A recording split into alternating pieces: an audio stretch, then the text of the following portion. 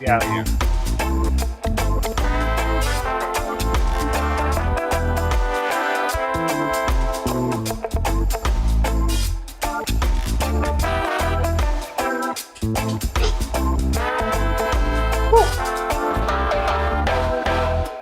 Happy Taco Tuesday, everybody. Hope you're having a great day. Everybody. Hey yo, 1899 golden coin, 100 chili in the top 3, 20,000. We've got interesting news 5,000 coming out came of to Twitter. you. It's already been We heard paid. that Marjorie Thank you for Taylor being Greene, here. Andy Everybody Ngo, else the Post too. Millennial, and many others had been suspended Jack, for 7. calling out what's called the Trans Day of Vengeance. Well, as it turns out, Twitter is actually they're banning anyone promoting it, and because they had to manually go through and remove all of these, some people got mixed up with those who were actually promoting it when they were calling it out. This is the problem with social media censorship. It's been the problem the whole time. You catch everyone regardless of context, and well, we can't function that way. But the big story here is the active calls for a day of vengeance. Considering what happened just the other day, it is rather shocking that there are still people online actively calling for more. In fact, some advocacy groups are telling people to take up arms and get prepared. They're using this as a rallying cry. So we'll get into all of that and we'll talk about it. But for those that are wondering about yesterday's episode is fully available on our Rumble page at rumble.com/Timcast_IRL. Yep. Yeah, it's there. If you're wondering where the show went, it's there. And for people who are wondering why we're not on Rumble, that episode is, as well as many other episodes that, for the sake of clarity, I suppose, I can only tell you to watch that episode in its entirety, and you'll understand why it's on Rumble instead of YouTube. Because of YouTube's rules, we are not going to be able to explain it on YouTube, hence the problem. But it is explained on Rumble. So, before we get started, today we have an awesome sponsor, publicsquare.com. That's publicsq.com. It's a mobile app that shows you businesses that support American values. Right now, the most important thing we can do is help build that parallel economy and make sure you're not giving money to people who hate you. You've heard the Daily Wire talk about it. Don't give money to people who hate you. Give it to them instead. Well, Public Square gives you a list of all of these businesses that have taken a pledge to support free speech, American values, traditional family, things of that nature. These are businesses that deserve your support. And if you download the Public Square app or go to publicsq.com, you can be a part of this. We've had the founders on the show before. They're amazing. I think it's a fantastic app. It's a brilliant idea. And with the help of them, of Public Square, we are going to win this culture war. So support these businesses. Check it out. And I also have more very big news. Ladies and gentlemen, Cast Brew Coffee is now available for pre-order. I know, pre-order. They're not going to ship until May 5th, but there's a good reason. It's because when you put the all order these people in, wanting to be we coffee begin the vendors. roast fresh just for you. That's them right. And Steve we are Oatley. going to, once the order Does comes Joe in, have his everything own? begins. Joe That's when the process also? officially kicks off. Joe Rogan And got his own so coffee? the official ship by date would be May 5th if you order today at castbrew.com. We have Are they 4 coffee different available fucking roasts. experts My or personal something? favorite. Are they coffee Rise with experts? Roberto Is Jr., Tim a fucking breakfast blend. coffee? It's a light Is roast. him And then and we his have fucking Appalachian crew? Nights, Are which they is a Juan very fucking dark roast. It's a Valdez? robust I don't dark think blend. so. Not quite as dark as espresso, but darker than French. And then we also have a Colombian medium. And we have an and then we This have is fucking the French roast, which is ridiculous. right up here, Hey, which is I need to start a selling little bit coffee. more What dark. else should I sell, I'm actually guys? thinking I'm gonna start drinking a lot of the gonna light start roast selling with the rise of truffles. Roberto Jr. Do you guys just wanna because buy, Roberto Jr. is a superstar and he's caviar my favorite. So I'm going to from go my with channel? his blend. What That is other weird food item castbrew.com. could we just sell Hopefully randomly? within the end of the next month, we will have You guys want whole- brownies? right now it's all ground coffee. Dojo brownies. But then we'll have whole bean as well. Ground is just the easiest to launch. Most people don't have coffee grinders, so we're just selling ground bags of ground coffee. And then we got a bunch more in the mix, a bunch more We can different sell blends fertilizer. and things that we like that you're going to really enjoy. 2x4s. But it is officially up. We could be like a Home And Depot / the physical location streamer. is Fuck it. currently underway, and it could be as soon as 2 months. The location will be in West Virginia, so really excited for that. Also, don't forget to become a member at timcast.com by clicking the Join Us button. When you become a member at timcast.com, you'll get access to our Discord server where you will get a chance to submit questions and call into our uncensored after show. So at about 10 p.m., we will be live with an uncensored live portion of the show, which will be available on the front page of the website. Give up your and we'll even address, take your credit some card information, guest questions, call-ins from you guys who are members. So sign up. Support us, but very important distinction. If you are not a member currently and you want to get into the call-in section, then you have to do the $25 a month membership. I explained this before, but for those that don't know, we had to create some kind of gate to keep out weirdos and harassment and activists. So if you're a member at $10 for at least 6 months, you instantly get access to the VIP chat room. Otherwise, it's $25 so that we can create some kind of gatekeeping to keep out bad people and bad actors. I wish it wasn't that way, but that's the way we have to do it because we have had bad actors come in and try to get us banned. With that being said, don't forget to smash that like button, subscribe to this channel, share the show with your friends, and joining us tonight to talk about this and so much more is the lovely Kimberly Guilfoyle. Grimy, bro. So good to be here. This is very cool. We're excited to have you. Yeah, it's nice to be here in person versus just watching it online, and it's like a whole thing coming together. And I feel like I'm in the Matrix right now. I'm just going to go with that. All right. Well, for those that aren't familiar, who are you and what do you do? Who am I, right? That's a really good existential question. So Kimberly Guilfoyle, and you probably, well, some of you may have, or if not, whatever. From television. I'm a former prosecutor, and then went to New York and signed with a bunch of networks. I was on ABC News, Good Morning America, exclusive to them in the morning. Court TV, my own show, covering all the big legal cases. I'm a former prosecutor from San Francisco and Los Angeles, District Attorney's Office, and then exclusive to CNN at night with Anderson Cooper and Larry King before CNN went totally woke and broke. And then went over to Fox News and served there amazingly for like 12 years, helped launch The Five, Outnumbered, 10 New Year's Eve shows I hosted. I've hosted everything from Fox and Friends to all the primetime shows as well, and then served as senior advisor to the 45th President of the United States and also the National Finance Chair for the 2020 election. Wow, that's a lot. And a former special education teacher and a former model. I like jobs. Well, she had to throw that out there. Former model, by the way.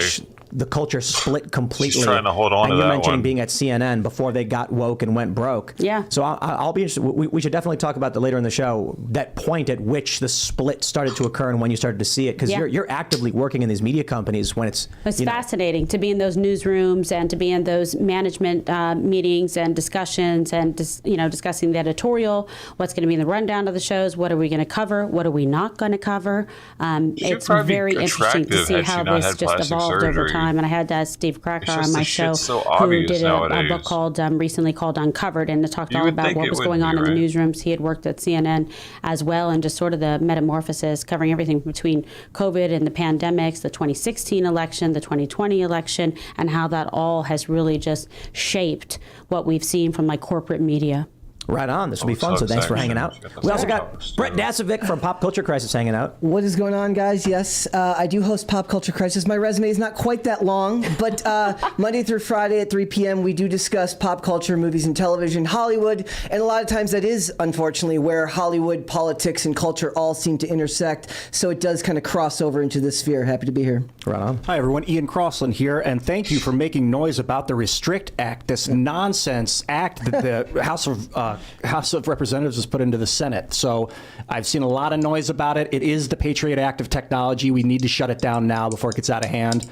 Thank you. And let's keep this moving. We also have Serge Dupre. Yes, I am Serge.com. Pleasure to see you guys. Let's start the show, shall we? Here's the first story we have from the Post-Millennial. Yes, sir, Serge. Andy You're in charge. Post-Millennial prominent conservatives locked out of Twitter after reporting on Trans Day of Vengeance. They have this image here. It says, remove tweet violating our rules against violent speech. You may not share abusive content, harass someone, or encourage other people to do so. This is a post from the Post-Millennial on Twitter that said radical trans activists and a DC Antifa group are organizing a Trans Day of Vengeance protest, and they've blurred the day and the location because Twitter is cracking down. Now, I saw initial reporting that Marjorie Taylor Greene had been suspended for calling it out. And the initial assumption was that people who were reporting on this and criticizing it were getting suspended. They were. But what Twitter claims to have been trying to do, I think I might have the tweet here. This is Ella Irwin responding to Ian Miles Chong saying, Ian Miles Chong tweets, Twitter is now cracking down on those who promote the Trans Day of Vengeance poster, which mostly comprises of trans militants who are calling for a day of mass violence. Do not share the poster or you could be caught up in the bans to prevent mass violence from happening. Ella Irwin responds, correct. We had to automatically sweep our platform and remove more than 5,000 tweets and retweets of this poster. We do not support tweets that incite violence, irrespective of who posts them. Vengeance does not imply peaceful protest. Organizing to support a peaceful protest is okay. This is fascinating. This is absolutely fascinating because, for one, we're still seeing a problem of contextless censorship. Viewers are dropping you stupid shit. This is not promoting it, but the automated censorship can't track that. But more importantly, when I went on Rogan's show all those years ago, this is a shit show, dude. It's a shit show. He has no content today, actually. Incitement to violence was being allowed on the platform. Once I saw that this was his fucking title, I was like... Now Twitter is actually cracking down and removing left-wing calls for extreme violence. I wonder if this is an inflection point. I could just watch a movie instead and enjoy myself. Yeah, it's really interesting, fascinating to see how this has evolved and who's to credit for it. Elon Musk, I guess, or some of the new teams that are in there trying to crack down. But it's interesting because we see people like MTG, and they're hitting them, but only because they put it out there to highlight it, that this is improper to call for trans vengeance and violence like this, which is, you should have a right to be able to call it out and say, this is improper, this is dangerous, it doesn't, belong here, in society. But that then they try to go back and say, no, we just don't want anything suggesting violence, not even anyone criticizing the people who are calling for violence. I'm not mad at Twitter about this one, though. They corrected it. Yeah. They've restored the accounts. They did an automatic sweep. I'm actually curious, Ian's perspective, because you moderated for Minds. Yeah. So I'm wondering, if you're watching far left extremists, or far right extremists for that matter, thousands of accounts promoting a day of mass violence, what do you do? I think they did the right thing, too, because it's like if someone posts child pornography on Twitter and then other people are like retweeting it and saying, look how gross this is. Right. You're still complicit in proliferating child porn at that point. So I understand what they did. They had to rip out the roots. And if you were hanging on the tree branches, you're going to fall down when that tree comes out. But they did the right thing by reinstating the accounts. Right, I agree. It's a little bit more than I would say. I was supposed to be famous, you should be allowed man. to report on Did you get it? You should be, as a reporter, allowed to share this and say, look what they're calling for. You need to know this. Because if you live in D.C., I think it's very important you see who and what, who's sharing it and what's being shared. It's a constant struggle in the administrationship of... This isn't working. I'm not doing that for 7 viewers, dude. Not when he's got 30,000. Nope. Thank you. Come again. I'm not going to listen to them talk for 7 viewers. I do this for you guys. I'm not doing this for me. Okay? That's it. Boom. Now you know. I was doing that for thinking maybe people wanted to come watch it, but they don't. So, fuck you.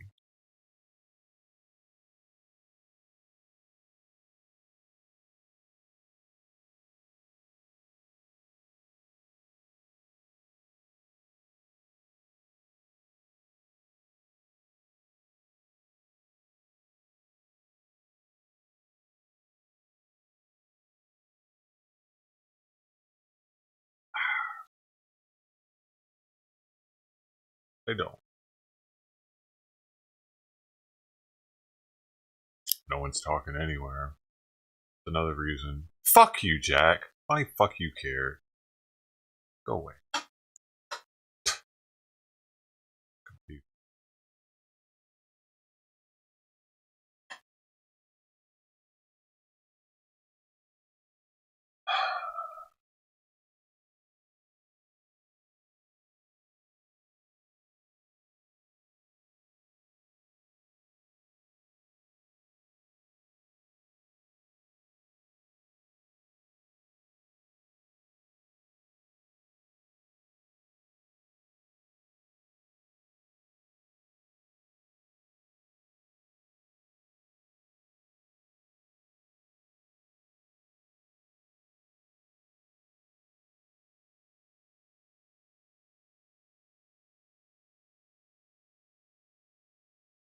Oh, if you're here for Tim Pool, go away. His fucking show sucks tonight. I'm not trying to watch it.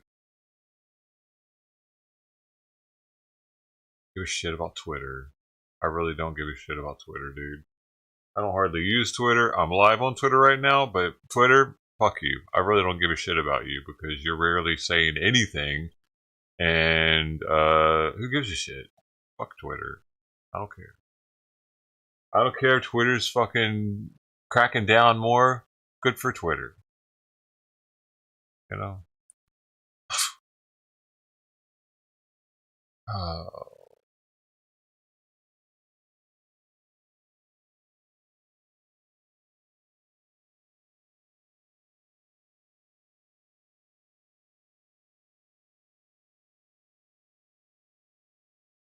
mean, now what? Now what? I'm not trying to fucking stream shit that I don't want to watch for less than 10 people being here, is what.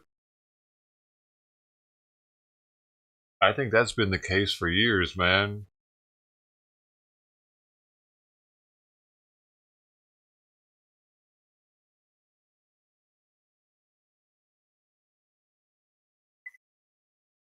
What?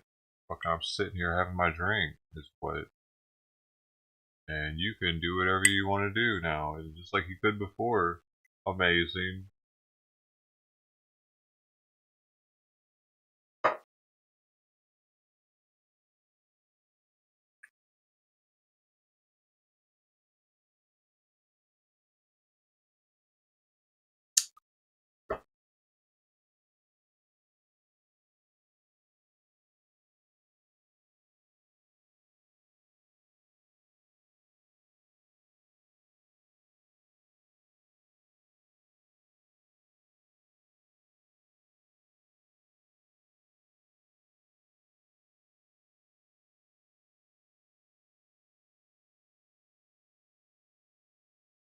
I don't know, man. I also kind of look at him a little different after last night, too, man. A little bit.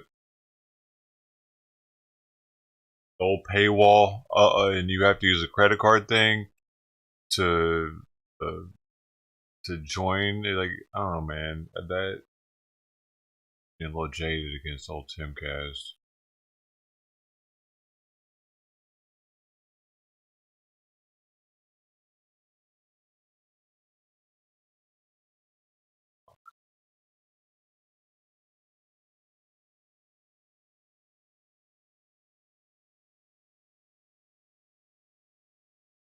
He's one of them, man. He's fucking a mainstream media at this point.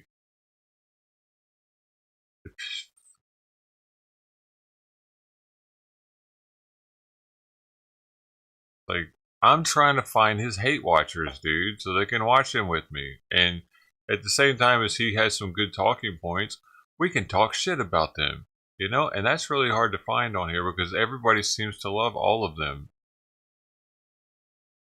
I think Ian's too fucking over the top and trying to act like somebody he's not, because he's done too many psychedelics. I think Tim Pool, he's smart, but he's a control freak. I think Serge is a fucking asshole. Period. You're just a fucking technical asshole. You know about technology, but you're a dick, dude. A little bit. What else? Who else? The chick is actually kind of cool. I kind of like the chick that's got a funny looking face. It's got like a square face. I kind of like her. She's always to the point, and she's like, oh, she no bullshit. Not there tonight though, so I'm not really digging it.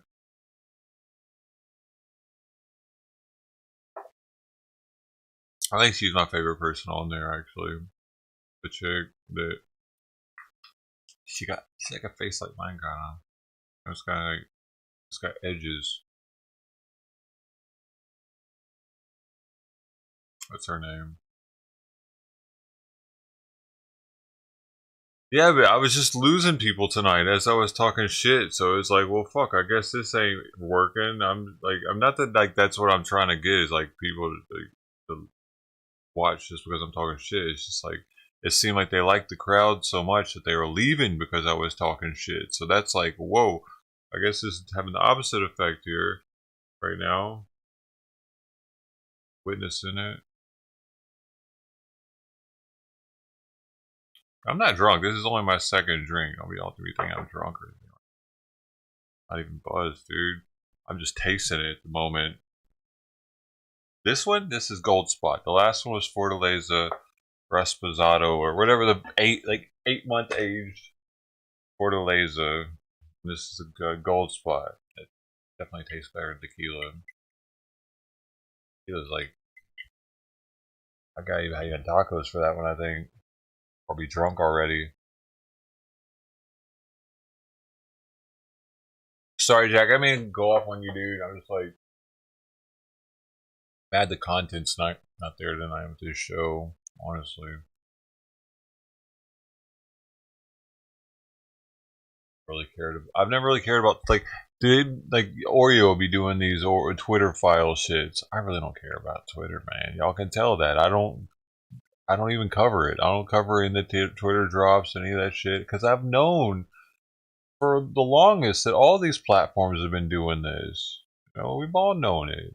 That they've been deciding what gets seen and what's not seen, and the government was probably telling them. Remember when the People's Convoy was going making loops, and I was like, dude, the government's done something with this because the word's not getting out to the people in DC. There's nobody in DC in the chat because they would ask, hey, where's everybody from in chat?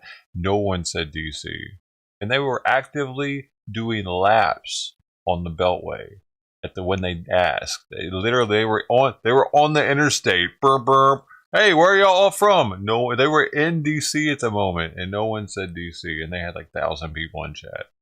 That's when I knew for sure that the government was controlling where the streams were being recommended to. They didn't want people in DC to see it for some reason. And on YouTube, you can set it up to, on Facebook, you can set it up to do that. I can make it so only certain demographics or even locations can or can't see my live stream. I can fine tune it like that. You can't do that kind of shit on YouTube.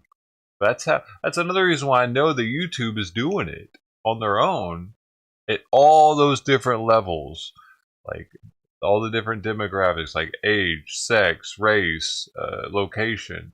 They're able to like. I mean, they don't want Asians to see something, and they know you're Asian somehow because you look at a lot of Asian shit on your streams. Like you look at a lot of stuff that's in Korean or something. They're gonna put that in there. They can tell whether or not people are children by what they look at on the internet. And sometimes they will bust kids and say you have to give us proof that you're 18 and over, or this account is locked down forever. I saw a kid upload it to Reddit where it was happening to them, and like people on Reddit were like, "Hey kid, what are you looking at to make them do that? Like, where are you going, kid?" Like they were calling him out on like, maybe start acting like a kid. Stop trying to be an adult yet already. So they do that, man. They're able to. But I'm still not interested in the whole Twitter thing because of course they're doing that shit, dude. Of course they're controlling it. It's just like a no-brainer. It's common sense. It's not even news to me, really. Just like the fucking elections are rigged.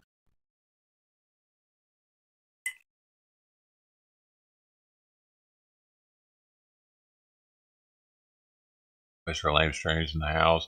He's in the house.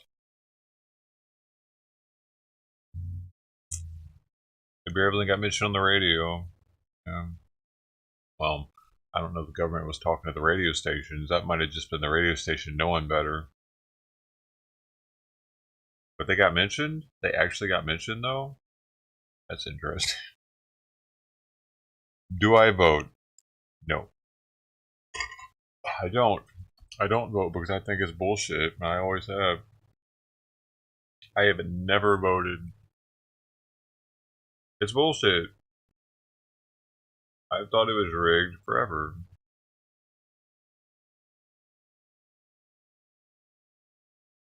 No, I can vote. I'm registered to vote. I just haven't voted. Like they send me the packets and shit in the mail. I just throw them away. Like they'll send me a big ass book, dude. And I'm like, are you gotta be kidding me? People are doing this shit. I'm like, people are taking the time to read all this shit, and like, and it's probably rigged at the same time. Like, man, y'all something else for that. Bravo, y'all. Keeping it going. Somebody's got to keep it going. You don't vote, you have a right to complain. Yeah, you do. You definitely have a right to complain, because if neither candidate is vote worthy, like if both candidates are bullshit in my mind, I can complain about both of them all I fucking want, dude. What are you talking about? I don't have to vote to be able to complain. But I got proof. I do it all the time. Got rights. Shit. If I didn't have the right, it'd be illegal, and they would lock me up for it. I definitely have the right.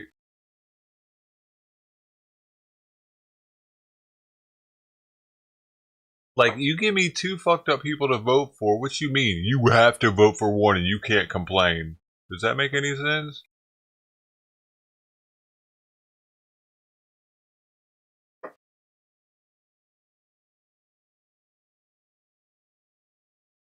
How one vote's gonna matter. They really want people to believe that shit. Your one vote doesn't matter, dude. The fucking elections are rigged, man. Do your own research, though.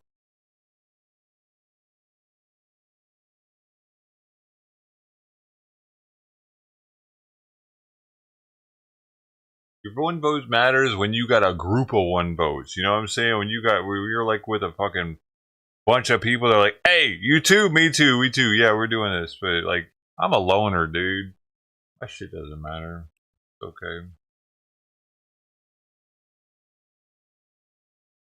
You got to be like gaming the system for it to matter, I think. Hey, we doing this? Yeah, we're doing this, man. Make this shit work. We'll figure out a way to get them in there. We got to. They do whatever they do. Those are the ones that are super motivated to vote. The ones that know that they're going to win, or they're trying to cheat the system somehow. Like, yeah, we got this time. Yeah, last time they got us, but we got a new system this time. We got a new way to get them. We know they're cheating, so we got to cheat better. Both sides think that. That's why I think both sides cheat. Both sides think the other side's cheating. So there's always going to be cheaters on both sides. The country's huge, dude. You know?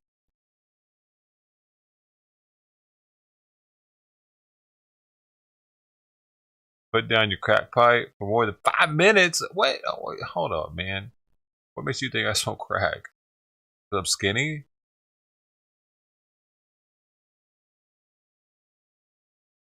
Crack pipe thing, man. I should smoke some weed right now, though. That is a good point.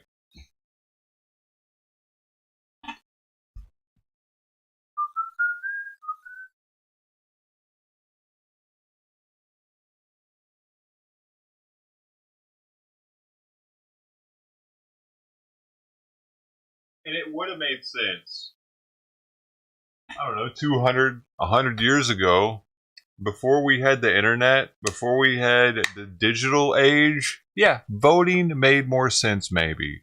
When our politicians weren't protected with bodyguards and they feared the people a little bit more because our armament was more close to the government's armament. Yeah, maybe voting back then worked a little bit better, but it's broken now. It needs to be revamped. This shit is whack now. It doesn't work correctly. There's too many of us, and the digital age has taken over everything. It's too easy to fucking cheat with digital shit, dude. We need something more like secure, a crypto-based voting system, maybe a blockchain-based voting system, something that we know one vote's one, and we can fucking look at the backlogs on the blockchain and see for sure, motherfucking for sure. Everybody can see it in the world. They can fine tooth comb that shit and see. Oh, yep, everybody, yep, that's kind of where that person's alive. That person's dead. Why don't we have that yet? Because our government doesn't want it. Because they're fucking cheating. I remember I had something called VoteCoin back in like 2017. There are cryptos that are tailored specifically for voting. I know that those wouldn't be used. We could have our own government voting thing, but as long as we're able to look at the blockchain and verify that all those people are actual people somehow that are alive, if someone wanted to go through it, they could, then they would have to be more honest. If we could go through it ourselves, every citizen could go through the vote log and somehow and know that it might not have names or anything, but it would have some kind of identifier or something that something, dude. They got to figure it out. Now that we're in this digital age, they need to fucking revamp our voting system because it's not trustworthy.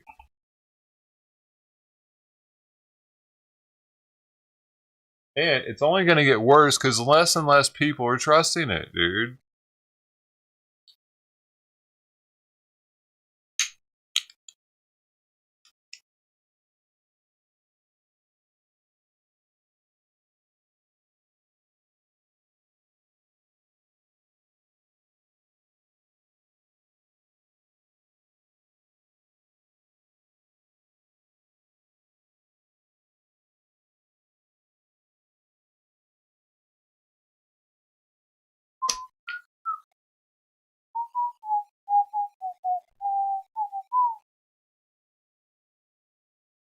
Internet can be manipulated by 8-year-olds in Pakistan. Yeah. But blockchain and the blockchain can't. The blockchain is set. Once the Once the transaction on Bitcoin is done, it's there forever. You see it. You can't go back and change it. It's in there. It's validated by thousands of computers around the world. Probably tens of thousands, hundreds of thousands. I don't even know, dude. A lot. There are a lot of nodes out there. A lot of miners. Because a node also is validating, I believe. If you have a full noded wallet on your computer running all the time, that's also going to be validating, helping the system. It's, dude, we could have a crypto or a blockchain based voting system. They don't want it though. They're not even working on it. They're more worried about making money off the people's winnings with the tax, the extra tax workers, and going after like the Venmo Cash App $400 thing, because you know Venmo now has Bitcoin. They now have crypto. You can buy it on there, receive it on there. I think now even didn't used to be able to.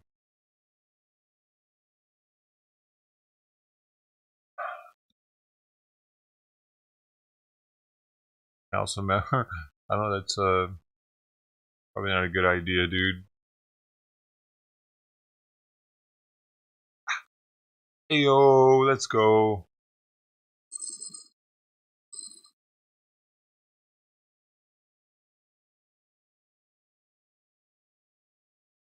Like, I get it. I'm not a politician, dude. I don't know shit about government really. I just know like what I see and what I've experienced, and I can go on.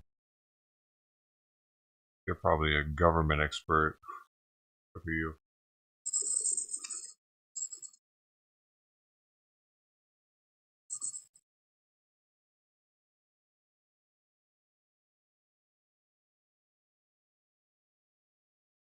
I sense your sarcasm. Now come cut my grass.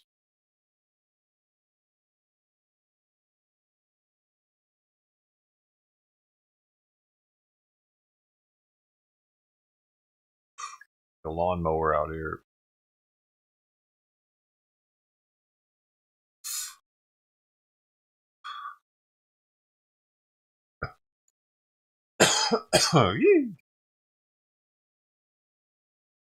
True Noob has left the building.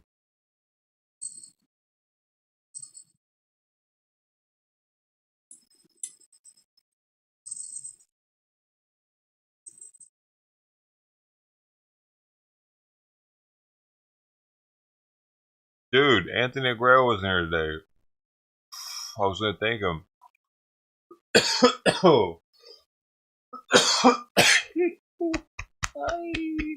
You know what I mean?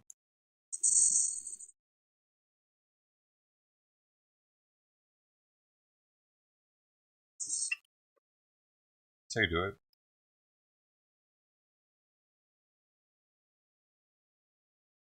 But really, who the fuck is him, and where has he been all this time? Oh, he's really thinking about running? Yeah. He probably went too. Crazy.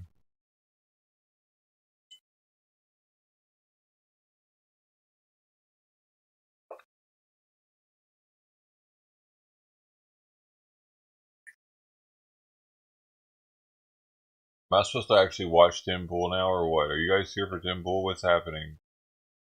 Am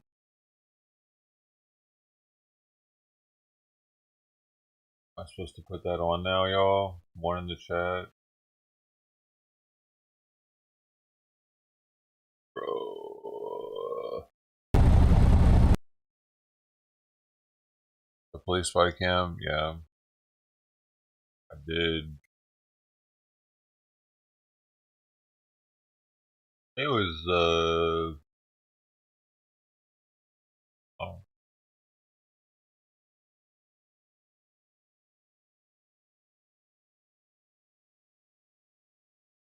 Much to it. Buzzer. right, I'll put Tim on. Oh, we got fish face, dude. Fish face right off the bat.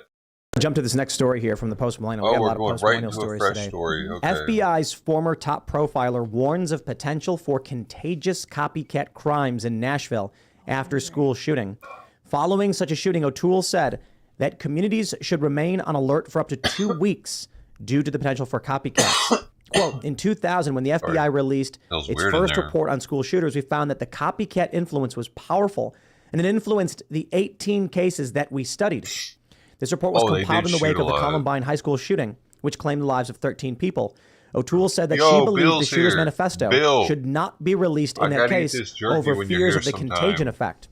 Now, that's a fair point. Oh, I agree. But I also want to know what's in the manifesto, because But they're censoring it now. Right. People can't see we're conducting our investigation. But no offense, trust me, part of that is they don't want you to know. So they'll say that, just like when all the pictures emerged, you know, of her, it's like, oh, take him down. When they said, identifies as, he, him, and they started taking him down one after the next. People were screenshooting him to preserve it so the public could actually see before they could shapeshift the narrative. Well, here's the debate. If this manifesto comes out, and many of these far leftists agree with it, this manifesto could be a direct call to incitement. It probably is. Direct call to violence. Trannies to go shoot people. And I assume it is, should it be released? The alternative is, I think we need to know what motivated this so we can stop it from happening again. You heard she was mentally ill, right? Correct. I was literally just going to say that. How can you stop and prevent something from happening in the future if you don't understand it and identify it and study it? I mean, it's just, that's like blissful ignorance going to end in a fatal conclusion. My concern with the manifesto being released is that it would be doctored and then sent out with a political agenda. I mean, there's no way to trust a document that we see now. Like, I don't want it. Look at the video footage if you want to see what she was doing. Let's get her medical history now. She's no longer has her rights. She waived those rights to medical privacy after she killed all those people. Really? I agree. Happened? I think if they're not going to release the manifesto and they're going to cite copycat fears, I'm fine with it. I will then choose to assume the motivations, and I think it's fairly obvious. So unless they want to present any evidence to the contrary, this is clearly a far leftist gender ideologue who killed Christians because Christians are trying to stop the mutilation of children. Hate crime. Yeah, well, even then it won't matter because it'll be called gender-affirming care, and it won't matter because the average person who's uninitiated to what's going on in the world right now will see the Christians as aggressors in a lot of these cases because they're going to say, you're trying to prevent these kids. Like, you really do have to be steeped in not just the ideology, but the political ramifications of all of this together. Otherwise, it really does, because of how intricately the media is able to weave these stories together, they will come out looking like the bad guys. And if they can't, the media will just stop reporting on it, like they always do. If you let yourself play identity here, it'll get used against you. You need to focus on the drug use of this kid, this 28-year-old woman, right? And how long she's been on drugs. Has she been on since she was 14? That's the focus. Pharmaceuticals. Is that proven here? Like I haven't seen a quip about what chemicals she was using. Okay. I mean, without knowing that, I would have to know that for sure if that was actually part of it. If she's trans, there's a chance that she's on testosterone. Okay, so she was actually doing the chemical process. She was on. I mean, where's the news? Where I want to know. Never going to come out. Sponsored by who? Who's sponsoring this? Who sponsors the networks that are reporting on this? But that's another thing about medical, safety and getting information out there. Because if there's people right now being really severely manipulated, into being like, oh, who am I? Am I binary? Am I this? Am I he, she, my pronouns, all this stuff. It's like mind-blowing to me how quickly this has happened. And you see a story like this, no offense, you're thinking twice about all of this. I've got to become this person, that person. You hear all the horror stories of people regretting that they're pushed into this, whether it's by abusive parents, like the book that you mentioned, Tim, genderqueer, going through that, growing up in an abusive, environment and just questioning, your identity, or it's bad to be a woman or it's bad to be a man. Toxic masculinity, them no one wants to be a man. Now I want to be a woman. Oh, it's terrible to be a woman. Now I want to be a man. I mean, it's insane. The back and forth and back and forth. If you see a situation like this, hopefully people are going to say, wait, I want to read about this. I want to understand. And maybe it gives you some reflection, personal reflection in your life about the choices that you're making and how you're being duped and totally brainwashed by this, by the media and by these groups that actually are trying to literally identify what you might be despite what you're born, at birth, and teaching people in hospitals to identify, well, this person may be binary, this baby that's like 3 minutes old, or it may be a man instead, or a boy instead of a girl. Like, how is this even happening? This is what they're educating people about. Yeah, I want to give you a little life hack. Society's going to tell you what they think you are. You get to tell society what you are. Yeah. Real quick. The Hill and the New York Times and many others are reporting the shooter was under doctor's care for an emotional disorder, but they did not disclose the specific treatment. Okay, so I don't know what's the legality of if a murderer do they waive their rights? Even a dead murderer, do they have rights? Yeah, I mean, what is their right to privacy now that they've committed a heinous, horrific crime? By the way, not open to speculation, caught on video. Not like this isn't a whodunit. We know who did it. The person died at the scene. Officers responded. Now we're getting this information. The public has a right to know. There should be transparency here for the purpose of public education to know what transpired here, because otherwise they'll continue to lie and tell us it's this, and try to, modify, shapeshift the whole narrative so that it's something that suits their ultimate ideological, pathway and endgame. And that's why I have a problem with it. I want to know the facts. I want to know the facts. I want to know the facts. I want to know what's actually in the manifesto. I understand, I guess I have a great concern about, public safety or copycats and encouraging this.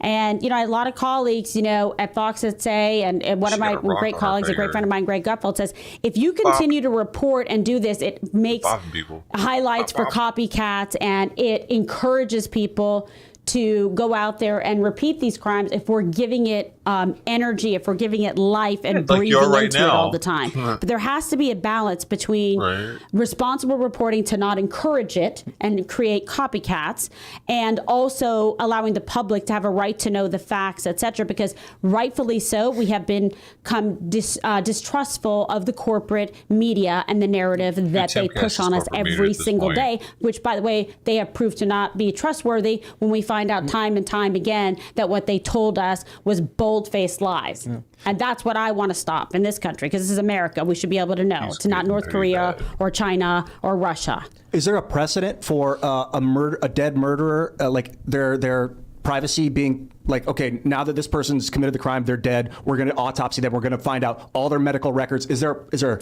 Yeah, well, put it this way. Say, for example, this was a case where the perpetrator was not, DOA, dead on arrival, killed on scene, officer interaction, blah, blah, blah. Then you would say this is an ongoing investigation, and because of that, we cannot release this information because it would jeopardize the nature of our investigation, the legitimacy of it, and our ability to be able to catch the ultimate perpetrator and bring them to justice. You don't have that here. And to your point, that's what you're saying. You have someone who we actually know who committed it, and now we actually need to know why, how this transpired, who else knew there was an issue, what kind of, culpable responsibility there is in order to actually make sure this doesn't happen again. Otherwise, you're going to see the same thing. It's going to be, Parkland. It's going to be Uvalde. It's going to be Waukesha. It's going to be all of these things over and over again without having an understanding that leads towards prevention and protection of public safety. Who would we petition to get these medical records? Future monsters. It's on the case. I love it. Well, I'll tell you what. How about the power of subpoena that Congress has? You've seen this right now. You see it with Jim Jordan and the rest of them in Congress that are calling for transparency. They have the power of subpoena to be able to bring people forward, whether it's the DA Alvin Bragg to understand what he's doing with the weaponization, politicization of the office, or whether it's the Twitter files and all the different investigations they have going on. They're saying, we actually want the information. We want the information. They could call for that here as well and say, we want to make sure we're going to subpoena. We want to know exactly what the hell happened here. We want to know what's in the manifesto. We want to know what you guys are hiding from us. And we, the people and who we represent, have a right to know. We have the power of subpoena. You will be forced to comply with it. No one is above the law, whether you're a DA, you're a judge, you're the lead officer investigating this, etc. You could subpoena the doctor? that was on. She was. You under could the care try. of. Why not? And let's see what kind of privacy protections. But you should, and you should say what's going on here. Now, of course, the doctor's going to be afraid about personal liability, etc. Did they know something was a crime? Confess to them, or the intention to commit a crime, the intention to commit, homicide, and do a school shooting or do a mass shooting like this. And we do know that one friend was DM'd about this, and there was a suggestion that she wanted to commit suicide, life was not worth living, that she was going to do something really bad, etc. Then everyone says, okay, well, is that person, should they be liable for failing to report? And there's all kinds of protections that go involved with that, whether it's attorney-client privilege, whether it's doctor-patient privilege. But when the person who perpetuated the crime and perpetrated it, commits it, is killed, then how is it that we have a responsibility to someone who is, it's not like an open question of whether they're guilty or innocent. Yeah, they did it. Like I would be okay with offering immunity to the doctor and even anonymity. I'm not interested in hurting that person. Even if they said to the person, do it. Even if they were inciting it. I don't care at this point. I want to know the chemicals. Yeah. And what was sort of the cocktail behind this? A history of, mental illness, a history of self-mutilation, a history of like gender dysphoria, narcotics, like who knows? But we do deserve to know, and we should know. Otherwise, what are you going to do? Operate in a vacuum going forward? I don't know. I think it's very dangerous. I'm getting fed up with the last 20 years. Irresponsible. These shootings are getting out of control. I mean, obviously, they're not a controlled situation when they happen, but before 1999, I didn't know about school. They didn't exist in my mind. They weren't part of the natural discourse. Right. And to see more than one a year, it's just too much for me. And if you don't find out the information, then they look for scapegoats. Well, let's talk about the scapegoats. We went through the history of school shootings in NBC America, freelance and they reporter go back for very linking far. Nashville shooting to Ben Shapiro and the Daily Wire. It's exhausting reading He about deleted all it, of but them. Benjamin Ryan tweeted, NBC has ID'd the Nashville shooter as Audrey Hale, 28, who identifies as transgender and had no previous criminal record. Nashville is home to the Daily Wire, a hub of anti-trans activity by Matt Walsh blog, Ben Shapiro, and Michael J. Knowles. People heard about them back then. Journalists. Too. That's what they call themselves. Look, I just don't see. I think a lot of conservatives think this country is still unified. I found that, and they're shocked that journalists would do these things. There was just a thing in the New York Post about how that patriotism in this country is the lowest it's been in human history, like in the entire history of this country. Patriotism and love of country have never been lower. But what I'm saying is, I think conservatives still believe there are rules. They think there are rules, and they demand you play by them. Mm-hmm. And these people are going, okay, I'll take the tweet down. I'll just not get caught next time. Mm-hmm.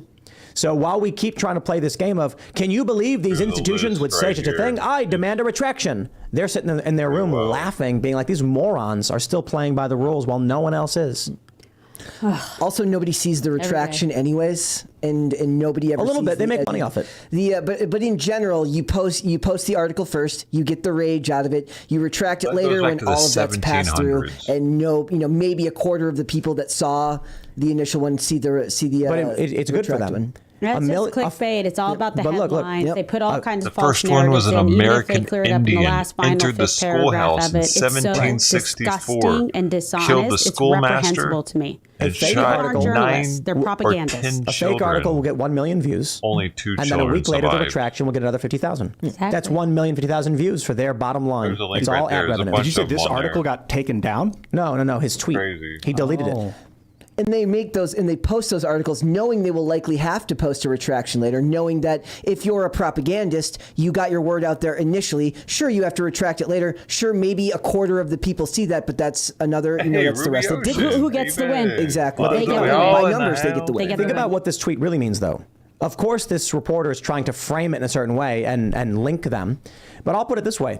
If Ben Shapiro, Matt Walsh, Michael Knowles, the Daily Wire, are saying this is bad, this is dangerous, and we need to do something about it, and then a trans person goes and shoots up a church and school, doesn't that prove the Daily Wire correct?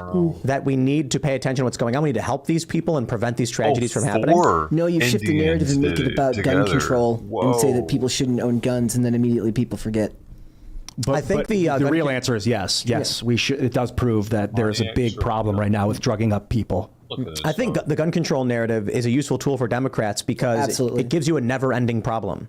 Something that can never be solved. 3D printed guns exist, and what ends up happening is the Democrats come out and they say we're gonna solve this problem, and then they ban some weird random thing completely unrelated to anything. Yeah. Then they say we did it. Did anyone? I saw someone talking about how there recently was gun control legislation just signed by Joe Biden. Plus, we had the ATF rule. Did these things matter at all? They're talking about how one of the weapons, it was two AR-15s and a handgun. Right. But I'm pretty sure, I could be wrong. You guys in the chat correct me. Pretty sure one of the weapons used by the shooter was an AR-style 9mm rifle. So it's not like a 5.56 or anything like that. Yeah. It's an assault-style rifle. Assault-style, which means nothing. Right. And it is really annoying how everyone, the Post-Millennial and the New York Post, are calling them assault rifles when they're not. AR style means trigger semantics every single day. That's what they do. They use these buzzwords. And they're like, okay, we're going to trigger everybody with this. We're going to say it, and they know it. Words matter, and they use these words to alarm and to stigmatize people and create a whole panic situation. And like 99% of the people out there that are doing this whole total hysteria, even Nancy Pelosi came back from the dead to make a comment about this. Freak show, Tales of the Crypt. And yeah. Hey. I don't know. I was related to her. There you go. My aunt. Talk about that. Gavin Newsom. Nice. Yeah. Thanksgiving. Nice. Wow. But I call out the nonsense. I don't like people who are dishonest. They don't tell the truth. They're saying something to achieve their ideological agenda, their objective, and they will do it at any cost. They don't care if they're sitting there, telling a lie to the public. Everything is a disinformation, campaign. It's massive propaganda. And by the time we figure everything out, or there's a retraction, or we actually find out like Twitter files or whatever, the damage is done. Nothing to see here, folks. And nobody sees it. Like, I had to tell my dad about the Twitter files and explain to him, like, just how big of a deal. And this happened. Yeah, like, you have to explain to them how big of a deal something like this is, because and then when rated him. And most of the culture, whether, not just boomers, but a lot of people still, they put that faith in legacy media and in what they believe to be pure truth, or why would they lie? Right. Not understanding that for-profit media like that it's baked into the business model to lie. It's 1,000%, but it's also incentivized because it works. It actually creates profit because they get people clickbait to click on it, and that's it. They don't care if they have to retract it later. Was it like There's that? No consequence. In the early days? It's way, way worse now. When did it shift? We had kind of mentioned this before, but like when you went through, I think 2016 election, because of the whole Trump derangement syndrome and all the insanity that people like flipped out about that. Then we went into 2020 election, everything that transpired there. Then it was the lockdowns, with the pandemic leading up to 2020. People all at home, newsrooms changed. No one was in the same room like we are right now today going over stuff.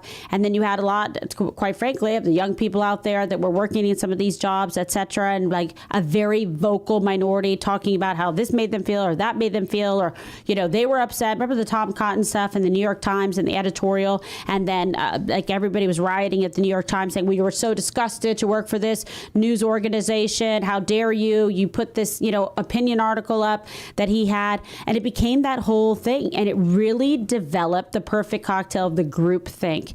And that's what's sort of taken over. It's just like a complete... sort of like a parasite takes over, right? You have a host and you take it over. That's what's happened now in terms of the thinking. Just want a quick correction while we're still in this segment. People are mentioning it. The weapon used was a Kel-Tec sub 2000 carbine 9mm variant. Yeah. So important distinction. So you're saying that a lot of this disruption in media and I don't know, crackery or whatever you want to call it, this breaking of the narrative is because the newsrooms are diffused? You're no longer in person working together? I think it's one of the ingredients to the chaos cocktail, where it's like you have that, you had the pandemic, people not together, and to be quite frank, like just all the response to like Donald Trump and what he did and being an outsider and someone coming in that wasn't part of that political, establishment, right? But to be fair, you saw the same thing. They didn't like it. They stole from, Bernie Sanders.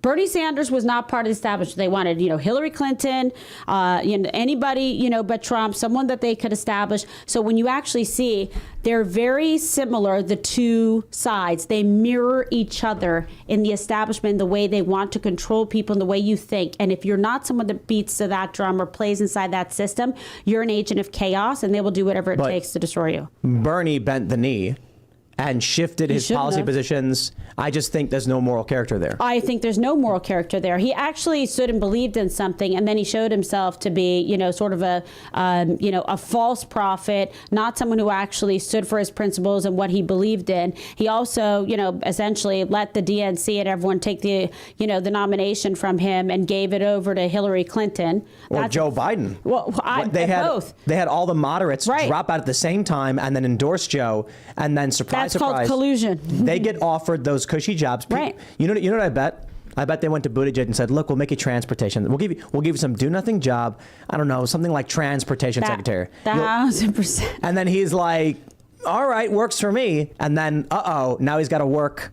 That's why he's nowhere to be seen. That's why he's not doing his job. Right. So that's why there's all those train derailments. Yeah, probably. The deals were cut, but that's exactly how it works. It's establishment, whether it's in left or I know.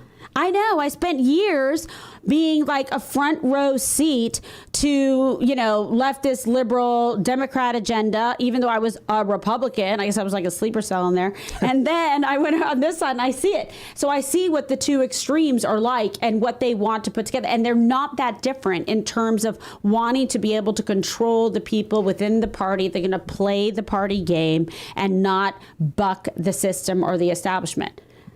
I don't trust either side. But that's what I'm saying. I don't trust Fox News any more than I trust CNN or MSNBC. I'm not telling you should. I'm not Tucker telling you Carlson's should. pretty good. I do love Tucker. Okay. Tucker's pretty good. Everybody else, I love Tucker, and I love my team on the 5. Greg is good. Gutfeld. He's fantastic. Yeah, he's fantastic. They're very good. The 5 is very good, except for the especially Juan Williams. But the 5 is also the weirdos. In the early days, people could tell me I was like Juan Williams. I don't know who he is. Yeah, that's a trigger word. That's funny. Were you on that show? Yes, of course. I helped. I co-hosted the 5. Juan Williams. Don't even get me started. I can't stand the guy, but I really do like that he's on the show. Yeah, well, they have put him on every once in a while now. He's sort of like, because, whatever. Does the dude even have Google, is my question. I don't know, but he doesn't really care, because I was like, where are you getting that? What are you saying? And he was just like super angry and just had all this vitriol about stuff. And I was like, have you even met this person? Do you even know what you're talking about? And like, look me in the eye when you're talking to me. He's a model. So, whatever. I liked Bob Beckel. Bob Beckel, because he would say, and I go, Bob, what the hell? I go, where are you getting that? I go, you just made that up. He goes, yeah, so? Hey, what do I care? Because he ran Mondale's, he got he won one state. He goes, and I had to pay for it. Wow. let me ask you though. So you've been working in politics and media for a long time. And in the past 10 years, we've started to see this dramatic shift, right? You worked at CNN, right? Yeah. With Anderson, and now CNN, they went absolutely insane. But they weren't like that. I'm telling you, and people know. Well, no, I know. I mean, look back and look at it. Larry King, we covered all the legal cases and political cases. Anderson Cooper, I've always actually personally really liked. We got along really well. He recruited me to come, to CNN, and they weren't like that. I worked with Wolf Blitzer, and Lou Dobbs was there at the time, and it was like a normal place, and it was actually kind of cool, to be there. I used to watch CNN. I used to have CNN on 24/7. Everyone did. Because it would give me the breaking news, and the breaking news happened. Oh, yeah, but CNN headline news, too, was good. But then one day, I noticed all it was panels talking about Donald Trump. I know. And I switched to Fox, and it was redundant. Iranian protests. I switched to CNN, Trump. Switched to Fox, terrible weather coming your way, storms and disaster. Fox News Extreme Weather Center. I got to ask you, for a lot of people who have only seen this from the outside, I'm wondering, what was your experience inside watching this weird polarization and this shift happening, not just in news, but in politics, especially considering your work in San Francisco? Yeah. It's so interesting because I was first lady of San Francisco, right? Because we're not going to try to hide this. It's on the internet. But I was married to Gavin Newsom, who was the governor. But at the time, San Francisco wasn't even that bad then before. A DA's office was good. Mayor's office was good. San Francisco was clean. It wasn't like your right privilege and you get a gold medal to defecate on the streets in front of kids. What happened with that one? You were married to the man. Clearly, there was something good and so that you saw in all of that, that's not there anymore. Okay, well, yeah, I saw somebody that was very hardworking and actually really cared about people, really embraced the idea of being a public servant like I did, working for the district attorney's office and trying to do good and do something incredible for the community. And that all involved, actually, law and order and making sure there was not like chaos in the streets, that they were safe, that communities were safe, that children could walk to school, that, people could, raise their kids in different communities. You could invest and buy something that added and increased in value, right? Live your American dream, all of the above. San Francisco, absolutely beautiful place. We did care, not cash. Gavin Newsom did that. What was that? Care, not cash was we are not going to subsidize addiction and polysubstance abusers by sitting there and giving them cash to just feed their addiction and kill them, to just essentially be an accomplice to take a life, to actually try to battle back, to give people, drug counseling, treatment, get them clean, help them with getting a new job, helping to reunite, family reunification, whether, if they ended up in the court system, et cetera. We'd have drug court and help people actually through the process and care about them instead of just like throwing a buck at it and saying your life isn't really mattering to this community. We're just going to put you to the side for a second here, et cetera, et cetera. So my question is, with all of those good things you were seeing and doing, did you actually witness the brain slug enter Gavin's ear and take over his mind and turn him into whatever it is he is today? Sad. Figuratively, right? But maybe literally, I don't know. It couldn't have gotten through the gel with the hair. Through the gel. But how did he go from being... I'll tell you, because there was a whole movement that became this super liberal left, woke agenda that is extremely persuasive and aggressive. And if you're not going to stand on principle, they'll tsunami over you.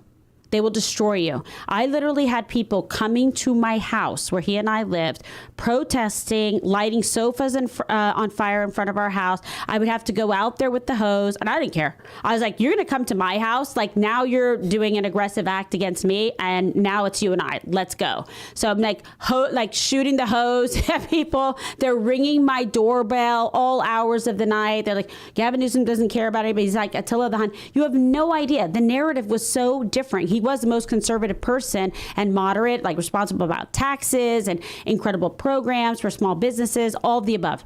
Then we saw people come in like the quote bicycle coalition. You cannot believe the power of the very vocal minority that comes in with their really weaponized agenda and how they will spend their entire lives to destroy you and try to make a point across so that they become the loudest noise that you cater to. And I've seen it happen over the years. And we've seen this with the woke media and what's gone on. And you see it also, quite frankly, with, the mainstream, corporate weaponized media now doing the exact same thing. And it's just happened, one vicious cycle after the next.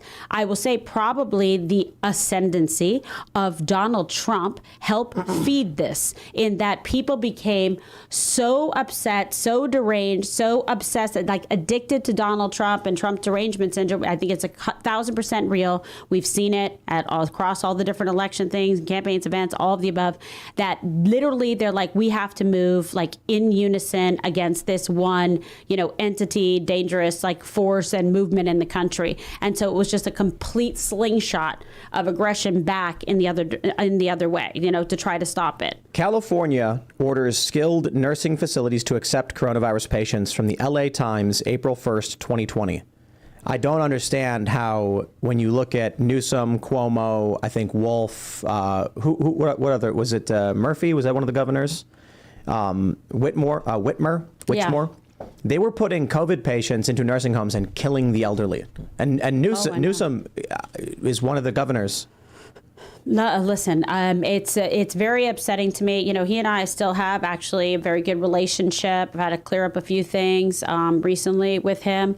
He enjoyed a very good relationship with Donald Trump. He even went so far as to say promises made, promises kept when DJT went out there, for California, for the fires. He went out with Jared, et cetera, giving relief there, working cooperatively together.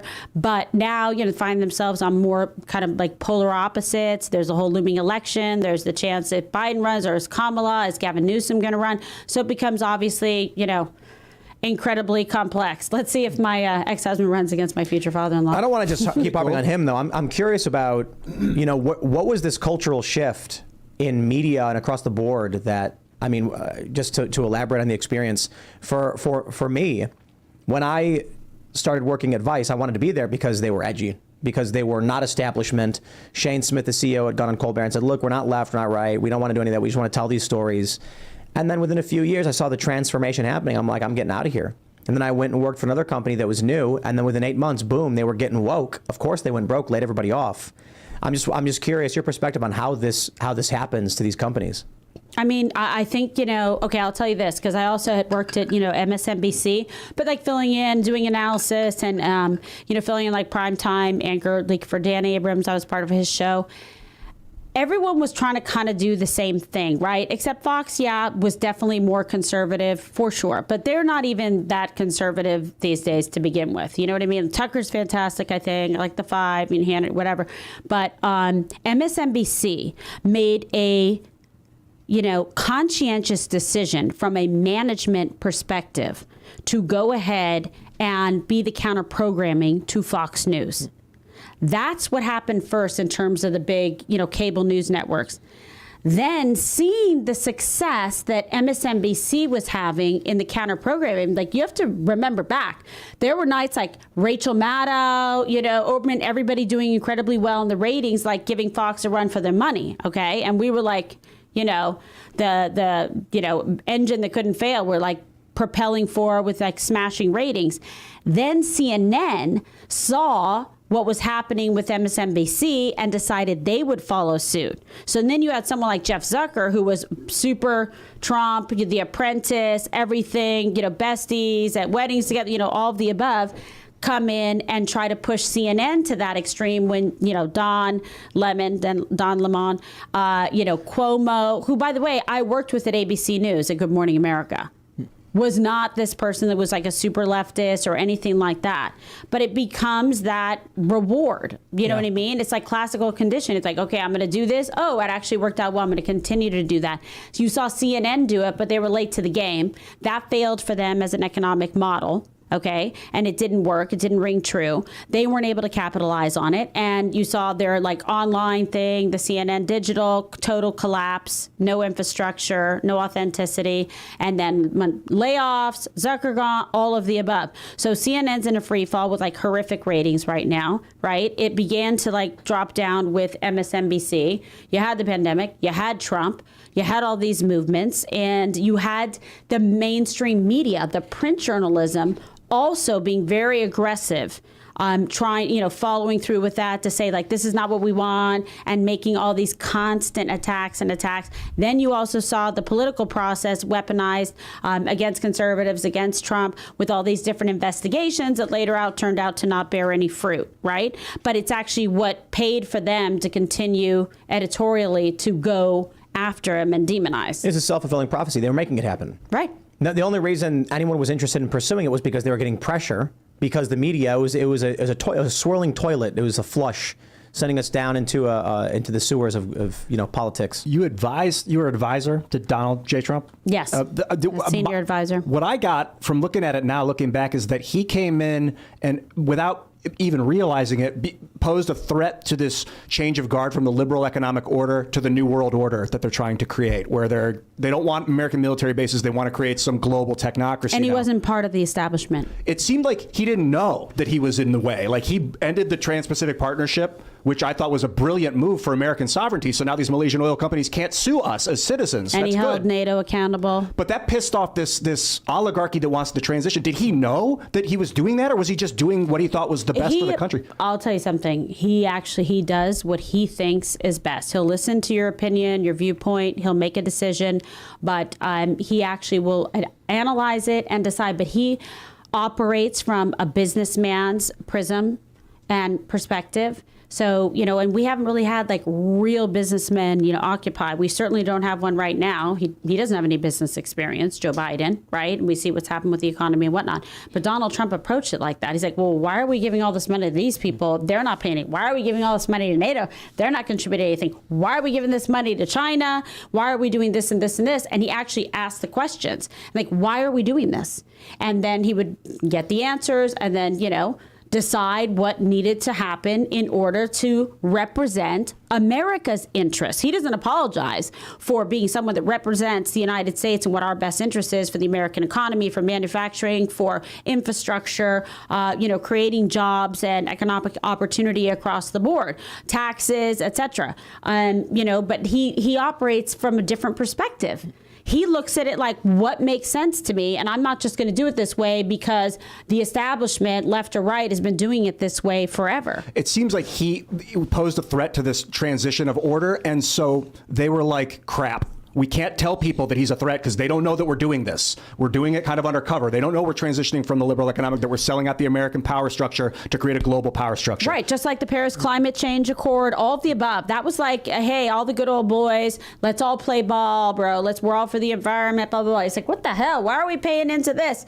What are we doing for that? I'm like, Jesus. He's like, China's the biggest polluter and they're not paying it down. Why are we paying all this money and kissing everybody's ass? He goes, F that. It looks like that's how he talks. He's like, this is no way. It looks like what happened is they were like, introduce, okay, he's a problem. We don't want to tell people why. Introduce identity politics. Right. And then he bit. And he fell into it. Yeah. And he started talking about leftism. And I'm like, oh, I God. disagree. Well, actually, didn't he not start getting traction during the campaign until he started tweeting more stuff like that? He started tweeting about leftism in 2017. Yeah. Okay. It was that I think that what happens is the culture wars started just slightly before Occupy Wall Street. Occupy Wall Street absorbed a lot of this stuff. That's a good point.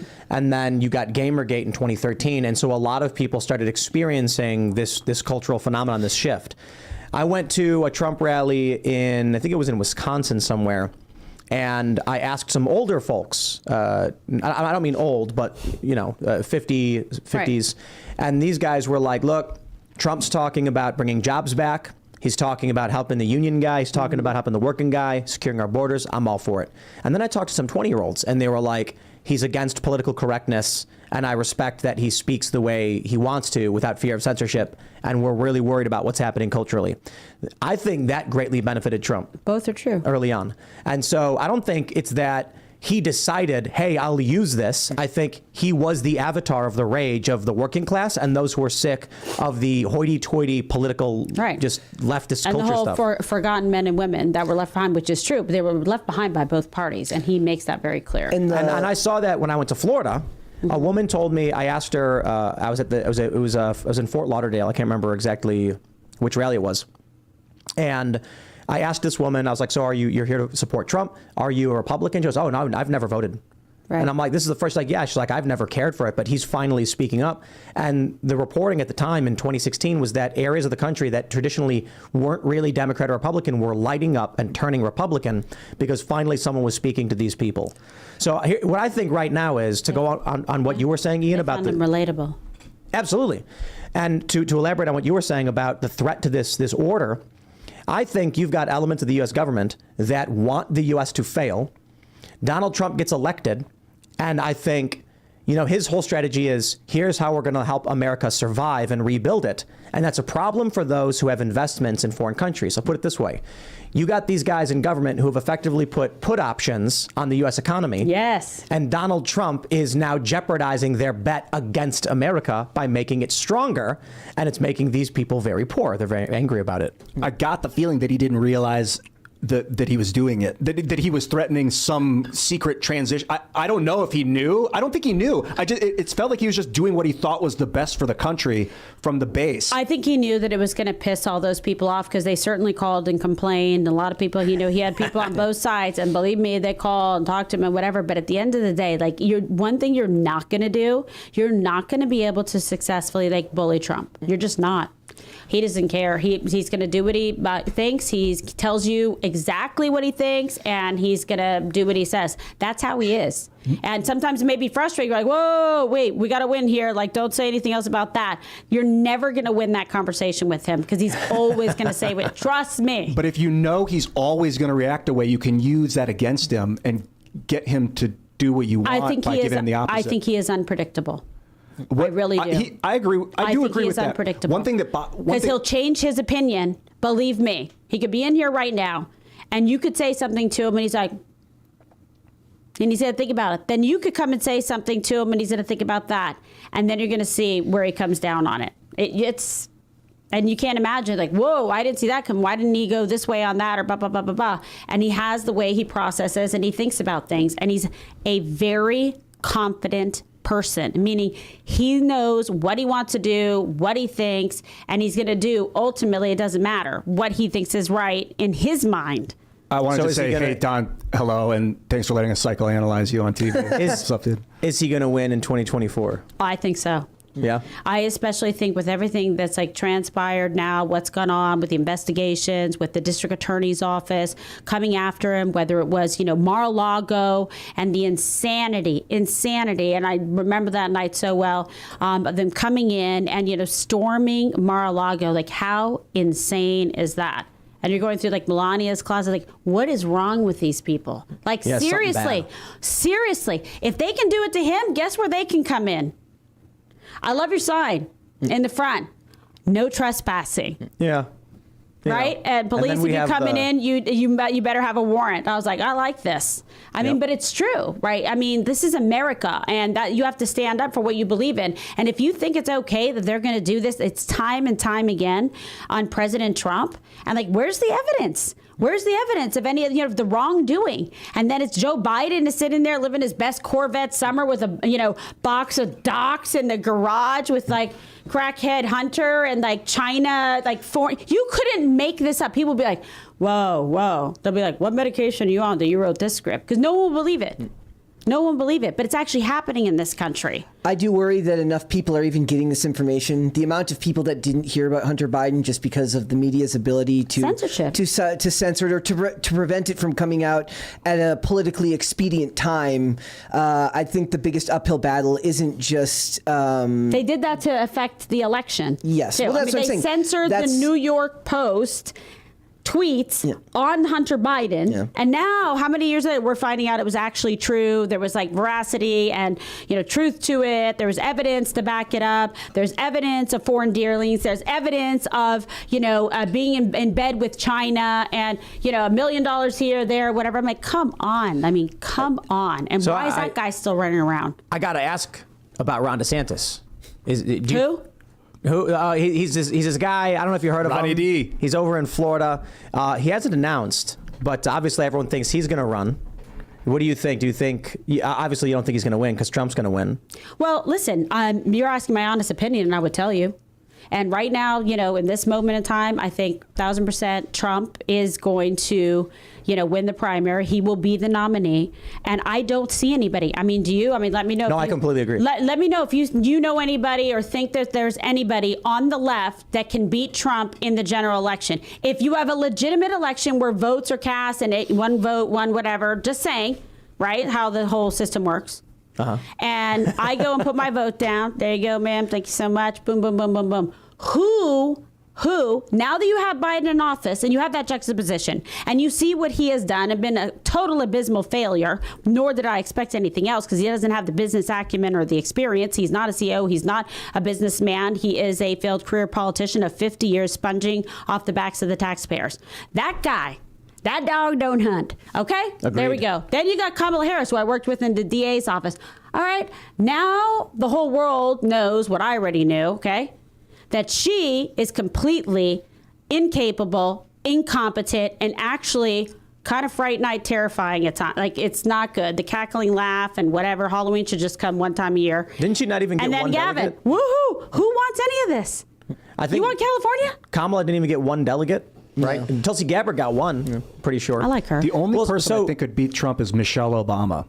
I don't know if she has any aspiration to even do it, but she's just famous and has that name. Right. There were people like Michelle Obama or Oprah. I don't even know if I buy Oprah. that anymore because we're in such a highly politicized time. The Obamas succeeded like vastly on the idea that we just didn't talk about how bad things were at the time. And if you're not politically aware and you're not paying attention to what's going on, you just assume that everything's going good. And I think that is partially to do with the fact that the media pushed what we would call now globalism, but was a neoliberal policies on the world. So you just assumed if you weren't paying attention to politics that everything was going good. The world isn't like that anymore. No. We're highly divided right now. I think if the election were held right now, Donald Trump would win. Based on the economy, and that's the biggest factor based on what's going on with Ukraine, the wars. We're at a point what happened in Afghanistan? Absolutely. And people have already forgotten about that. And Trump said all of this was going to happen when he was campaigning. And here we are now. I think you can get a Joe Biden in when no one knows what to expect. But now we know exactly what to expect, and it's apocalyptic.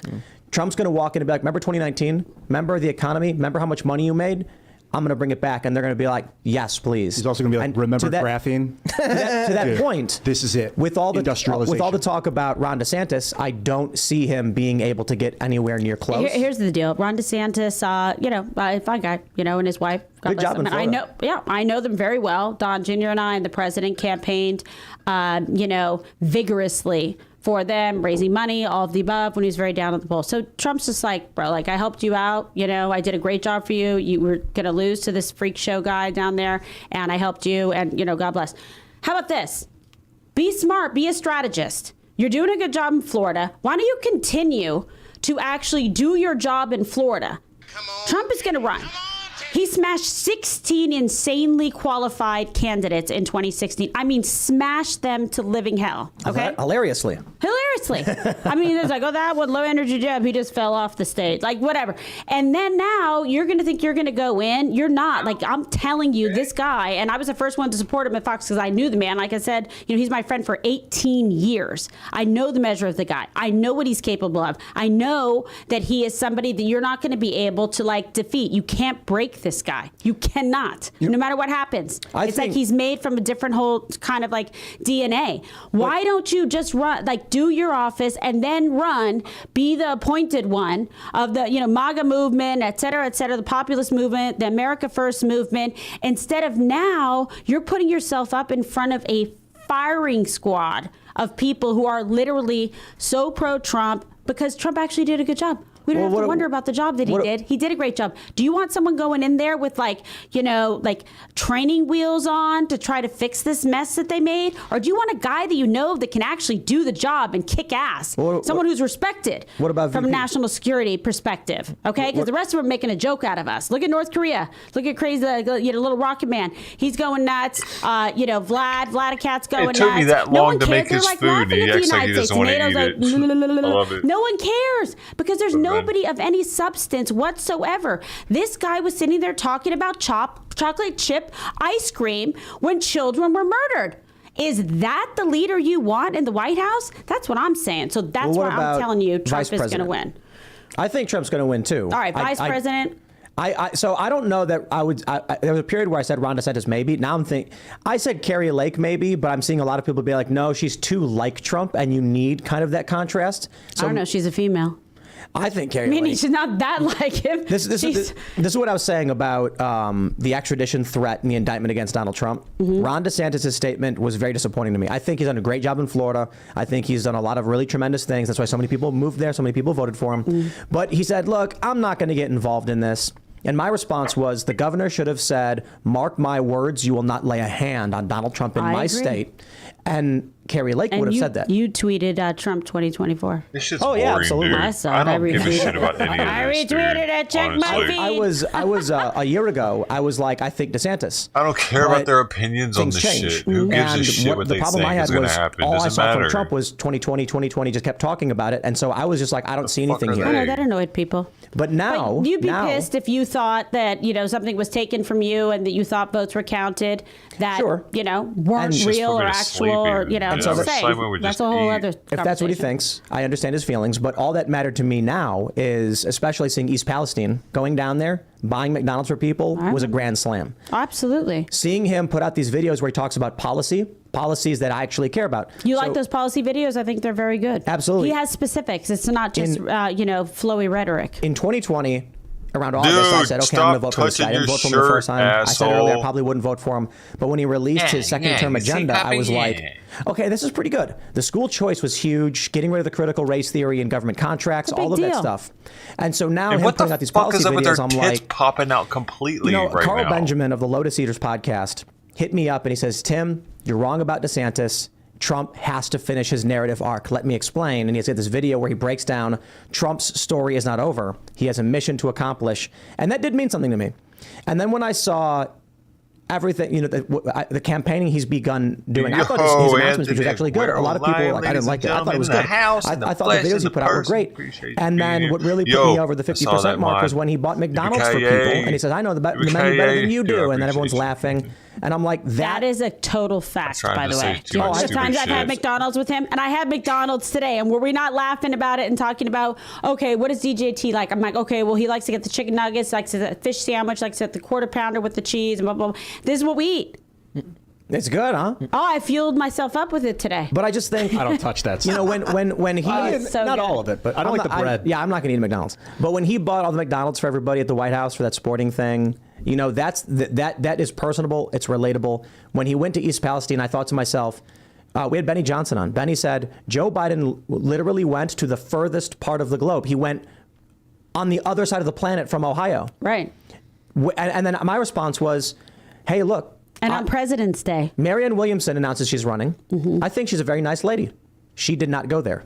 Vivek Ramaswamy, I think he's brilliant. He's amazing. Yeah, he did not go. He didn't go there either. Oh, is that who you want? Yeah. No. And so I'm thinking, she knows that her tits are these doing other people that. who are running for president didn't bother to go to East Palestine. It's big in the news. These people's lives are destroyed. And Trump's like, I'm going down there. Even TV if in there you that's thought showing them the it's a broadcast. PR stunt, and that's what some people in the corporate left press were saying. She they were knows like, what's Trump's happening. playing politics, it's a not stunt. like And I'm she's like, I so if I vote for a guy, my worst case scenario is in an attempt to when the fucker wasn't favor pointing with the at her. public, he'll do good things to help them. He'll do the right thing. And I can tell you it wasn't a stunt. I'll take it. Because he's not a boys stunt out. kind of Dude, I guy. left He for a actually was like, second. this is outrageous. This guy's not going. And what's wrong with this guy? That's how he talks. And then he's like, I'm going to go there. Then he's going to buy people. McDonald's loves McDonald's. He loves Pizza Hut. Not trying to throw props up, but I'm just telling you what he eats. He likes that a lot. Pizza and Hut. we went to the Kentucky, No pizza, KFC? Papa John's. Well, your new pizza thing. Yeah. That's Oh yeah, me and Jack Basoba, we're gonna open a pizza restaurant. Yeah. Stay tuned. Papa Jack's Pizza Shack. I'll build a recipe. Papa John's Pizza Shack. I mean, it sounds delicious. Pepperoni pizza. In the American Girl dolls, they've released like a 90s classics edition. It's got the Pizza Hut cups that you always talk about. they get the 90s cups, the red cups. I thought, and he likes that in Kentucky Fried Chicken, just saying. We went to Kentucky Derby, and I said, if you're very good, we're going to go back. We're going to get the Kentucky Fried Chicken. So we had a total feast of that. You have to be careful. Secret Service is going to have to jump in front of his diet. Thank God he's eating. Thank you, Lord. They're running the Kentucky Fried Chicken back. Baby Jesus. People find him relatable. He's a billionaire, but he wants to eat what he wants to eat. That's why all things aside, good health and shape. all things aside, I want to see Trump's revenge. I want to see him debate like a real debate where they don't hate each other. They just are straightforward. Like him and it is DeSantis, whatever. Vivek's great because he's smart. He can talk about economics. Because he needs, I think Trump, he doesn't need it, but humility, if you show him like weak for a moment and then he's able to still find the right way through the weakness. He's going to do it. Look at those old debates with Hillary Clinton when she tried to hit him with the tax credit. She's like, you had a chance to get rid of him and you and all your donors are benefiting from it. So yeah, some of them are pretty amazing, but you should have done something about it to change it. So they're on the books. I took advantage of it. Next question. Boom. I want to see in 2024 Trump get revenge. I want him. On who? Give me the list. The deep state. A day of vengeance, man. I don't like it. No. Yeah. Donald Trump wins, and they immediately start accusing him of being a Russian. They run this massive, ridiculous, nonsense investigation, which was just bonkers. They accuse him of doing what Joe Biden did with the quid pro quo in Ukraine. They strapped weights to his ankles, and we still had what Jim Cramer called the best numbers of our lives, despite that guy's got no credibility. But it was so good, even he couldn't have been wrong, which is kind of funny. So 2019, we saw this really great economy, despite all the things they were doing to weigh him down. I want to see Donald Trump get in and actually carry out his agenda untethered, and then fire all of these people and get the job done that he was supposed to get done. A lot of people said he didn't drain the swamp. A lot of people said he did, and all it did was expose the swamp monsters standing in the field. Swamp has teeth. The next thing he needs to do is fire them all. I don't disagree, but just so you understand, this man works like, I don't know, 18 out of 24. I know. He's up super late. He's, awake very early. He's constantly working, constantly writing his stuff down. She's trying to get a job or something. He is literally just waiting for that day of reckoning. You just wait and see. Wait and see. It seems like the tethers, like you were saying, cover yourself in plastic because this is. That's why she's so flattering. I don't know how to move through the tethers. It feels like the system is organized so that it's impossible to defeat it. But I mean, not impossible, obviously. But, well, look, and I don't want to hurt people things. say stuff like, like you mentioned, the swamp has teeth and blah, blah, blah, blah. But it actually does, because there are career politicians, there's people in positions that they're actually very difficult to remove. But this is why also I say it's such a great opportunity to have someone that already went in, did a phenomenal job. If you look at all the metrics, across the board, whether it was national security and foreign policy or, manufacturing, infrastructure, record low unemployment, record high numbers of, Latino, female entrepreneurs and businesses, open. There was 1,800 a day at one point of female businesses. Do we have to worry about him winning back independence? Because I think that a lot of independents right now don't want to touch him. Why do you say that? I find that an interesting statement, because I think independents and libertarians and people like that are like, you know what? I don't like what the government's been doing. And maybe now, I think it's better now. That opportunity might be better now, given what we're experiencing economically and all that stuff. But I just worry that for a lot of it, look, a lot of people, when I was trying to explain to people why I voted the way I did, because that happened, people why would you vote that way? And I had to give them a list of the things that I approved of, whether it was the Abraham Accords, whether it's NATO, all these things.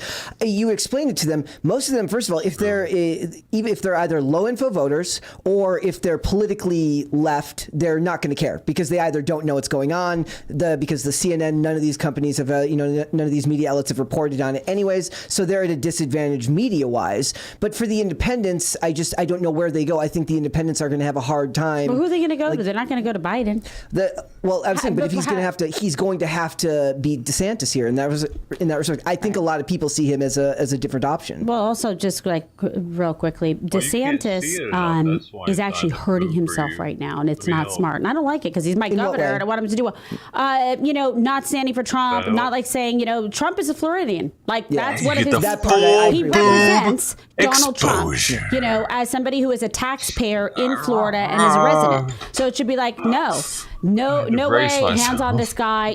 This is outrageous. You could drag him in, et cetera, for a made up crime, whatnot. He could have showed courage and leadership, and that was a really rare opportunity. It was a strategic misstep, and he's also going to be very severely injured by Trump going up against him in any primary. I think it's going to be very difficult. These people that love Trump. Let me do this last thought real quick. One of the things I think that the reasons the independents are having concerns with Trump right now is because of the way he handled COVID and giving Fauci all that power and just letting him let go. He didn't like Fauci one bit. He didn't even know. He hated him. Nobody really seemed no one that I know really liked him. If you look back at some of those press conferences, Trump was trying to not let him talk and whatever, he didn't like him at all. I think that if he acknowledges that he made a mistake, which as somewhat in the past seems out of character for the guy, but it's putting Fauci in power and letting him run with it after Fauci was already in power. Fauci was putting him on the podium and standing behind him, that's a big thing. Well, he was super annoyed. Can I ask one more? If you could have thrown him, if he can acknowledge that was an issue, I think a lot of people would get on board. He hit him actually pretty hard. If you look at some of the rhetoric, I get what you're saying. I am no Fauci fan, but Trump's not a Fauci fan now. He was never a Fauci fan, period, full stop, not one day of his life. I am promising you this. What he wanted to do was save lives and try to protect people while not shutting down the American economy and hurting children and schools. Okay, so yes, he tried to get, the vaccination and stuff and find remedies and things like that so that people could actually get some medicine so that you could, curtail the loss of life. Okay, but he wasn't the guy putting, people locking down, elderly establishments and rest homes and putting people in there and letting them die of COVID. We're going to go to Super Chats, and we'll carry on with that conversation for the members-only section, because there's a lot to talk about. But for now, I want to make sure we can get in your questions while we're here. So smash that like button, subscribe to this channel, share the show with your friends, and head over to timcast.com, click Join Us in the menu bar, become a member, and then sign up for our Discord server. And then you can watch our members-only uncensored show. It's up on the front page of timcast.com at about 10 p.m. And if you're in the Discord, your chat will be live on the show, and you can even submit questions to call into the show and talk to us yourself. For the time being, we will read your super chats. Yeah, dude. Jordan Henry says, Tim, your deleted tweet about the shooter's different shoes is worth looking into.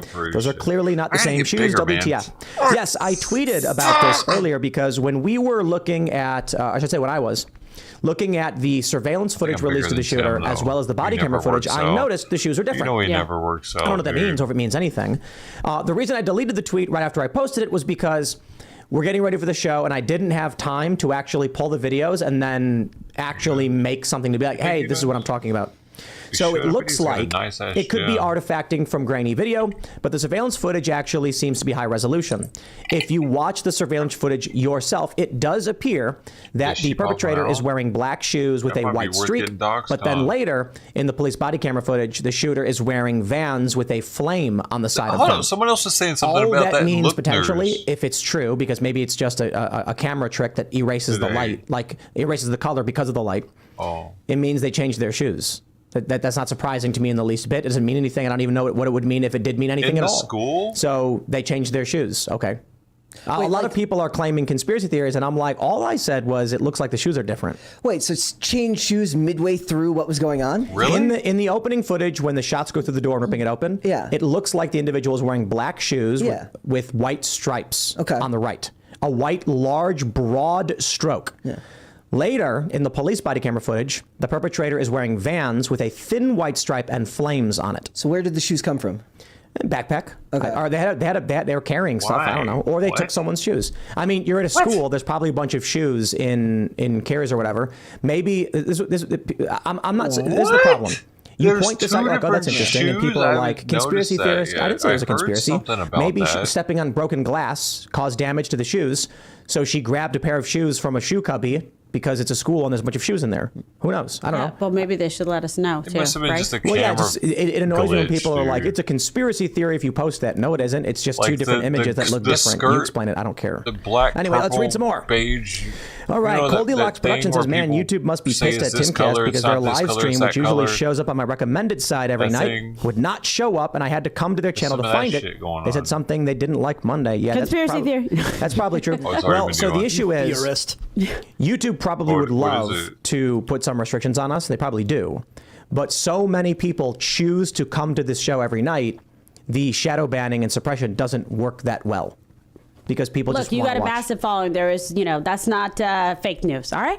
But that's why I'm honorable, because they be canceling me and Don Jr. every day. Yeah. I mean, to be honest with you, and I watch your show on there too, because I know that I'm going to get something, even if you can't put it up or you got to take it down, because in good conscience you try to abide, by the rules and whatnot.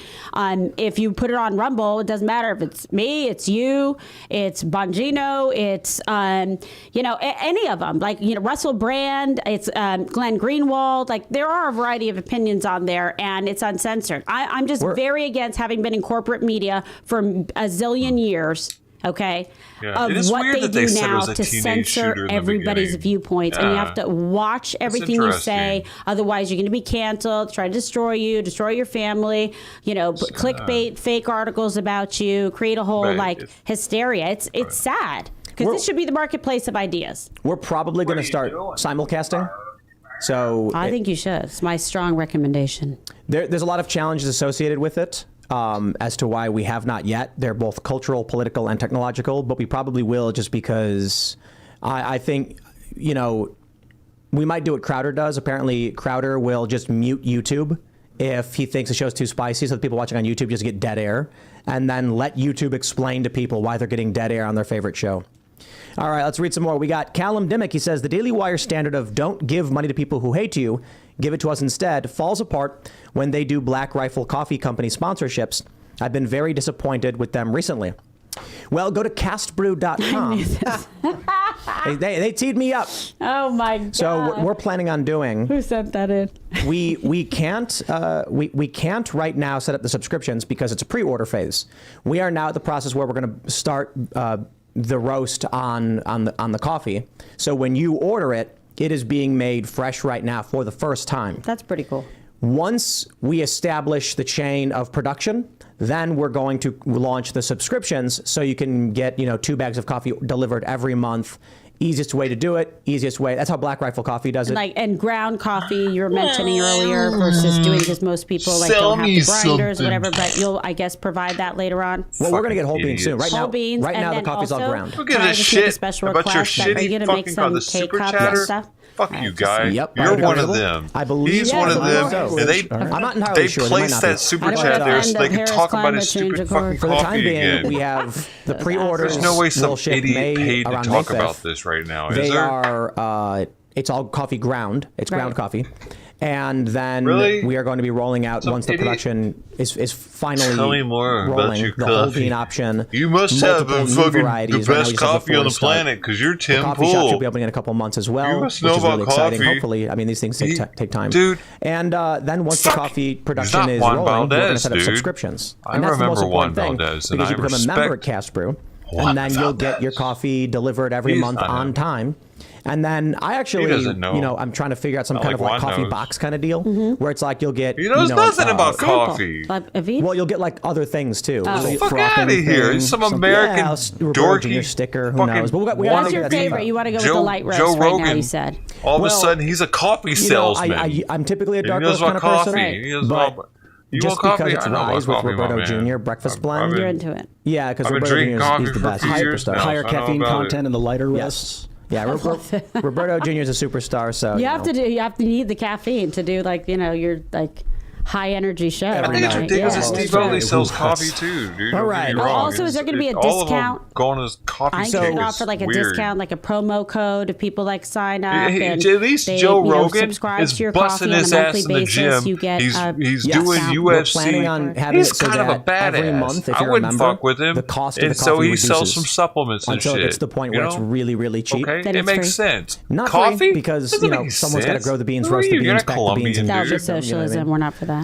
I mean, economic collapse. But the general idea is, if after like They'll 3 try to months, make it's money 10% every off. way After 6 they months, it's can, 20% dude. off, and then it goes way down. So where That's after a good model. You're rewarding the economic longevity and loyalty of your consumer base. yeah, and I'm thinking like after a year, it goes way down. Right now, it's $15.99 per bag, and then I why think we can get them not, even down to like $8 survival a bag kits? after like a Like, year, or because it like all bug adds up. out The bags. more members we sign up, Something, then the something cheaper it is in cool. the long run. Because Or something that has to do with the more you sell, the him price you can get it somehow. down. Then Fuck you're just coffee. battling inflation all the way down. Yep. All the way I down. don't think And then if we have to coffee raise when I because think of it's inflation, Tim then we Pool, do. ever. I think you should throw in like a coffee cup or something like that, or you can do little Yes, we holiday have, or gift packages with that. I think We it's have a very nice. club like a bundle. that offers mugs, and it's louder with Roberto Bug Club.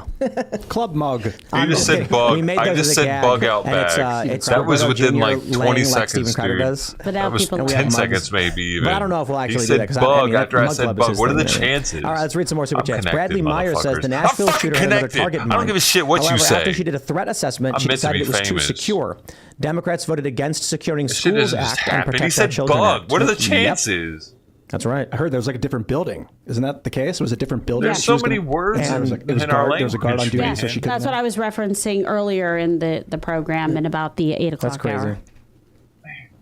All right, let's grab some more. It was the whole hard target I don't versus give a soft shit target. if you believe it or All not. right, this I know is it's from true. And if I'm not going to be famous here, Schlongathan it's in the next That is life not real. where That's we go the name. after That is this. not your government name, Did you? sir. Yes. I Did will you be see the that the restrict observer, bill is not about and I'm banning going TikTok to at all, report back but is to the what I Patriot Act found for the here. internet on steroids and meth? Wow, both. It gets louder every Ian, day. did you send that super chat? That wasn't me. It was actually someone else's nose. Yeah. That username could have been you. I don't know. But, oh, by the way, yeah. But it actually does let them ban TikTok. Check his VPN. It just lets them ban everything else, like VPNs. VPN. Which I do use. I like VPN. I don't have one on right now. How many like YouTubers would be out of work if they couldn't like advertise VPNs to their fans? That's what we need to do. By the way, literally. The only thing VPNs are good for is leverage trading crypto, and that's how you lose everything. Right now. Okay. God.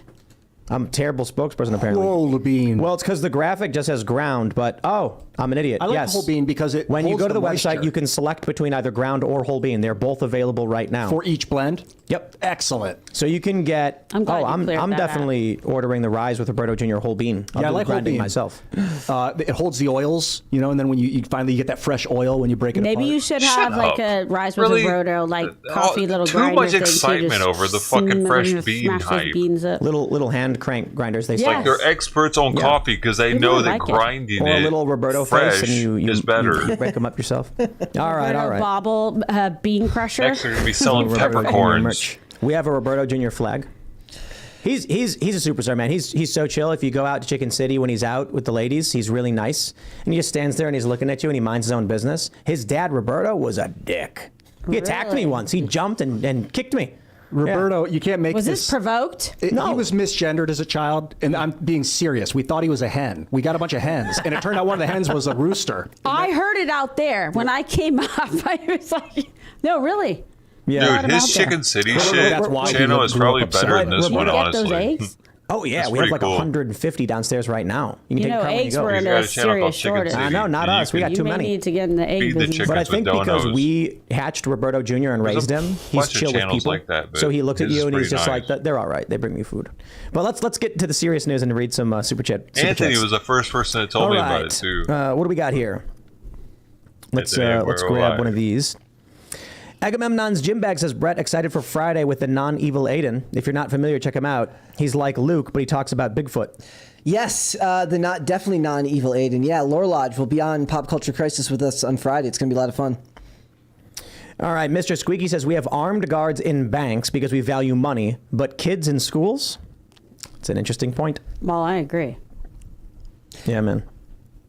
That's actually one of those few times where it's like, why don't we have I avoid armed political guards discussions in schools online at all costs. It's I'm not here. I don't want to debate with people on the internet. You don't actually, in my opinion, you don't reach a lot of people that way because most people, if they're willing to argue with you on the internet, they're already set in their beliefs. Very rarely, I don't remember the last time I heard somebody say, "You have changed my mind about that." When you're in a one-on-one argument, maybe it happens. Such a good point. But at some point, for some reason, it was during Uvalde. I broke down and I made some post about it, about the why are we not arming, putting security guards outside of schools? Of all the things to allow myself to get sucked into the debate about. The teachers should be able to have guns. A friend of mine said that was really abhorrent. My idea, it's a good idea. Like they just want to ban the guns. Are they scared that the teacher will lose it, just though? my friend's that was abhorrent. That your idea about it and voicing it was abhorrent. A lot of those people. Friends? Yeah, we're still friends. I'm willing to overlook a lot of that stuff because I know a lot of it drives people nuts and they get blind spots when it comes to political arguments. Difference of opinion is okay, and we can still have our discussions and hopefully you can reach them in that way. But they're just in their mind, gun control, getting rid of guns is the only answer. And a lot of people, it's very hard to change their mind about that because they have utopian thinking. Because they're not smart enough to understand that 3D printed guns exist and they can't ban them. Yeah. It's insane. All right. Raymond G. Stanley Jr. says, how about creating the correct culture is the right response? More positivity, less fear-mongering. They say to be inclusive, but they hate us others, hate Christianity, hate families, hate themselves. There's a history. Check it out. There's this new show on TLC. You'll find more than one. It's called Seeking Brother Husband. And it's about women who want second husbands. And then their husband's reaction to it, and I'm just like, the family is being destroyed. Yep. Well, I mean, what the heck is that? Yep. MILF TLC, Manor is it's like sister wife, but like brother husband. Oh, yeah. So is that what it is? Sounds like it. Is that like a feminist movement or something? Reality TV has been slowly destroying the culture far faster than 2016 and all of the culture war stuff. Far faster. There's a show called MILF Manor right now. It's maybe the most hilariously bad show on television. Man. People don't realize school shootings happened a long time ago. We talked about it on the show, but I don't recommend anyone going to watching it or assuming that is the way you want to live your life. Or what about my 1,000-pound life or whatever goes on there? Well, people are always going to have an attraction to the bizarre and in the unnatural. So yeah, it's like a circus freak show. All right, let's see what we got here. She should have done that. Super chats. Quantum Strange Quark says, if you could supernaturally stop everyone in their tracks and tell them one thing, what would be the most effective message to snap people back to reality?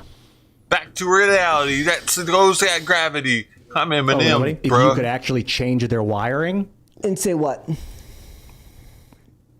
I know. Repeat the question. If you could say anything to everyone to wake them up. Get off social media. Yeah. I mean, I'm not saying I'm going to do it, but it's probably a very healthy thing to do. And when you think about it and what goes on in there and just like the spin, it's like a dead spin and a groupthink and craziness. Is the idea that they would believe whatever you said, or just that they would be able to hear you? Because if they were actually to believe whatever you said... Let's just simplify it, because I don't understand why it's so difficult. Yeah. What could you say to people to wake them up? Like, what do people need to hear? To get away from the cult.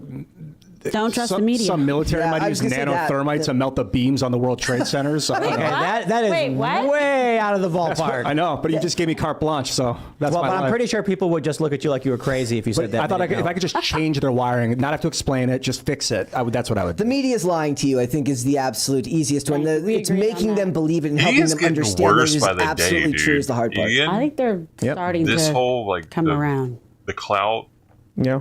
A lot of people. What would you say, Tim? What would I say to people? By the day. I would I think the challenge is it's not so much about a sentence or anything you can say, but I love this video by the Lincoln Project where they take DeSantis out of context to make it seem like he didn't know where he was on 9/11.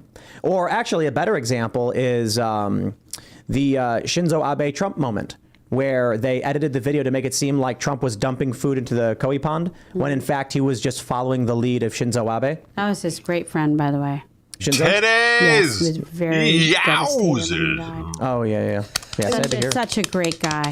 Most of that stuff is what wakes a person up when they're actually looking to be like when they're actually looking for information. Right? For me, it was all of the very fine people speech, and then actually going and reading about what it is. It's the MS-13 stuff talking about. That was one for me where I was like, it was such an abhorrent lie. It was such a stretching of what was being said that I couldn't trust anything. Brandon Strauch said the same thing. Yeah. That he was trying to prove someone else wrong. Yeah. Because Trump did the hand thing, and he was like, then he actually watched a video and saw that Trump wasn't mocking this guy over his disability. He does that for anybody and everybody as a mockery. Remember how bad that is? Like that whole story, and then you see like Trump's done it like 1,000 times. Yep. It's just they set him up. I think they set that up on purpose. Yeah, and how do you go back? The thing is, how do you go back once you're woken up to that? And a lot of people, was it Cernovich? Is like, I wish you could throw up the red pill sometimes. Like you wish you could, right? But how? He's coming back around too. How do you go back after you realize that if they're going to lie about this, they're going to lie about literally anything? Anything. So you can't trust them. There's literally like jury instructions about believability and credibility of a witness. And if you find that someone has lied, even one time in a material fact or misrepresented, etc., you can disregard their testimony in its entirety. I.e., a good example, convicted felon Michael Cohen, but that's another story. All right. Lillian May Briggs says, will the coffee shop have truck parking? So the coffee shop is in a small town, downtown space, but there is a large public parking lot just behind it. So it does have parking, I believe, for anybody. Is it going to be like the new Friends with like the coffee shop and people hang out and play guitar and sing songs about cats? I don't know about that. Maybe it's 3 stories. The first floor is going to be general, open to the public, coffee shop, hangout. There's a mezzanine, and that's going to be Ian's Crystal Cove, where it's going to be like a chill hangout, like put up a curtain where it's kind of dark and a movie's lava lamps and stuff. Yes, I'm into it. Crystals. Lava. Then the second floor is going to be the hangout space with games. We're probably going to have a small like a skate shop section where you can buy gear for your skates or your scoots or your blades or whatever you got, and then probably have like a pool table and table game setup for the hangout. By the way, kind of like here. Yes. and then but public. And the I don't third think he's floor gonna is have the enough elite people club in the where area. you have to be a member of the Timcast Elite Club to go and hang out. And that's going to be like fully stocked fridges. Probably. All the food's free, like a social club. You go up, you hang out. Like-minded people are there. They're playing video games. They're watching shows. They're drinking coffee. Charcuterie, like cured meats and things like that. I want to go to the club. It won't be nearly as fancy. So, like New York social clubs are like $50,000 a year. Ours is going to be like $1,200 per year. Just like he was talking about yesterday. Got it. But then we want to create a space where we can. We want to create some. There's value to those social clubs in New York, and a reason why people spend that money.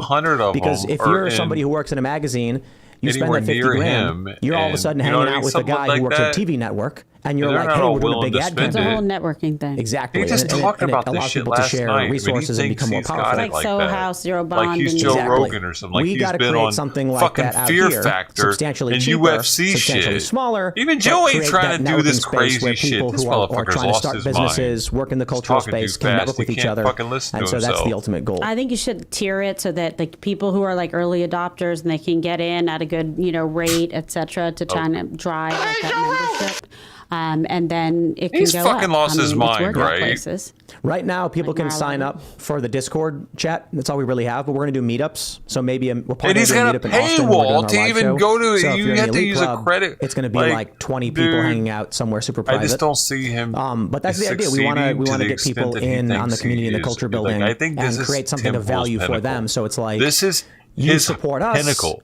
We have a special club where we can hang out, and then we want to create more and more benefits. Right now. But speaking of self-promotion, Leland Taylor says, just listen to Bright Eyes for the first time, and I got to say, wow. I hope it does. As a musician myself, I am really impressed. German My wife and word kids where it's like, were equally impressed. They My have the wife only had no word idea that you were a wish musician. This is the you fourth wish song we something put on out. someone. You can purchase the song I'm here at with Tim on it. trashhouserecords.com. Just because I want to see. If all of you listening right now do, then we will shatter the Billboard charts and rank once again for the fourth time. I want to see Tim Pool's You're a really good singer. I heard you just sing like acapella like downstairs and everything before the show, and I was like, and I was looking, I was like, because I was thinking that was on the TV and it was playing, but then it was you singing while you were playing pool. It's because I don't like how he has the pass. Soundgarden. He has the pass to do whatever the fuck he wants on here, pretty much. Why?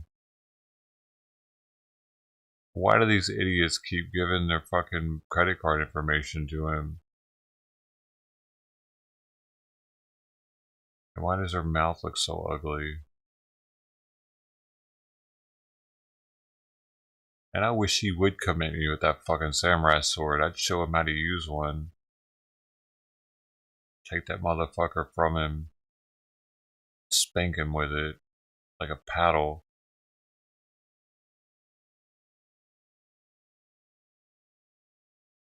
He's a pretentious little fuck, dude. And I don't really like him.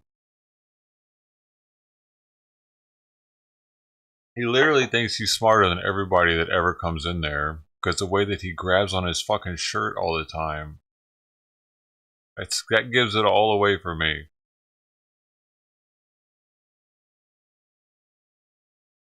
It's fleeting. I believe it is. I believe it is. Because he thinks that he's bigger than Joe Rogan, dude.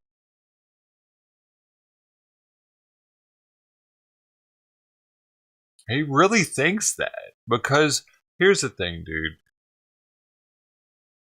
If Joe Rogan opened his chat up, because he doesn't. He has no chat ever. He doesn't have a chat, man. That's the thing. With Joe Rogan streams, there is no chat on YouTube. If he did what Tim did, he would have already been bigger than PewDiePie, probably. He doesn't have to. He's not desperate. He doesn't need all this shit going on over here. He doesn't need to give this to the world, because that's what's happening. Tim Pool gives his chat is a lot of fucking filth, dude.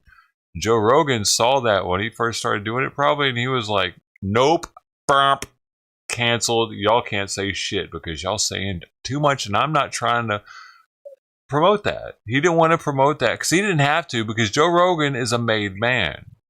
This guy is not a made man. He's trying to be made man. He's trying to be a Joe Rogan. But he thinks he's better. He thinks he's better, but he's not. He doesn't work out. He's a fucking He grabs his shirt all the time like he's a badass, but he looks like a pudgy little bitch that can't do a pull-up. He's scared to show the world that he's bald. Also, a little bitch made. Or is that bitch born? He could be bitch born. He could have been born like this, so don't hold it up against him, you know. He's a smart dude, but he's not Joe Rogan. He never will be.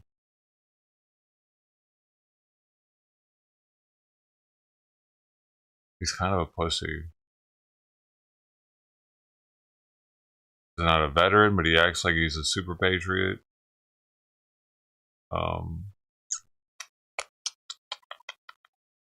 He lives on a farm with chickens, but he does not look like he could actually work a farm. He looks like he would pay like people to do it.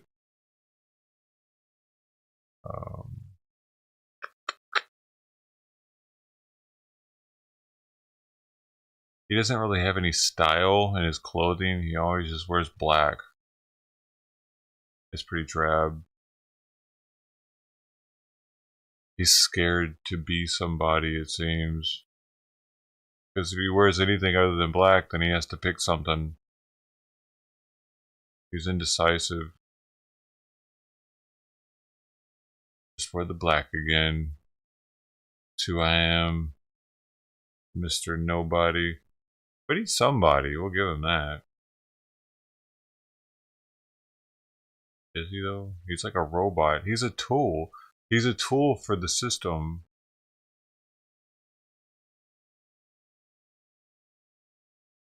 Well, I'll say they letting him succeed while talking shit about their system.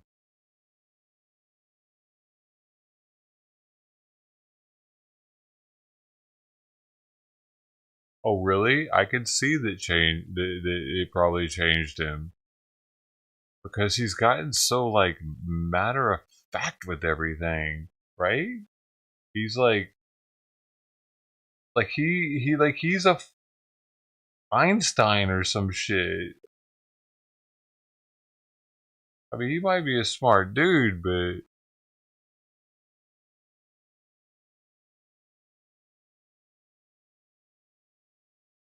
like, I'll be the first to admit, I don't know shit about government. I'm an idiot when it comes to government, but he acts like he knows everything there is to know about the government and what we need to do and how it's going to be done. I just think that it's all bullshit, though, and it's extremely complicated, the government. Complicated. And we need crypto, or not crypto, but blockchain involved with voting.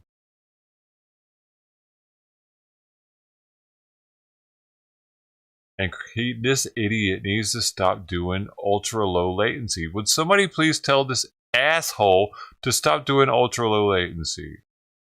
Okay? You know what I mean? Does anybody know what I mean? Do you know why I say that? Here's what I'm talking about. There are 3 choices you get as a YouTuber. When you start a stream, here's what it looks like. They're leaving right now. You see normal latency, low latency, and ultra latency right there. I put in ultra latency so I can talk to you guys like, hey, what's up? Great Lakes State Destroyer Peter Bell, welcome back, my man. So I can respond quickly when people say stuff. And Brett Ben, Forensic Barbecue, I see you guys over there. Thank you for holding it down on Rumble. I'm sorry. Damn it. I've been slacking. But see, I got ultra low latency so I can respond quickly to the chat. He doesn't need that, right? Because he doesn't ever look at chat. And all he has to do is put it on low latency. And then, dude, what that does, it's amazing. It unlocks the closed caption button. See, I put the closed captions on myself on my stream because I do the ultra low latency. That way I have closed captions and the ultra low latency. But he doesn't do that. So all we have is no captions ever. Unless I have the audio on and give people the captions to his stream. I should just start promoting my stream as the closed captioned Timcast stream. Because it's probably the only one out there. Could be.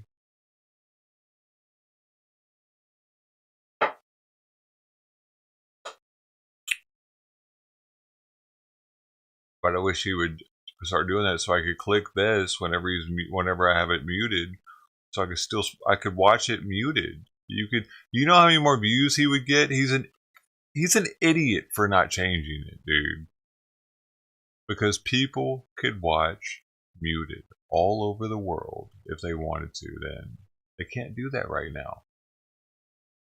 And he's shooting himself in the foot because he's not even reading chat. There's no reason for him to have ultra low latency. How are fucking major, big ass, huge ass fucking streamers so stupid, dude? It literally only adds like 3 seconds onto the stream, man.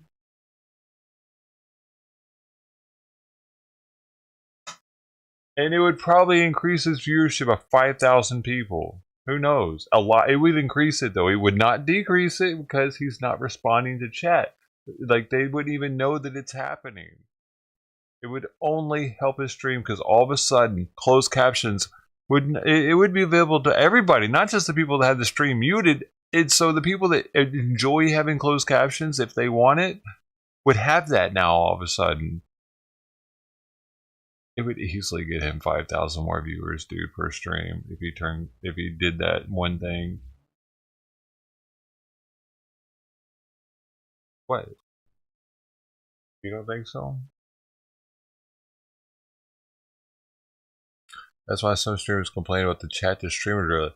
Yeah, no, but the chat to streamer delay is only really big if you put it on normal. Then it's about 45 seconds. If you put it on low, it's about 15 seconds. And I think ultra low is like 7 seconds, 5 seconds, something like that. But so normal dramatically increases it, but low, it's negligible and definitely worth it in his case. Because no one's going to feel that those 5-7 seconds or whatever. I forget what the exact numbers are, but it's something like that. Around there.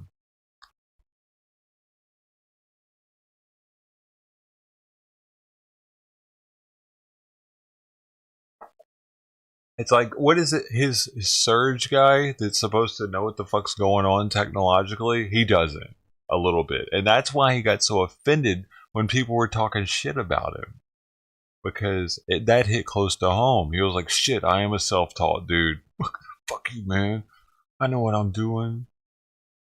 But honestly, I don't know if he does. As much as he does, as much as I do, but maybe in some different areas from being self-taught. But if he's in control of everything for that dude, for Tim, he's fucking up. He needs to get more people involved with his setup because that dude's fucking him over with the latency. Period.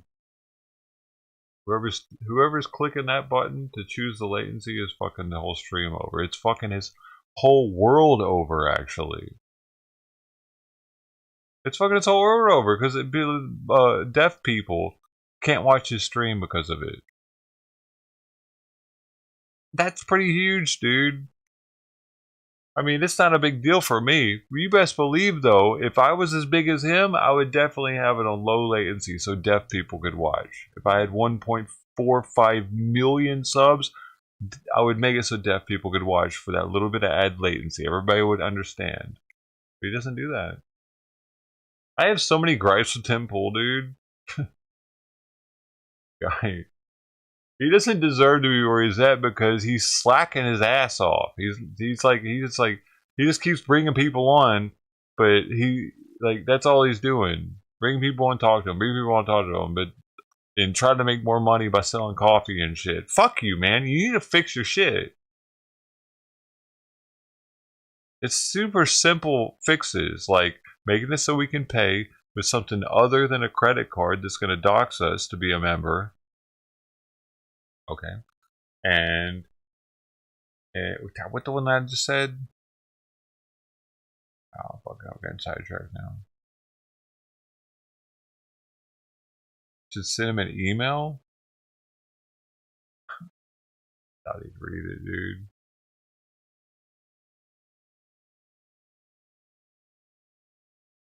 Like they probably get so many emails expressing you need to set your latency different, man, so you have closed captions. Like the fact that he hasn't done that to me makes it seem like he intentionally doesn't want to do it. He doesn't like deaf people. He hates deaf people.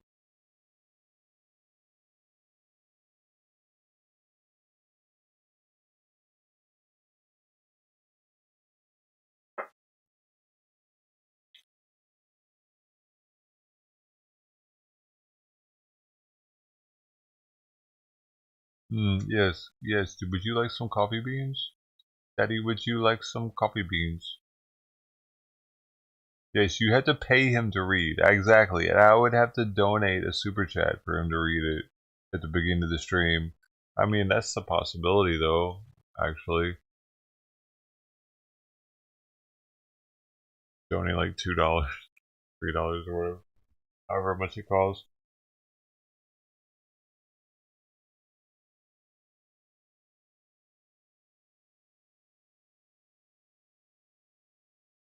Can a deaf person threaten them with the lawyer? I don't think so. I don't think they have to be compliant with ADA laws or anything. Must have an interpreter. Must have a sign language person.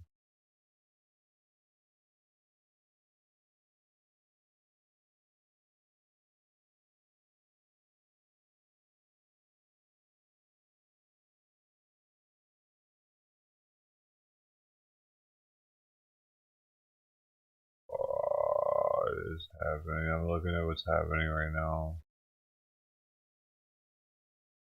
Hey buddy, good job. You ate more of it? Good job. Good job. You ate some more of it. I'm so happy you ate some more of it. You're a good boy, Simon. You're a good boy. I'm gonna get some different flavor tomorrow. He doesn't like that flavor. He's eating it slowly, but he doesn't like it.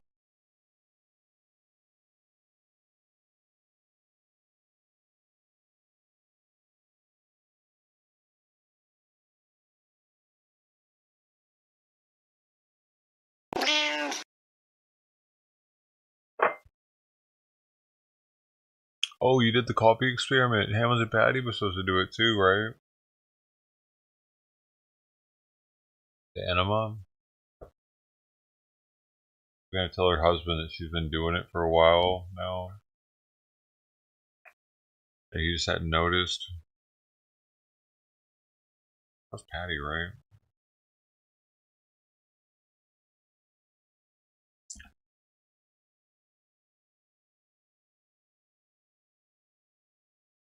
Lost it. See, let's see what this dude's playing.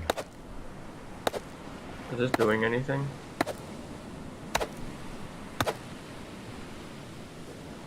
Oh, it is. He has no idea he's live right now with 15 people watching him.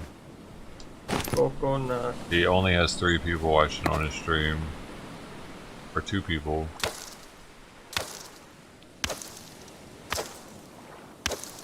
I like to pop in on him every now and then though. He'll say hi in a second.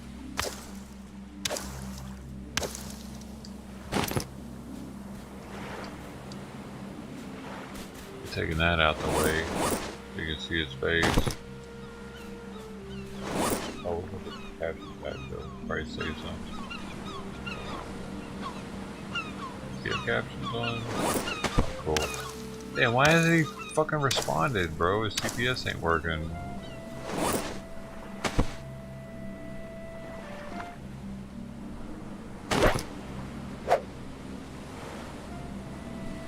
Did he ban me or something?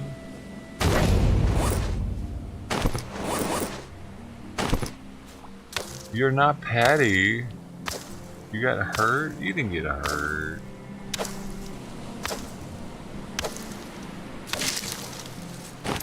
Was it too hot? You gotta use the cold coffee, okay. Not the hot coffee, dude. That's the problem. You got to go back to the iced coffee screen name and then do it. A little bit of show. I'm a dab right now, y'all. Y'all ready for this? Are y'all ready for this? Whoa, whoa, whoa, whoa, whoa, whoa, whoa, whoa, whoa. Let's go.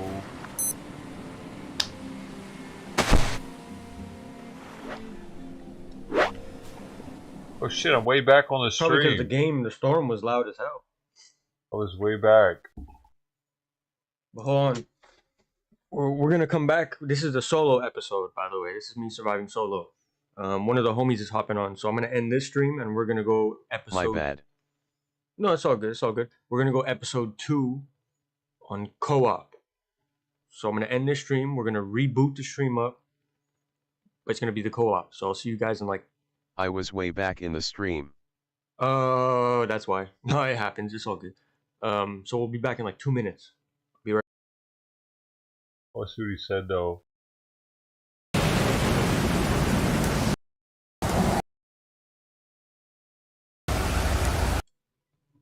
Wait, write something?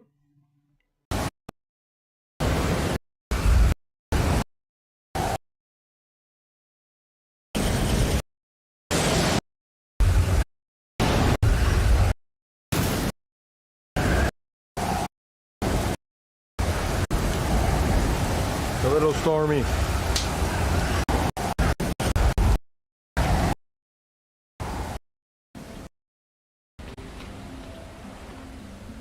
I don't know, it'll tell it. I don't know how that happened.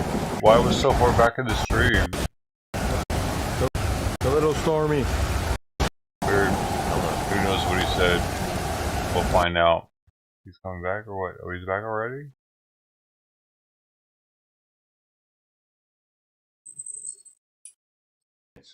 Be right. Bro. My gosh. Oh my god. Oh my gosh.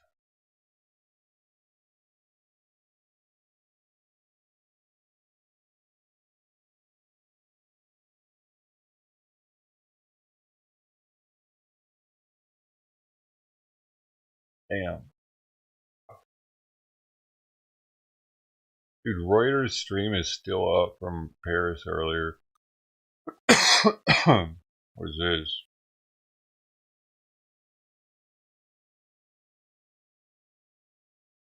About the same size as a mammoth. A little smaller. So mammoths aren't that. You could bring those. Nah, you could bring those back. You could put them in there. Nobody would know the difference. You can bring those back. Tusks. Back. Do you know how fucking quick people would start hunting those things off? And cutting those sons of bitches off? People already go for the tusks today. Yeah. I'm sorry. Mammoth tusk. Somebody made me smile. I think it was Rupert said, April, because the fake ones vibrate. Mic check. You know I think mine sounds better. That sounds a little muffled. African elephants are bigger because of course they are, says Stevie J. Oh, African elephants? Stevie J. I thought Indians were the biggest one. I thought the Indians were the biggest as well. 24 feet, like, oh God, 13 feet high and 22,000 pounds. Oh! Boy, they do grow bigger in Africa. What the fuck is this? Holy shit. Thank you, April. I just got recommended. I don't know where. An African elephant beats the shit out of a woolly mammoth. How? Because wouldn't there be less food over there? I stay for. I thought it's a bunch of desert. They have plenty they have plenty of vegetation in most parts of Africa. I'm sorry. Weird. Yeah, so you could bring woolly mammoths back and they wouldn't even be the biggest thing. Okay, where are you putting them? Africa. Oh no, they're mammoths. You can't. Yeah. Canada. Siberia. Why would they waste all this space, dude? Yeah. Like, they could have their video that big, but they just decided to put all this other random shit. It doesn't even have any point. Put them in the Urals. There's no information here. There's put them in the Ural Mountains. Event list. Like, you see how I got information at the guys, top of the I screen? got bad news. Something's missing up there. You probably said this at one point in your life. You've probably uttered the sentence, after something stupid became quote-unquote racist, you probably went, oh, what's next? They're going to say 2 + 2 = 4 is racist? I've said that. Well, say hello to Canada, because Canada is now saying 2 + 2 = 4 is white supremacy. Oh, yeah. 2 plus 2 no longer equals 4, according to members of the Ontario Mathematics Coordinators Association, who consider the equation to be a white supremacist dog whistle instead of a basic mathematical truth. This is when you over-progressive yourself and you just overthink shit to the point where you give yourself brain damage. According to a webinar created by the OMCA president, Jason Tu, proponents of math's political neutrality, who use the phrasing 2 plus 2 equals 4, are engaged in the act of covert white supremacy. Now, all the saying 2 plus 2 equals 4 is supposed to illustrate is how simple something is. It's an A to B kind of a thing. We'll figure it out later. Yes, it's simplistic. Hey, man, 2 plus 2 equals 4. What we're trying to say, what we're trying to convey when we say that is that this is simple. This is very easy. It's straightforward, which apparently now easy and straight. This is where the racism comes in, though. They're saying it's easy and straightforward. That easy and straightforward is white supremacy. What does that mean?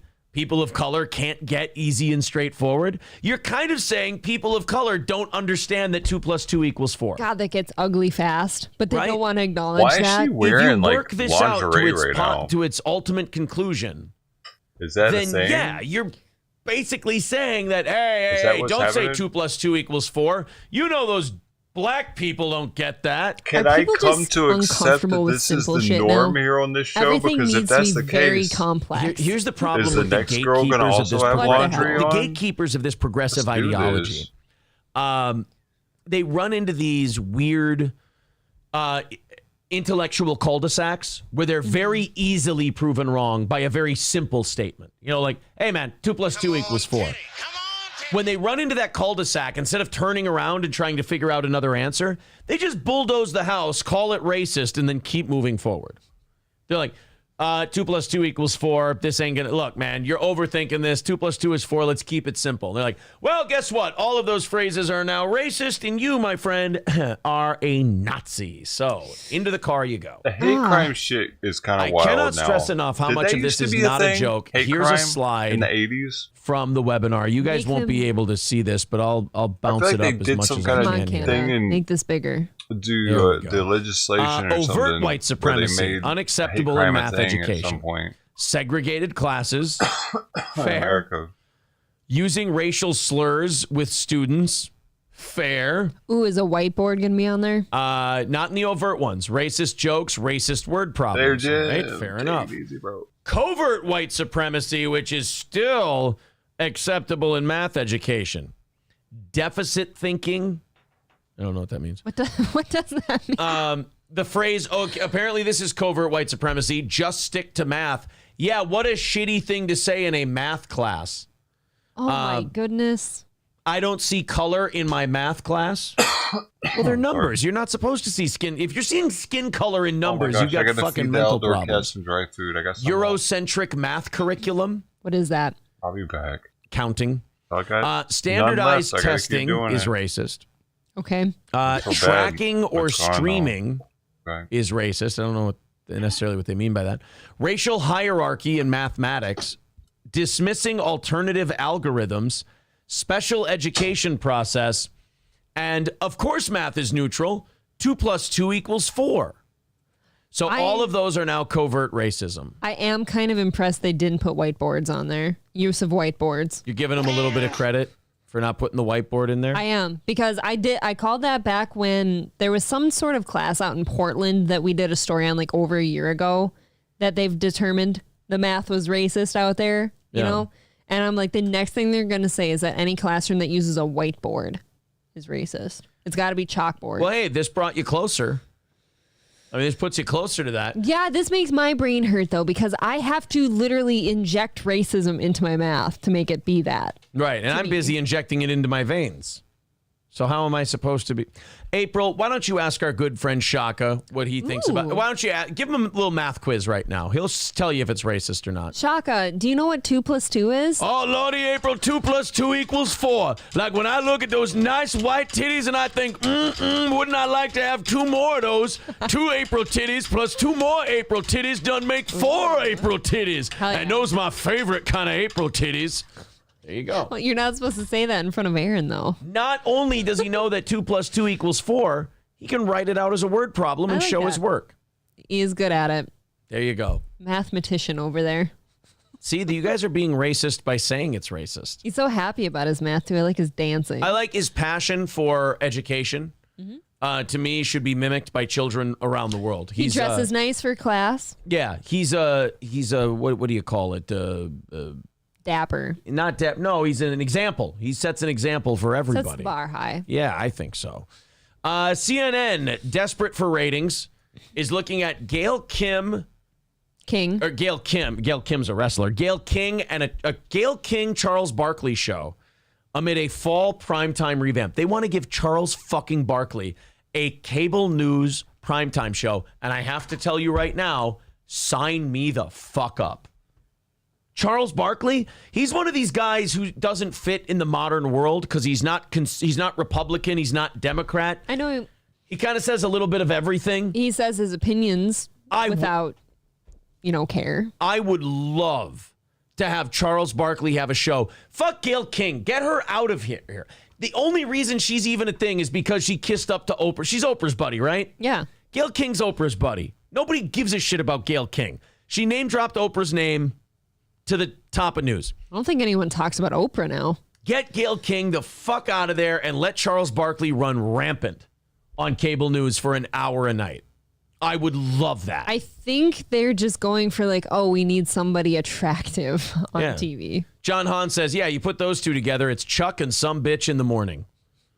No, they want to put him on prime time, by the way. They want to put him on at 7 p.m., which I say yes. Absolutely. You're going to have to write him a pretty big check, though. Yeah, because doesn't he have several things he does now? I think he mostly does the inside the NBA thing. But it's not like he needs money. No. King, who co-hosts CBS Mornings, is carving out a contract with her current employer so that she can take the CNN gig. But a source close to the situation said CBS is dragging its feet. Well, yeah, I mean, if you're going to pay someone millions of dollars, you want exclusivity. That is one big pile of shit. Absolutely. You don't want another network using them. You only want people going to your network to see that person. Right. No one expects a deal to be finalized right away, the source said. CNN boss Chris Licht is optimistic that King and Barkley will both be on board to host a show this fall. Barkley, who has a massive deal with TNT to co-host Inside the NBA, will likely have an easier time with his contract as TNT is a sister network of CNN. And both are owned by Warner Brothers Discovery. Then that seems like he would slide right in there. Yeah, it's unclear where Barkley's contract stands, but he recently told the Post that he was considering a show out of respect for Gail King and that he wanted to help the company. See, this is where these corporate suits fuck up, though. These corporate suits fuck up where they go, I have an idea. Let's unleash Charles Barkley on primetime. And we all go, yes, that will be great. Charles Barkley gets people riled up. He has a lot of opinions. He'll be perfect for primetime. But this is where one more day. I gave half the amount of food today. Get in the way. Is they go, it one more day. We'll put Gail King with them to kind of keep him in line. Tonight. Well, then there's no point in getting Charles Barkley. No, you're fucking... That's going to turn into, whether we like it or not, you know how Don Lemon just never gets along with his female co-host? It will turn into something like that. Well, he respects Gail King. So he'll probably keep it down a little bit out of respect and deference to Gail King. It'll be Charles Barkley with a governor on him. And I don't like that. That's like in radio here in St. Cloud. The other radio companies, when we made it to number one, I would talk to these other radio companies, and their thing was always, we can bring you aboard and we can give you a show. He's at number fucking one. There's some of your rougher edges we'd have to kind of buff out. And I'm like, but the reason we're number one is because of those edges. You want Aaron Imholt. You just don't want Aaron Imholt. You know, you want the number one show in the market, but you don't want to bring the guy and his show to your station to be the number one thing in the market. Sure. You know, Patrice O'Neal used to say this about people who wanted to hire him for things. They want him, but he was difficult to work with. He was kind of a prick. They want him, but they don't want him. Mm-hmm. Same thing with Charles Barkley. They want to bring the thing over to, because CNN primetime sucks right now and nobody watches it. So they want to bring the thing that Charles Barkley brings, which is eyeballs on the product. But He's not on the radio, is he? They don't quite want all of Charles Barkley, which is the thing that people would tune in to watch. So let's put Gayle King in there to kind of bring the speed limit down a little bit. I don't like that, though. I don't need my shit to have like safety on it. I don't need the training wheels. But that's why CNN does shitty numbers, right? Fail. Could you imagine if Fox News said, "Look, Tucker Carlson's saying some wild, dangerous shit. We need to put a governor on him." People would stop watching Tucker. There's that. Can you imagine a show between Tucker and Barkley? There is that. Honestly, why do people say MOS? I think Tucker would drive him nuts. Marmy or whatever really? Because Barkley can be to the right on a lot of issues, but not as right as Tucker is. Right. And Tucker's always to the right, and Barkley's kind of all over the place. So I don't think they would. No, I think those are. See, there are some guys who just need to be on a show by themselves. I think Tucker is great by himself. Yeah, and I think Charles Barkley would be great by himself. He is a standalone fruit. Tucker is a standalone Those are mine. fruit. Get back! I don't wear a belt. We have. I don't need a belt. April and I are going to be recording the. I really don't know what MOS. The 21 Guns podcast. That's right. For Compound Media, we're going to be on with those guys tomorrow. I think that show airs on Friday. We don't have MOS. We're going to be on with those guys. It's going to be great. Another Compound appearance for your friends at Steel Toe. There's more Compound stuff in the works. We're very excited about it. Military we like working with those guys. And then we've got a show. It's going to be Corey's last morning show tomorrow. And we're going to give half of all the stuff on Streamlabs and PayPal to Corey on his way out. Super chats I cannot guarantee because I can't keep count during the whole show. So we'll do a 4-hour morning show tomorrow. You guys can say your goodbyes to Corey. We'll check it out. Yeah, we'll talk about all of the memories from over the years and all that stuff and so on and so forth. And then tomorrow night, prize show at 7 o'clock, where we're gonna give different than a regular we're gonna give a certain member a little cash prize. We're gonna give a certain VIP a cash prize, and we're going to everybody who buys the 2 stickers this month. We're gonna pick one of you, and we're gonna slip a little something extra in with your stickers. Not a contest, not a lottery. Don't spurg out. That makes sense. We just customer appreciation show, throwing in a little something. To those who support us. I don't know why they call it rating. All right, guys, take it easy. We will talk to you tomorrow morning and tomorrow evening. Rating. April, thank you very much. Thank you. And to everyone. Bro, he cut himself off. You dummy. I'm going to sub this guy because they're weird.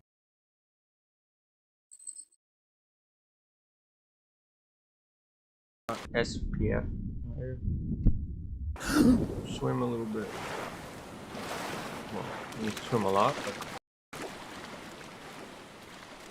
We can go on the boat.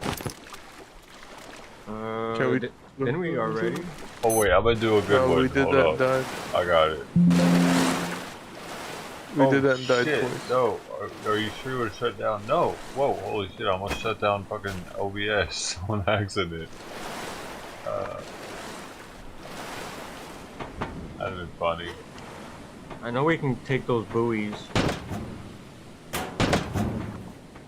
Ooh, duct tape. Yo, take this ration right here. You need this. In the last locker to the left. Hold up, I got something. It's gonna be alright. Flare gun, lashing, vehicle engine, leather. I'm just gonna take this whole container.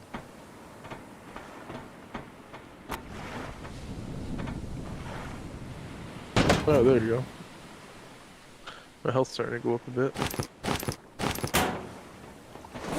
I'm gonna go underwater.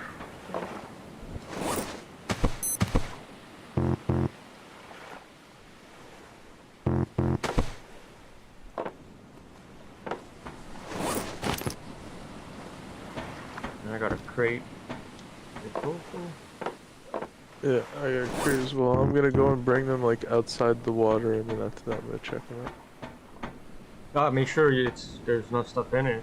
You could fill them. That's what I'm doing. I'm filling it. I know. I have a bunch of vehicle parts, so we're not gonna need it now. But I guess it's good to have. All right, let's check what's inside these. Torch.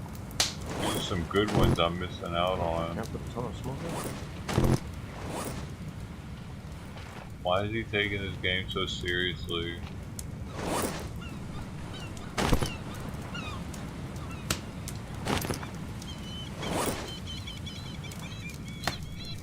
Huh? Okay. You want to TTS?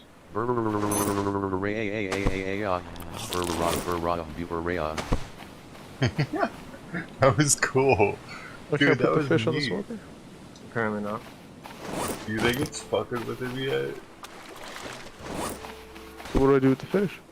I'll probably use it as bait God, or something. what is this, dude? Hold on. Okay, I got some crab. Is this gonna fit? Crab This probably is gonna fit. I don't know, I think a fit is way too big. That's pretty stupid. Well, maybe you gotta skin it first, that's why. Drop this back pop. Boom. Let's see if that will get in there. Is that it? Cause I have like 3 fucking sardines. Oh yeah, wow. Yeah. Good. He hates me probably. Fairy tale it is. Furry fury fur. Got it. Also, when you have a spear underwater, like I said, you it's keep furry stabbing fury fish and it furinda. puts in your Still not. Yeah. Let's repeat furry fur furinda. Furinda fury fur. Furry fur furinda. Furinda fury fur. There we go. We got Furry a lot fur of furinda. Put these extra sticks Yeah, here. we're leaving. Wow. He is an idiot, actually, because I had 3 times the people watching he wouldn't even acknowledge my existence, but he repeatedly posts his stream into the Discord trying to get you guys to come watch him, but he's not like, you want to see? I'll show you. You think I'm bullshitting? Bro, dude, we doing it. He just probably even posted that one. He did. So we got go over here. 7:20. 20 minutes ago, he posted a stream in the Discord. Right there. That's him. He posted this one. He posted this one. He's always posted his streams in there. And I come in there and actually, like, I'm like, hey, what's going on? And I start acting stupid. But he's completely stuck. You can't rickroll him. He's not paying any fucking attention. He doesn't care. That's why he's never gonna make it at this shit. Because he does that every time, dude. It's like, what are you doing, man? Are you gone? Are you gone? You gone right now? You just like, he thinks that he's just people that are just gonna want to watch him, not for the interaction. But just because he's so awesome, that's like a narcissistic type shit thing to have going on, dude. I feel like, what are you doing, man? He's always been like that for years. I've known that dude for like 3 years, man. From Omegle, actually, is where I originally met him.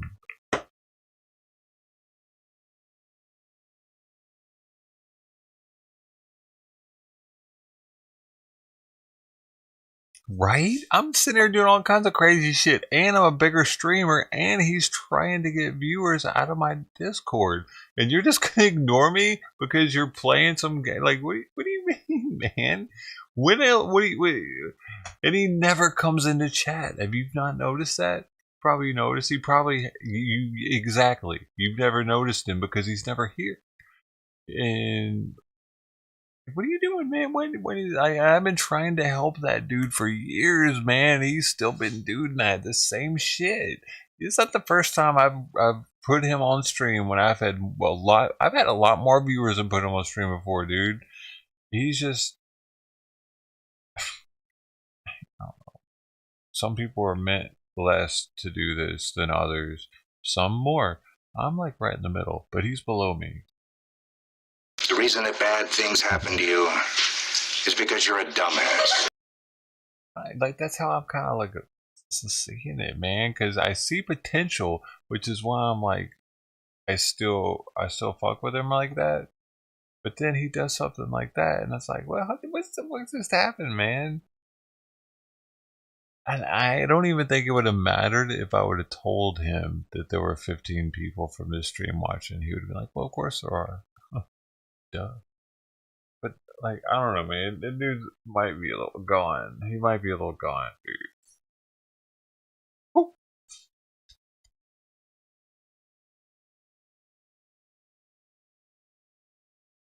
sometimes you just gotta let him go. Whatever, dude. I let him promote himself in the Discord because why not? But people go, and I mean, a lot of people try to do the same thing with me.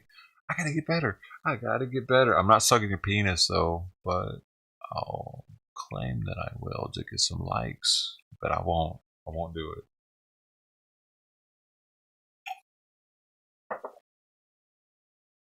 Come on, man. Come on, like the stream. I was like, oh, take it. Quit. I'm just playing. Okay. So.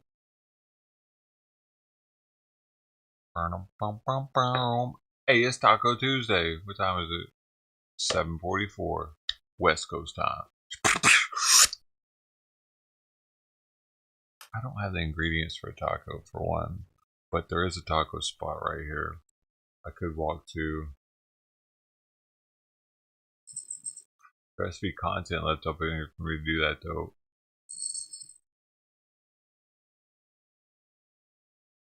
A very content-y night.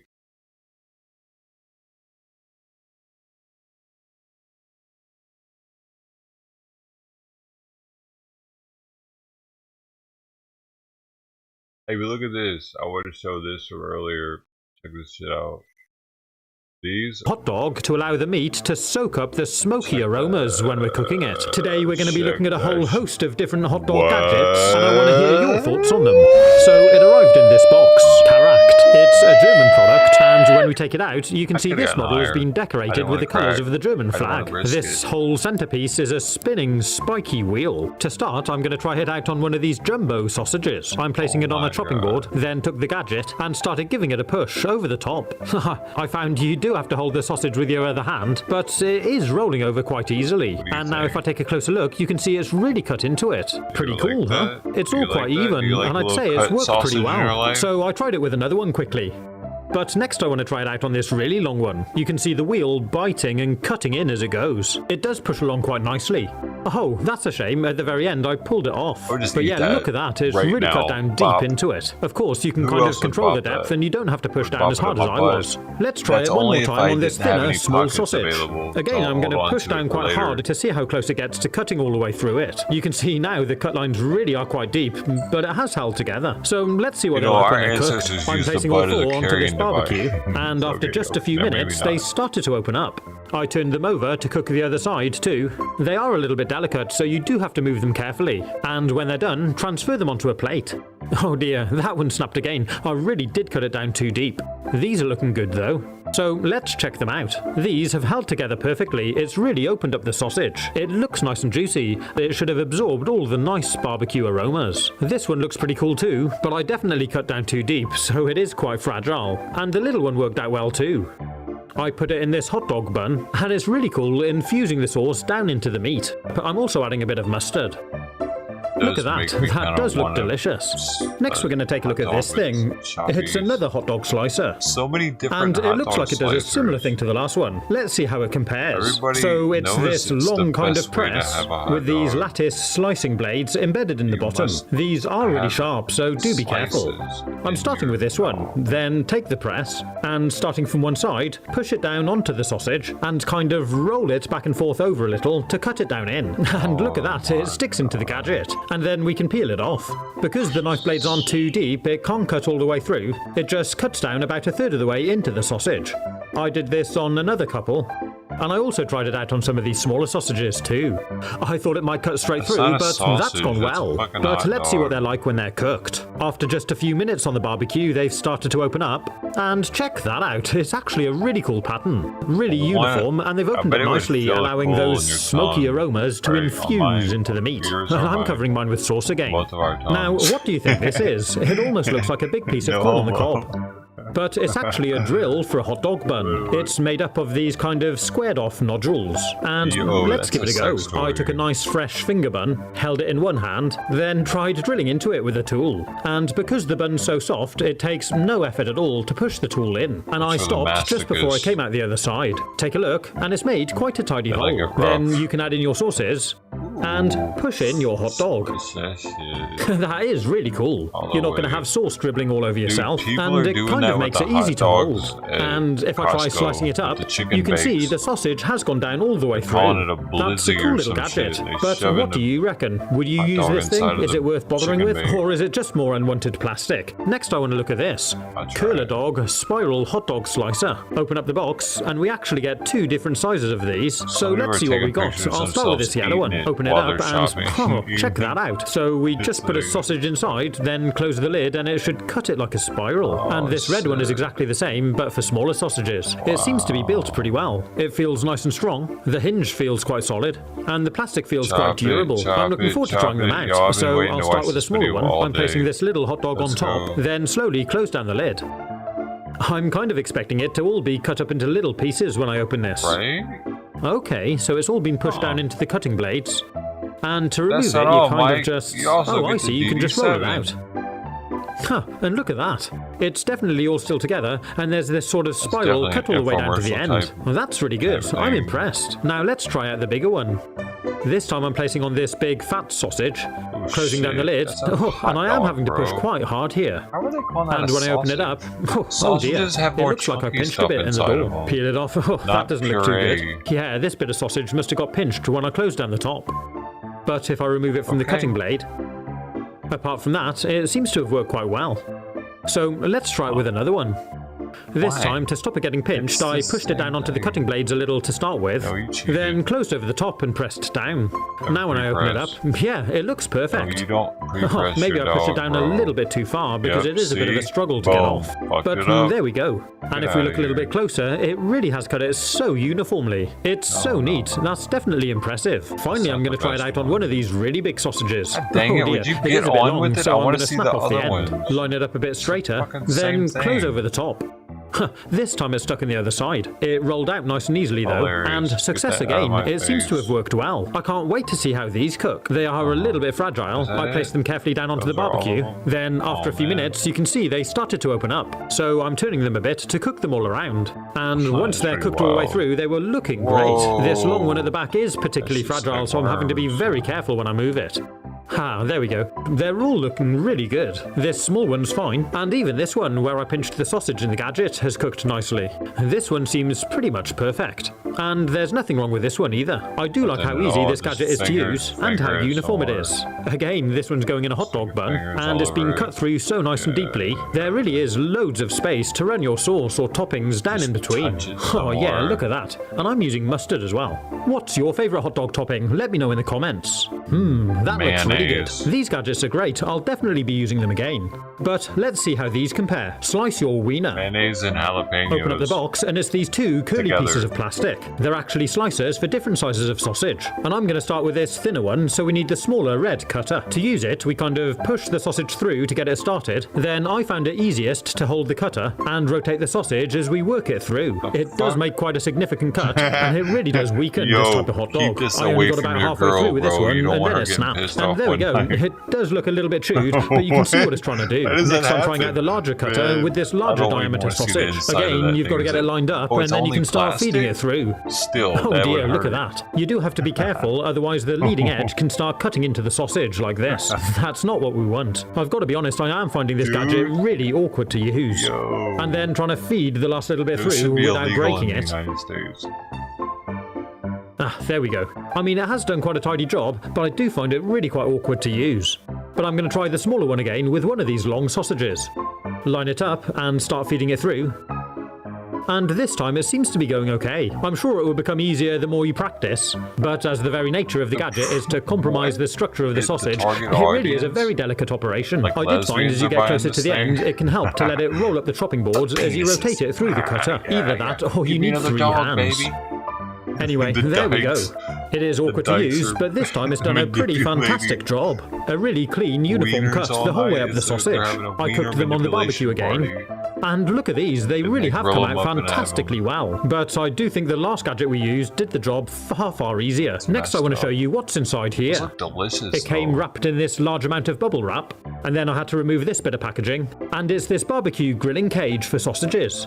So, when I open it up, we can see there's space for 6 sausages altogether. I'm trying it out with these 3 different sized sausages to see how well it holds them. These 2 at the end are a lot smaller diameter, so let's see. Fold the top of the cage over to grip them, and this ring slides over the handle to lock it together. And there we go, it's supposed to make it easier to cook them. And when I try flipping it over, straight away the smaller ones have fallen out. Oh dear, I'm just going to tuck them back in and see how we get on the barbecue. So the idea is we just stick the whole thing straight on the grill and let them cook in the cage. And what's great is if you've got a barbecue with a lid like this, you can still close it down so it acts as a bit of an oven and leave the handle poking out like this. And once the first side is cooked, you just flip it all over. Oh wow, the smaller ones didn't fall out this time. I think they've slightly expanded as I cooked them, or maybe they've curled round a little bit. And when they're cooked on both sides, just slide open the lock, and they're ready to serve. Or you could of course use the cage to transport them to wherever you're eating. If you like onions on your hot dog, you can use one of these hair picks to help you. Once you've peeled your onion and it's ready for cutting, first slice it in half, then take your hair pick or slicing gadget and push it down into the onion like this. You can now use it as a guide for your knife. It helps you to get nice, even slices of onion. And what's great is it keeps your fingers away from the blade as well, so it's nice and safe. It also kind of holds the onion together and it stops it falling apart like it sometimes can do when you're holding it with your fingers. So now we're ready to cook the onions. I'm pouring a splash of oil into this pan, heat it up on a nice medium heat, then tip in all the onions and leave them to slowly cook for 5 minutes or so. Do make sure to occasionally stir them, and when they're golden, they're ready to serve. They're perfect accompaniment for your hot dog. If you'd like to see some more really cool gadgets, like this hot dog slicer, you can click on the link. Have fun, stay safe, and as always, thanks for watching.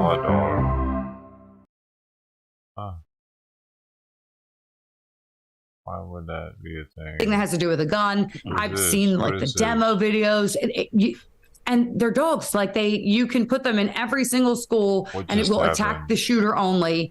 And nobody wants to. We can't get them to sign on the bill. It's insane to us. Christian school target trans. Oh, sorry, Chris. What were you gonna say? James Club. The House just passed a bill called the Parents' Bill of Rights. James Club. And not one Democrat voted for it. Yep. And in this bill are things like parents should know what the curriculum is. Parents will get 2 meetings minimum, guaranteed, with the teacher James per Club, year. Dude. We should know what the school's budget is. All basic common sense things that everyone, including the Democrats, could have agreed on just 5 years ago.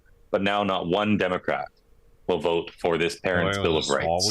Democrats hate parents, and they hate our kids too. And these are fixes that we're talking about here for these school shootings. But we have to get back to the root cause. In this instance, how about we just teach our children that they're beautiful as they are, and there's no such thing as a transgender child. And if they don't conform to stereotypes, that's totally fine.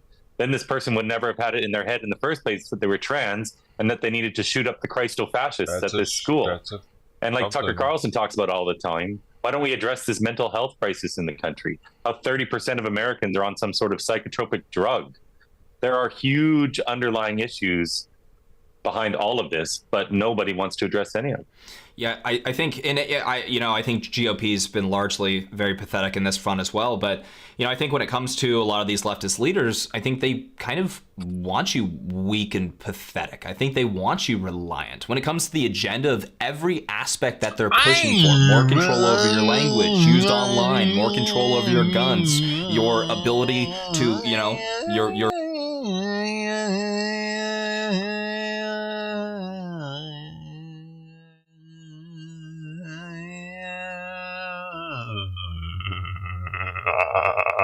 Woo!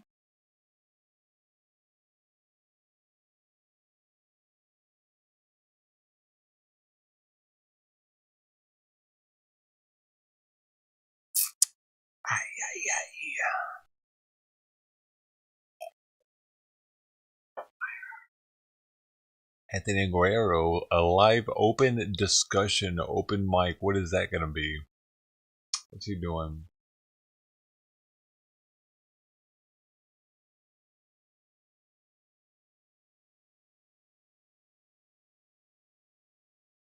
Bored? Me? How could I be bored with you guys here?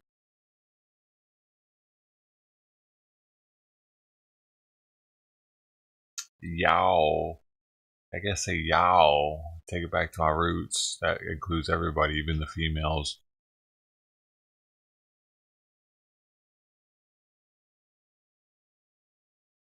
We simpler folk in the South.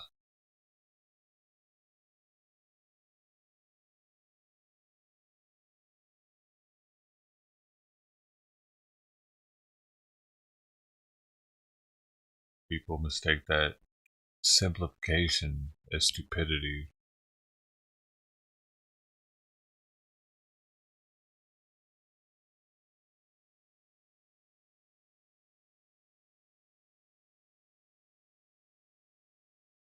Yeehaw!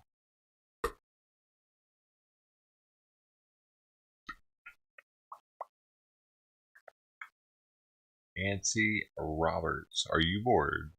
Are you bored? Should we be asking you if you're bored? You gotta be bored if you're here, man, right? Asking that, you're like, shit, I'm so bored. I'm asking other people if they're bored. Damn, you ain't gotta be bored here. You could play a game. There's multiple games here. You could do a GIF, you could do a sound command. You can fuck a bee with the sound commands. Actually, don't do that, man. And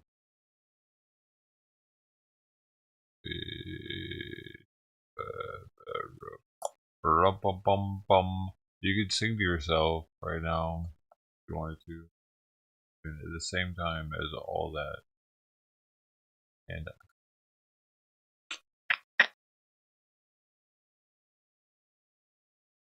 over the World Commission on Sausages. Daddy, would you like some sausages? You know, that's what you have to ask yourself. If your daddy would like some sausages. Tom Green style. The Tom Green sausages.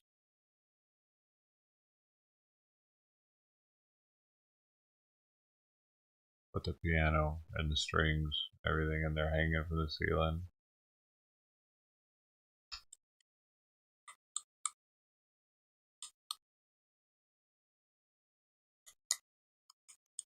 He likes your comment where, on his likes or comment on Facebook or on YouTube.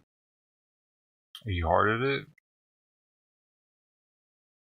He was one of the first movie stars that was doing desktop streaming with like a studio setup. It was pretty wild. It was when COVID first hit. Before we went on the road.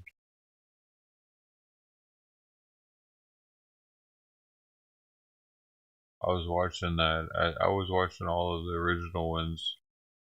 I watched when Burger Planet came on live, talked to him, got on, and he told. I was watching when he told Burger Planet live that he knew who he was, and that they would have burgers one day or something, and that was pretty cool.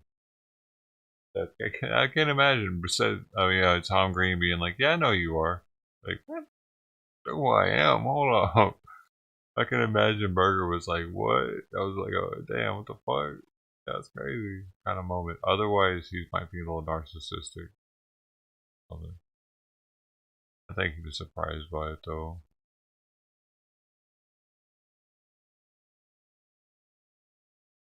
And that was after Burger. Well, interestingly enough, I think that was after Burger Planet's interstate ordeal with the truck that flew past him and everything.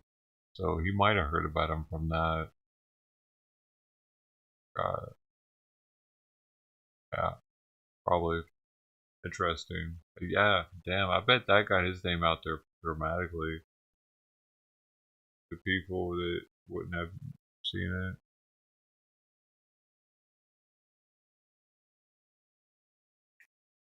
Burger Planet used to do some cool streams too in Thailand.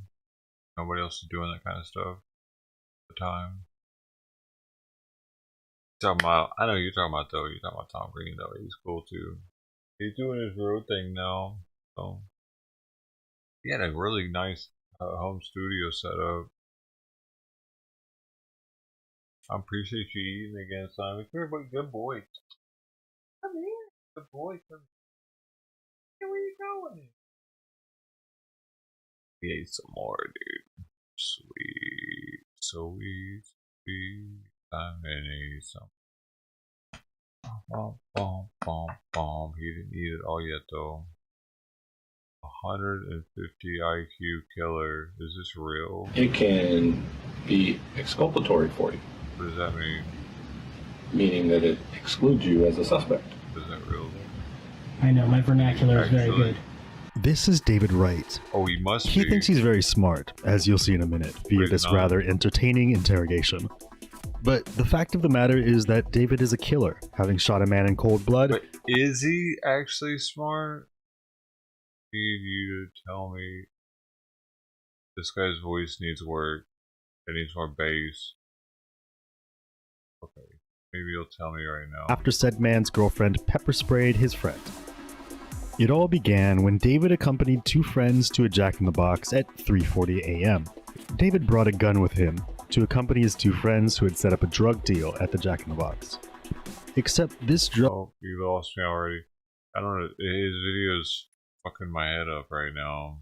The music, for one, it was weird. I don't want to hear music while I'm thinking about some dude about to kill somebody. I don't, like, why would you do that? Fuck out of here, weirdo. Get the fuck out of here! I don't want to hear your music. Why would they do that? Damn, dude, it was like how it's made. Whatever, you know what I mean? No. Cancel that shit. You gotta cancel that shit ASAP. Homo sapien voice, what does that mean? A human's voice? Sounded like someone's voice, yes it did.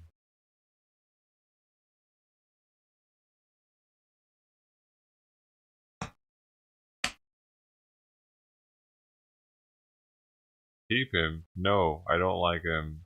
We're not keeping him. You take him. We'll find him. The shitty channel.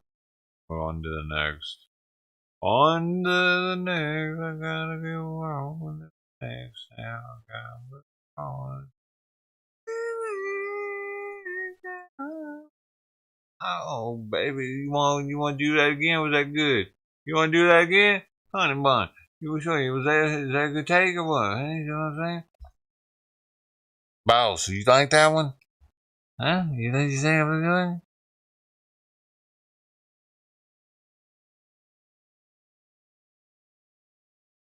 I think it was good, yeah. We're keeping it. We're doing next.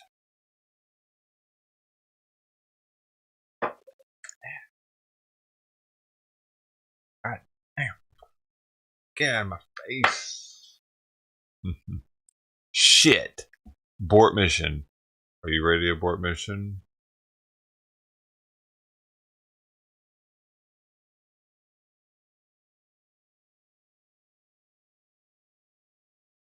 Are you ready to abort it? What? Tony G, what's up, man? How you doing, dude? You want to see some crazy shit?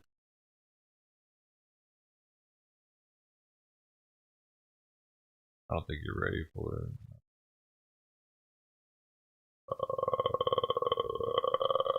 Fuck you. Go away. That's what you do. That's all you do. You do that, and that fixes everything. That's all you do. Say fuck you, go away, and that fixes everything.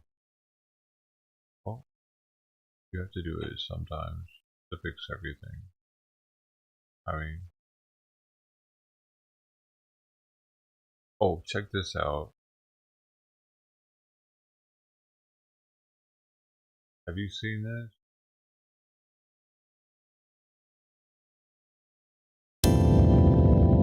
Have you seen this shit?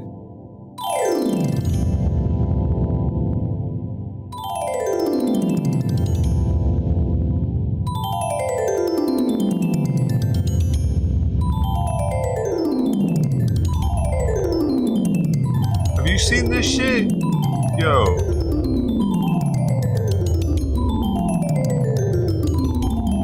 just found this today.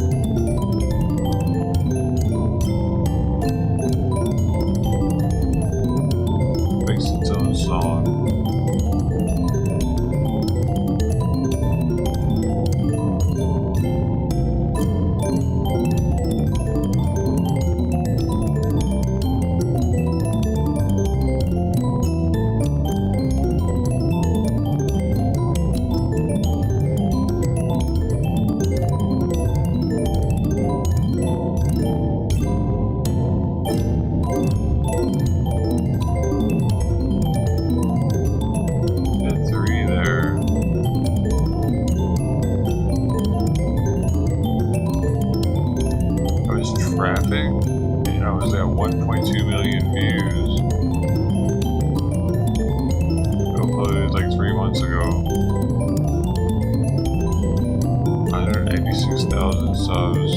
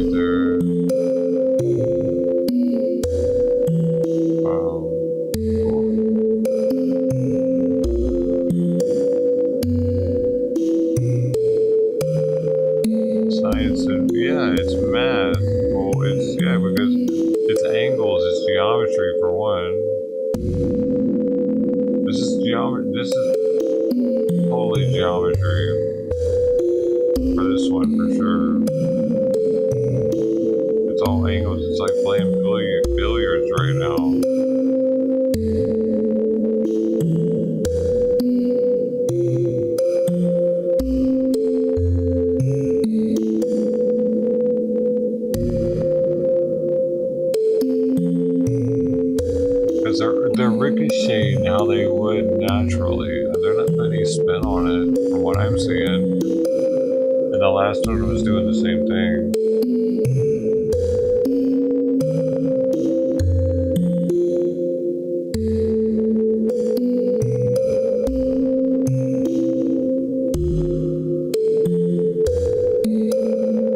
Pretty sweet. What else do they have on here?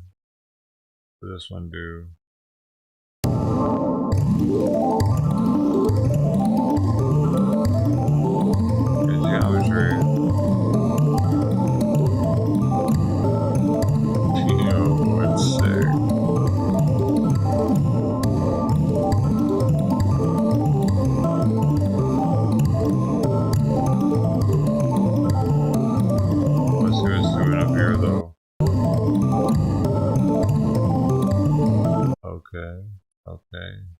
This is a good channel to watch while you're tripping. What is this? Donuts? Wait, Donuts and Pizza was the last one that they actually made. I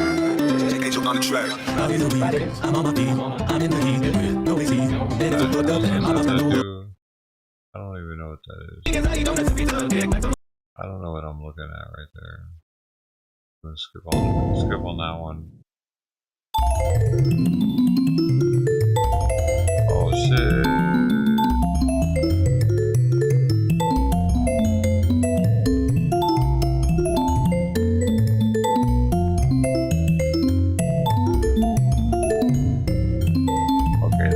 Fucking my head up a little bit. We'll just not do that one. Little Fibonacci sequence and how it is. It looks like. Just trying to do something now.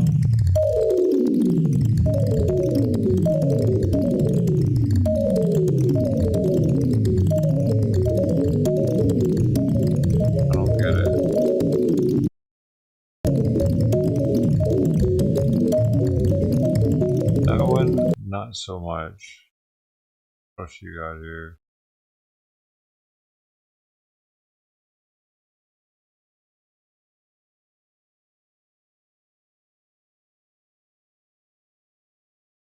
Sacred geometry.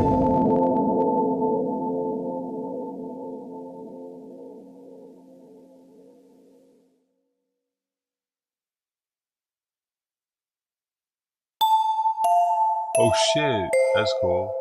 Well, that sounds like Goonies or something. Doesn't it sound like Goonies?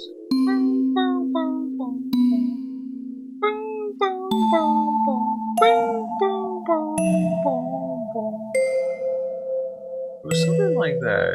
They would like look through the thing and like.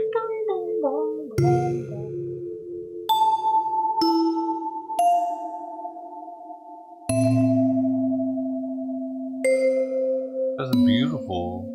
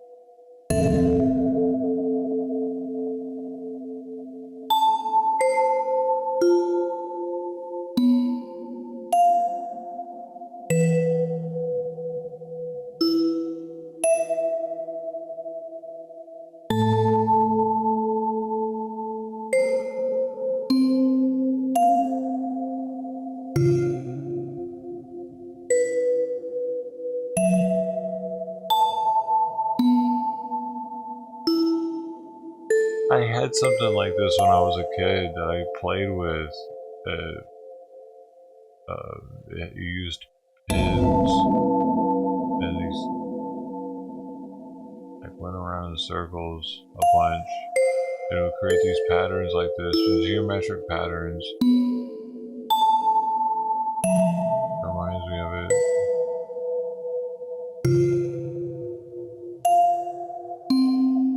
My parents would give me toys like that when I was a kid to make me smarter. I don't know if I guess those toys still exist, but like parents don't really I don't think they seek them out as much now. They expect the internet to teach their kids.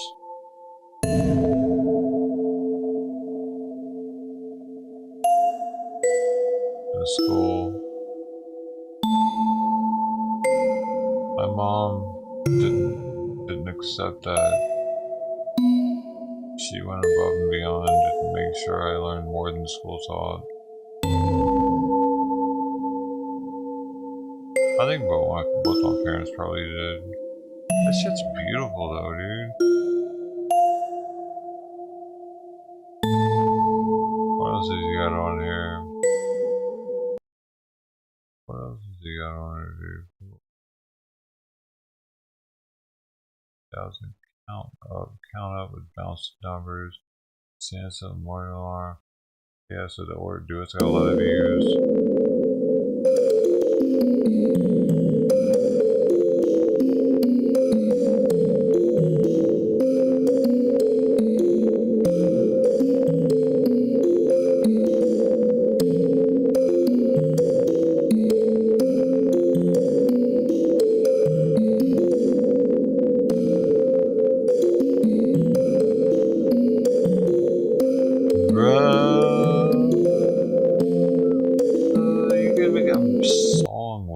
Doing that pretty much. That dude made a song out of that.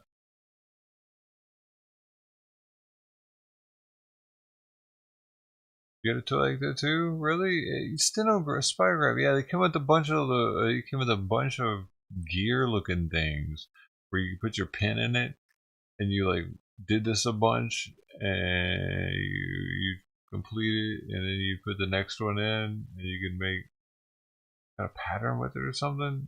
That was the same one you had? They were almost like gears in a transmission, the different sized ones. Spirographed. But those are a thing? Like, do kids still get those? Spirograph. I thought it was a stenograph. What the hell's the difference? Wanted it to be a stenograph. How you doing, Jess? I remember at one point, one of my classes, I don't know if I think it was a middle school, maybe elementary school, but it might have been an extra credit, but I did it because it seemed cool. We made this thing with a bunch of strings, and they were like in nails or something. I don't remember, dude. It was like this thing, dude. I don't remember. It's so long, dude. But it was, you do the string a bunch over and over and over and over and over to these nails. I guess it was on the board or something. It made this design you could put up on the wall if you wanted to. Does everybody have to do that shit? String art. I guess it was called string art. I vaguely remember doing that. And it was kind of like the same premise as that, the spirograph thing. It made this, it looked pretty much the same as what that would make, but with strings. I remember. Kind of like the stuff that this guy is making on YouTube. Hopefully there's not a bunch of views.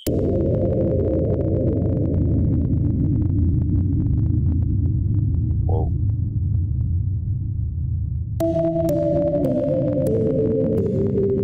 What is this intro? I don't really understand it. So.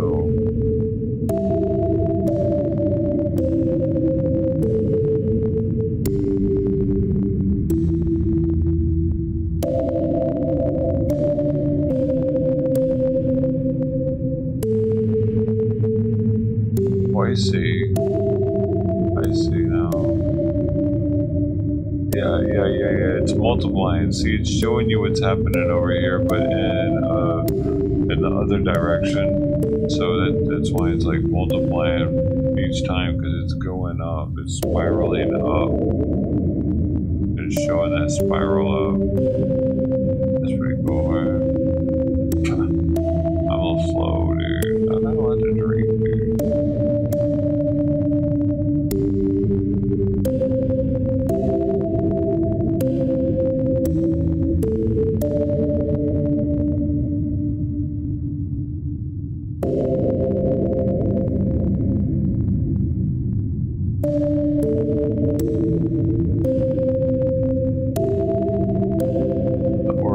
Trail, dude. What about number munchers and word munchers? You had to have had that too, dude, right?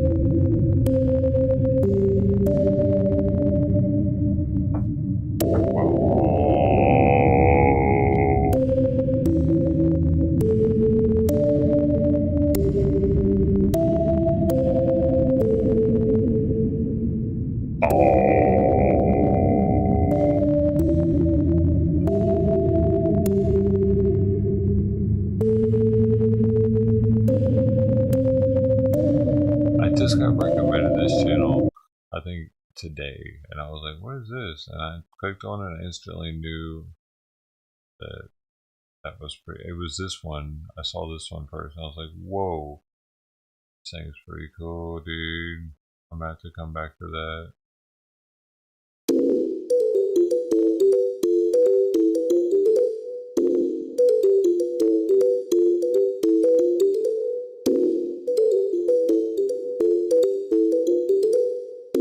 What chooses the speed though?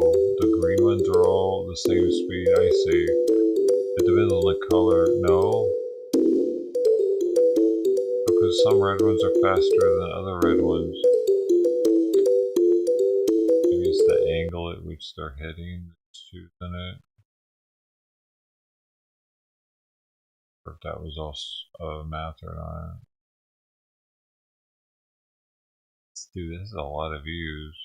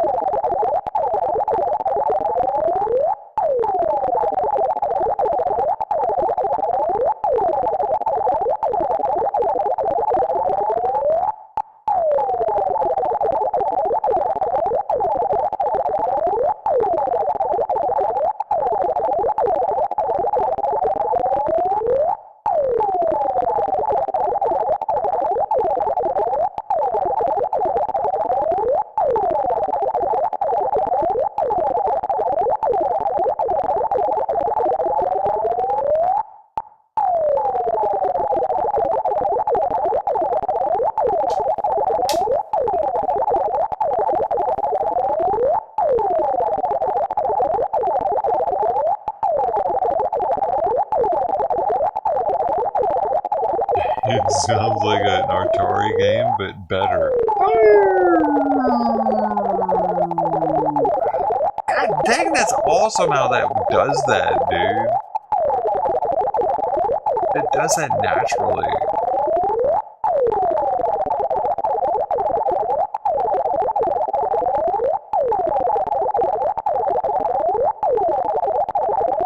That's sacred geometry. Geometry that will never change.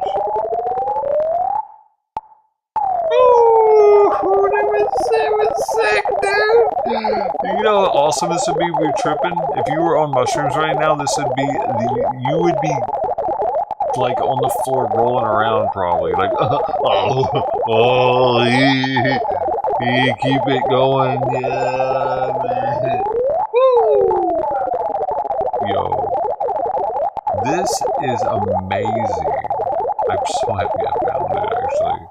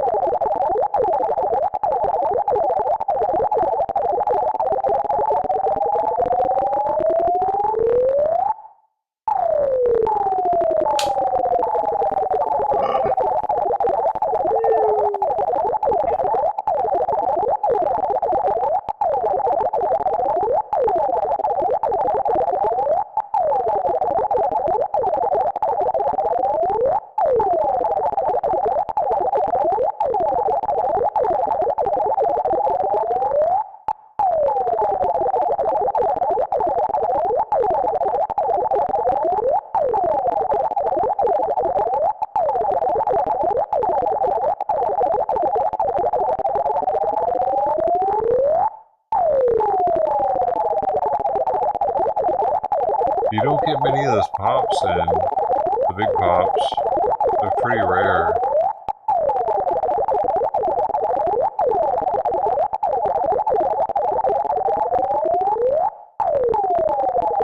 Yeah, we haven't got another one in a while.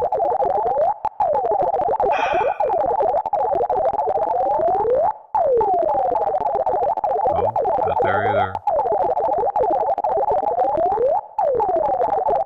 We got really lucky there though one time. It was way back here.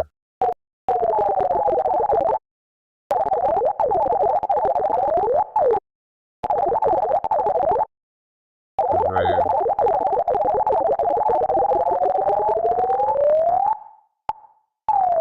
See? We haven't had another one of those. And the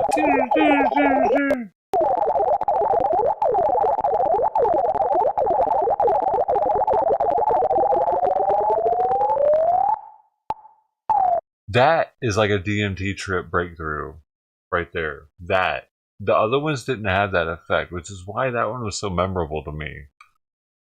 I didn't even look down at the time. I just got lucky with picking where the fuck it was at. But there was only one time that it did that, and that was it. And that is what it's like breaking through. You taking your toes, taking your toes. 1, 2, you get your third one. Or you might hear some crackling or like metal wrappers in your ears or super high pitched train horns or some shit. But you pop, boom, you're breaking through. And it would be some sort of like synchronistic, like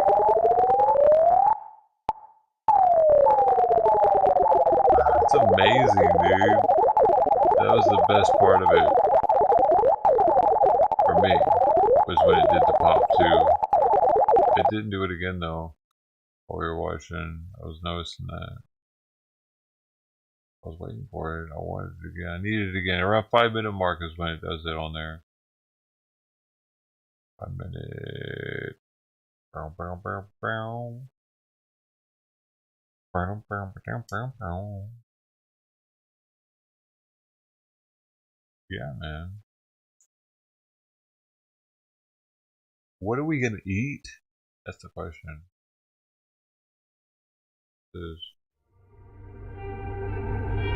No. This is. Huh?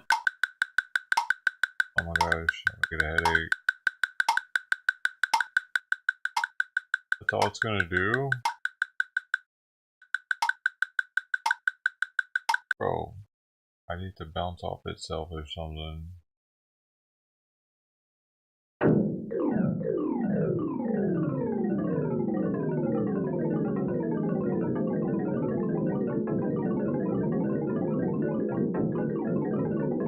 That's fine. Dude, he did really well. They're awesome though. They're teaching. That's why they did well.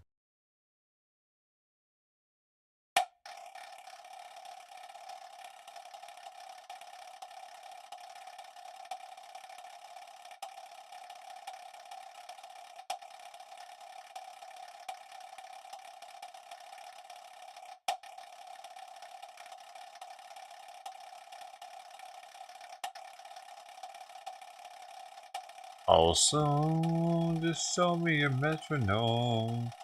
Tell me, dude, you're not eating something? I'm not. But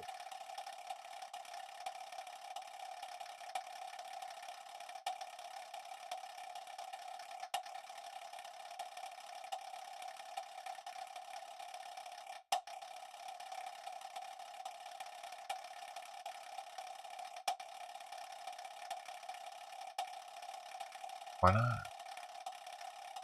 Are you thinking about it?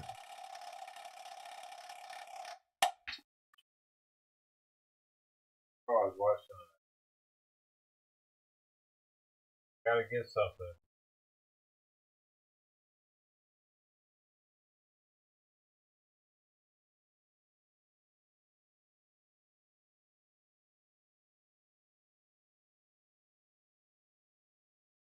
Oh, he's a drummer. Interesting. Anthony's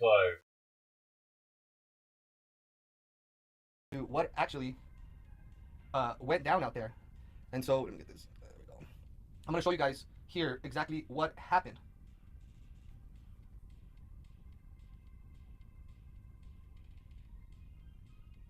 Sorry guys, give me 1 second. Here it goes. You guys see over here, can you guys see the mouse? Over here on this side, you guys see these guys are kicking already and throwing stuff, okay?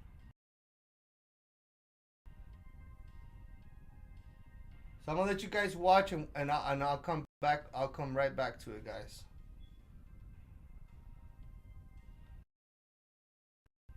Check this out.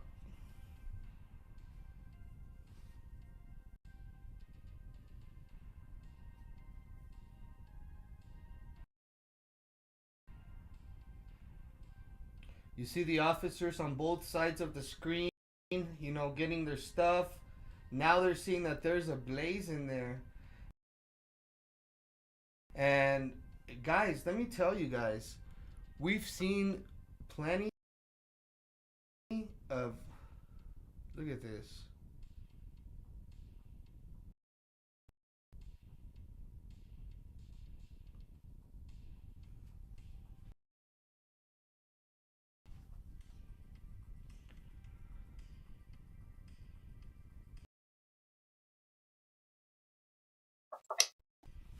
what happened?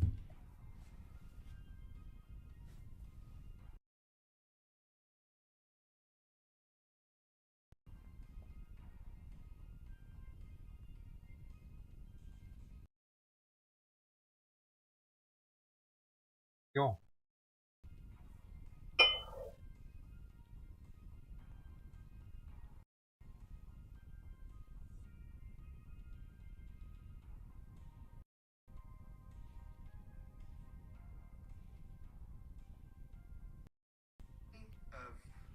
I want to get y'all's input on all of this, guys. Oh, this is the immigrant. The immigrants that burned I want up. to get y'all's input on this because although, I mean, I want to know what you guys are thinking here, all right? Do you guys think that this was intentional? The blame on the agents? Or does the blame ultimately fall on the individual? Okay? Let me put it to you guys like this. if these individuals had been, or had it been jail fire, had it been people in a jail in the United States, and they are protesting because they want to get out, and they start a fire, and they burn themselves down in there, whose fault is that? Okay? You put yourself in jail. Obviously, you put yourself in jail because you've committed a crime. You've committed a crime. So now you're in jail. And what was many of these people's offenses, unfortunately? And guys, I'm not being mean, and I'm not being disrespectful or drugs. judgmental. I'm stating facts. They were boofers. And a lot of people can't see. It's a tragedy what happened. That's why they're there. But let's not start 9 times out of 10 pointing the finger at these officers that are right there. Are you a boofer? Because clearly they're, one, outnumbered. Two, I obviously I was not there to witness what happened prior to this. But we've seen plenty of videos where these people don't quite behave normal. And so, personally, if I know I'm confined within 4 walls, and I know that I have what the fuck is burning next to him? Way or means of getting myself out because I am in so you can see custody, him. because I am in jail, He got because himself I all broke microscopic the down law. there. He got some kind of smoke I probably next to would him. not start a fire in my personal space, hoping that they're gonna go and get me out. There's no logic. And earlier, I commented on this same video that you guys are watching right here, and people about lost their mind on me. Is there a joint next to him or something? Simply burning up or what? Because I stated that they should not have been burning anything inside of the installation. Why are we talking about burning? I was talking about the joint. See? That is wrong. They're fucking with me, dude. Now, why would you There's fire there. It's go to a different country burning. Of course he's talking about and burning. protest somebody else's government, but you don't get brave like that on your own government at home? Never would you have ever behaved in such manner with your government, but you go to a different country, and because you can't see his chat. you let other people gaslight you along the way, you get to the U.S. southern border and you feel entitlement. That's not the way things go. And although it's a sad situation, what did we expect would eventually happen? This is only going to continue to get worse. This is only going to continue to get worse. Do you understand? Repeat it. And yes, we can all, or everybody can say that Joe Biden invited these people. Granted, I'll give you that. But that's not blood on the hands of Joe Biden. Dude, I don't like the guy. Hold up. I don't like the. Hey, here's Anthony. Anthony. So that is some. Anthony Guerrero. I'm moving around. All right, talking about all that. Well, we've got a full chat. We've got 180 likes. We've got 182 watching. I think it's about time we get up to about 200. Let's go. 200 likes. We get the 200. We haven't even been live over here for 39 minutes. I was preoccupied. Oh man. Wolf. We got Jeffrey 100 likes before he even went live. For crying out loud! Surely we can get 200 likes within the first hour. Yeah, sure, pretty good. Don't call me Shirley. Shirley. The whole year. Shut up, Kato. I'll time you out, motherfucker. It's a party. It's a celebration up in here. Celebration. Oh, wow. 1 year of Channel 5, 69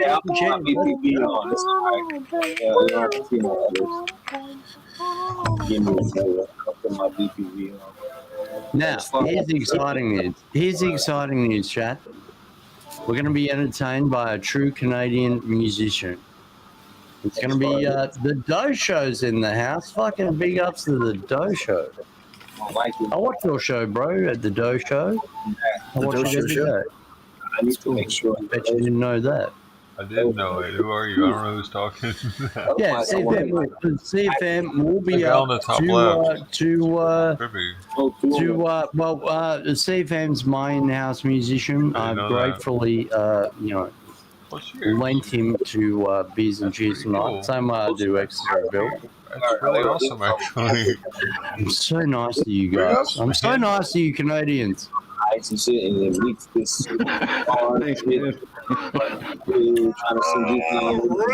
Mostly anyway, I can be an asshole to some. I say big ups. Anyway, I just do the big ups. What do you got there? What's that? Don't say water. Say vodka. Vodka. In the middle. I couldn't see. I said hello. And beer loud. Beer loud. I'll take I got that expensive beer that costs a fortune. Yeah. And gives you I thought I could drink a lot more than I could have, but I guess I couldn't last week. I was feeling it pretty well. Leave it alone. All right. Let's get the shot over with because I hate shots. Oh, it'd be great to see Dosho on the panel. We'd kick. Who would we kick out for that? I don't know. We'll find someone. Good to see you, man.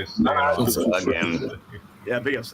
Bill, yeah. All right. Hey, Jeff, did you know you got to stock up in your beer and liquor there because yes. April 1st is going up 6% in Ontario. Yeah, 6.3%. Yes, that's correct. That's right. I appreciate the gesture. That's very kind. Fuck. What a rip-off, Dan. We need to get Wolf Neve on the panel when he drags his lazy ass out of bed. He'll be on a little bit later, I'm sure. Now, fresh in, Jeffrey. CFM is tuning up his guitar. Skinny. Oh, nice. He's ready to come on and entertain us all with his own brand of Canadian music, keeping it in the Canadian slot. You see that? Nice. Liking it. You gotta stretch it out afterwards. Yeah, Polish, here you go, man. Damn it, you know I hate doing this stuff. Always naked, Wolf. Cheers. Yeah, I hate it, but you know what? I have to do it. It is the Naked Wolf. Anniversary. It is the anniversary. Yep. Take Time to cheers. Here we go. Right, No chaser. No chaser. Cheers. Did you do your workout too? Need to have a shows to There you go. Big ups, Jeffrey. Big ups. Way to go, bro. That's right. We've got a spot on the panel. We've got 187 likes. That's a bad number. It's a police code for a homicide. Can we move on from 187 and get a little bit closer to 200, by the way?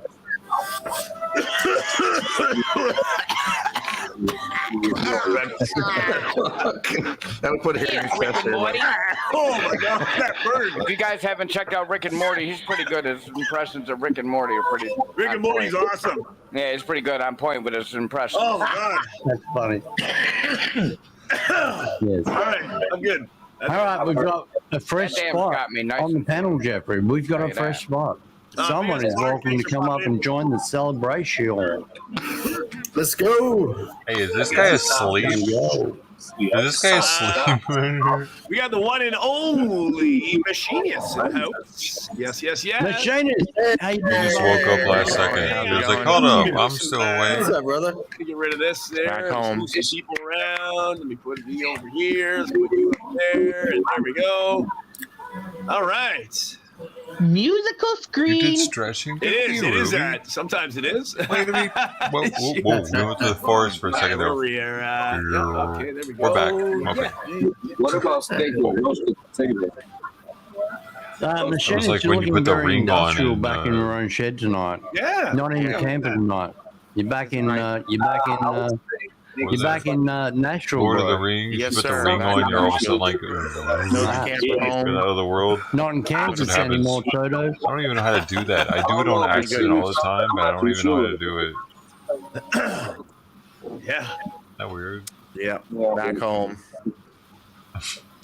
Anybody ever ate some Louisville food tomorrow, that was too spicy and then your throat locked up? His throat locked up. That's gay, dude. Yeah, full panel. Holy frig, man. I said, anybody ever ate something that was too spicy and your throat locked up? Oh, throat locked up. Yeah. I've eaten something that's too spicy, but not throat locked up. No. Like spicy, like And it burns to drink water and shit. Oh yeah. Oh yeah. That means you're gay. Fucking scary. Oh yeah. Fucking You can't scary. breathe in, you can't breathe out. Yeah. Yeah, it's like, what's happening? Yeah.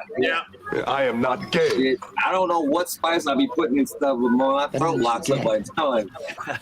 You might be allergic to something. I am Time to stop eating. Oh yeah. Those are great. I'm just gonna peel him. I'll be right back. I'm so excited, and Do the cinnamon challenge. I have relationships with women. That means you're gay. I am not gay. I have relationships with women. That means you're gay. I am not gay. I have relationships with women. That means you're gay. I am not gay. And sex with men. Got news for you. I am not gay. That means you're gay. That's my favorite one to do. I'm not gay. That means you're gay. I am not gay. That means you're gay. If you're not gay, I am not gay. Guess what? That means you're gay. Got news for you. Golden Coin gave me those, man. He chopped that up for me. So I'm always playing with them. Women. This way. Hey, man. And sex with men. Get out of my face. I'm allowed to have relationships with women. And sex with men. I have relationships with women. And sex with men. Man, I did the top comment on that one. The dude deleted. It was so funny too because he broke down what the episode was about, and it was hilarious, dude. But like this group of down low boys that didn't want it to get out to their girlfriends that they were having sex with men, so they weren't willing to testify on somebody or something and give it away in court. So they're pleading the fifth because of their being gay or something. I don't know, man. I don't know, dude. He deleted his comments. So I can't remember exactly what it was, but it was hilarious, dude. It was like, it makes you want to watch the episode. This guy doing? Carry on, and then I'll do a set a little bit later. We'll see if we can taunt and get to rise up and get the. Sounds good. You know what I'm saying? So I'll do one song just to kind of. Tease everybody. Shout out to Tommy, buddy. I know you're in there, man. I seen you. I'm just, I'm in studio mode. So, cheers, buddy.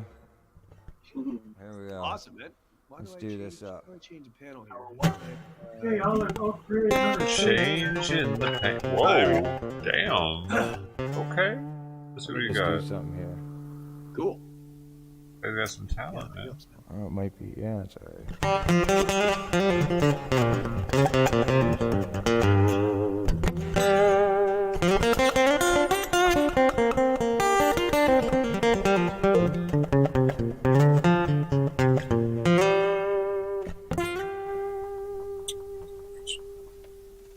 There we go.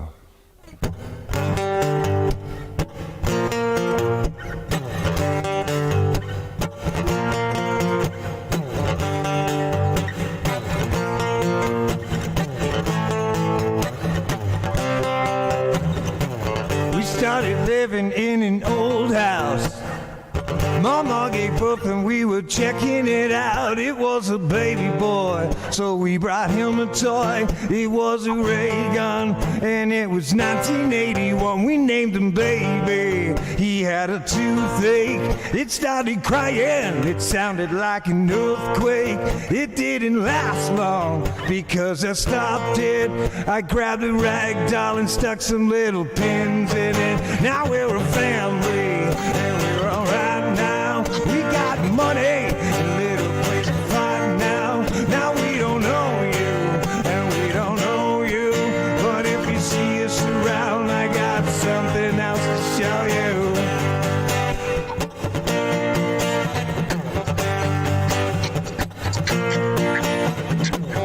I don't know, man. It either sounds generic or it's a cover song. I don't know which right now. Family, and we're alright now. We got money and a little place to fight now. Now we don't know you, and we don't know you. But if you see us, I got some serious clipping going on in my ears from somebody. Shit. Now it ain't easy when you don't know better. You think it's easy, then put it in a short letter. We keep warm, but there's something wrong with you. I just feel like you're the hardest little button to buy. Is this a cover song I need to have? The hardest button to buy. The hardest button to buy, yeah. The hardest button to buy, yeah.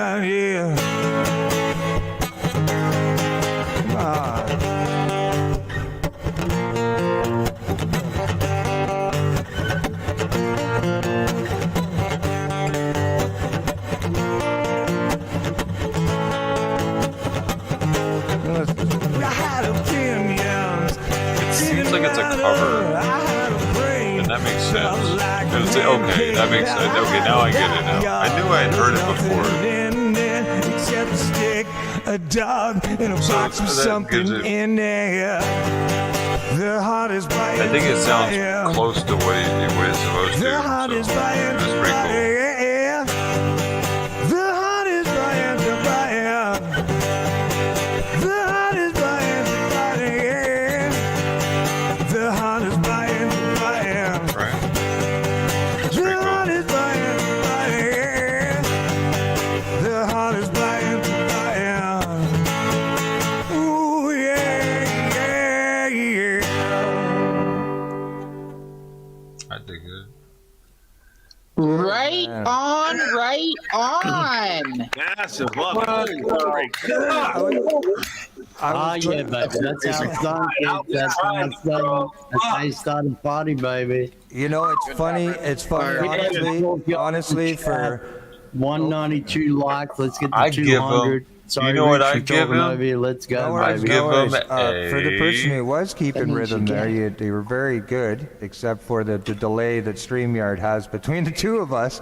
Otherwise, it would have rocked. It would have been awesome. But because of the rhythm there, that was really tricky. I don't mean to put it out there, but. You had to. Yeah, the rhythm. I know, I get it. It was good. I could tell that you were good. It was just I was reverb, trying though, to in the compensate voice. with it for about 2 Yeah, or man. 10 seconds. I was like, all right, I'm gonna go with this, and it just tore me apart. And I Man, slipped bro, my when you legs, said but you hey. started hearing clicking, I It's was all like, good. oh, that's probably me, bro. Yeah, it's all good, man. It's all good. I can't blame you. You know, when you get the groove, you want to get into it, right? So it's a 50-50 Hey, I coin. felt that. I hope one day that we have the delay fixed, and we could do certain things like that. You'll be fine. You'll be fine. We keep working through that. Yeah, For those who don't worry. don't know, CFM is my resident house musician. I've got another couple coming in as well. But CFM's been with me how many months now, bro? 4 or 5 months, something like that. 5 months. Now I'm gonna take a shot. Yes, Andy, that's me. 5 months. Always, man. and 5 it's my months. chat no end. If you're not subbed I up, gotta- just I sub didn't know he up was a now. streamer. I just gotta say real quick. I just wanted to say a shout out to CFM. Rich, I don't know if you remember me from Great Farmer Freelance. I do. Yes, I do. Bro, Yeah. we miss Great Farmer. I'm always praying for him, man. If you ever hear from him, let me know.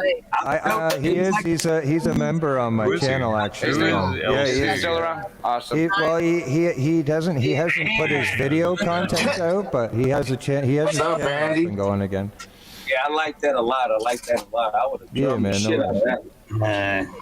Shit, I didn't know what was happening. Shout out, Rich. Shout out, Rich. Miss you guys. Miss everybody.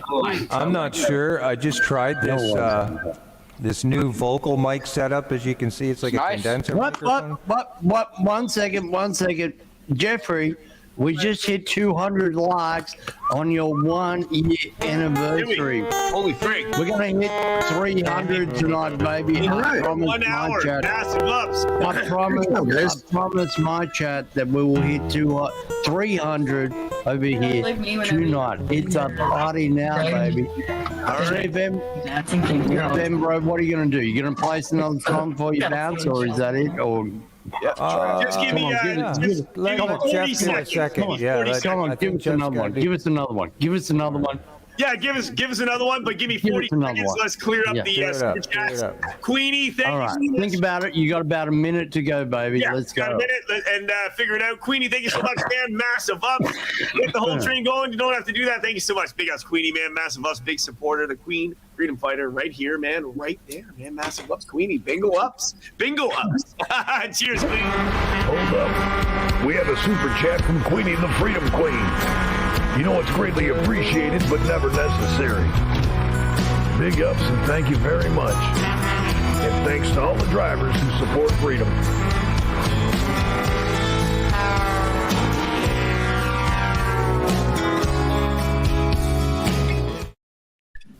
Massive ups, Queenie. Thank you so much for that, man. Cheers, cheers, cheers. Thanks for that, Lincoln. I like that. I like that they put on there about the truckers, the drivers. That's important. Yeah, no, it's all cool. It's all cool. Queenie, it's all cool.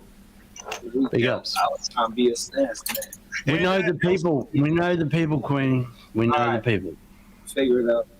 And big ups, LC. Thank you so much, of course. And big ups, man. Thank you so much. Cheers. We have a super chat from the one and only Lincoln Kane.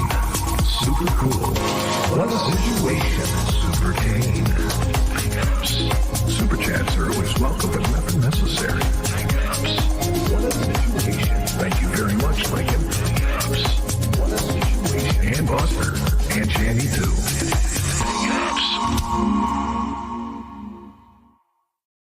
All right, we're caught up. Cheers, and we're back. Thank you so much, That's Queen and cute. LC. Massive ups. That's cute. They added the and Shani too. Yes. Yeah. Yes, indeed. And Buster. Thanks, LC. Big up, Wolf Nave. Oh no. Keeping the train going. What's that? Oh, Kevin M. I'm going to. See, I missed that whole. I don't know if there was a battle or something. That I missed that whole damn night. But that, damn, I gotta get up to speed with that. Kevin. Oh God. I gotta catch up and see what happened with that. But big ups, Wolf Nave, big ups, man. Cheers.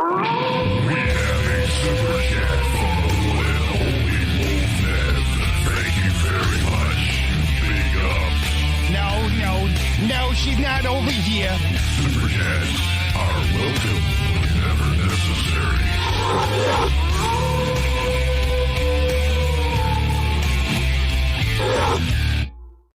Mom, drop me off here. All right, big ups, man. Wolf, sub up the Wolf. And yeah, man. Cheers. Man. Holy frick. I think I just I'm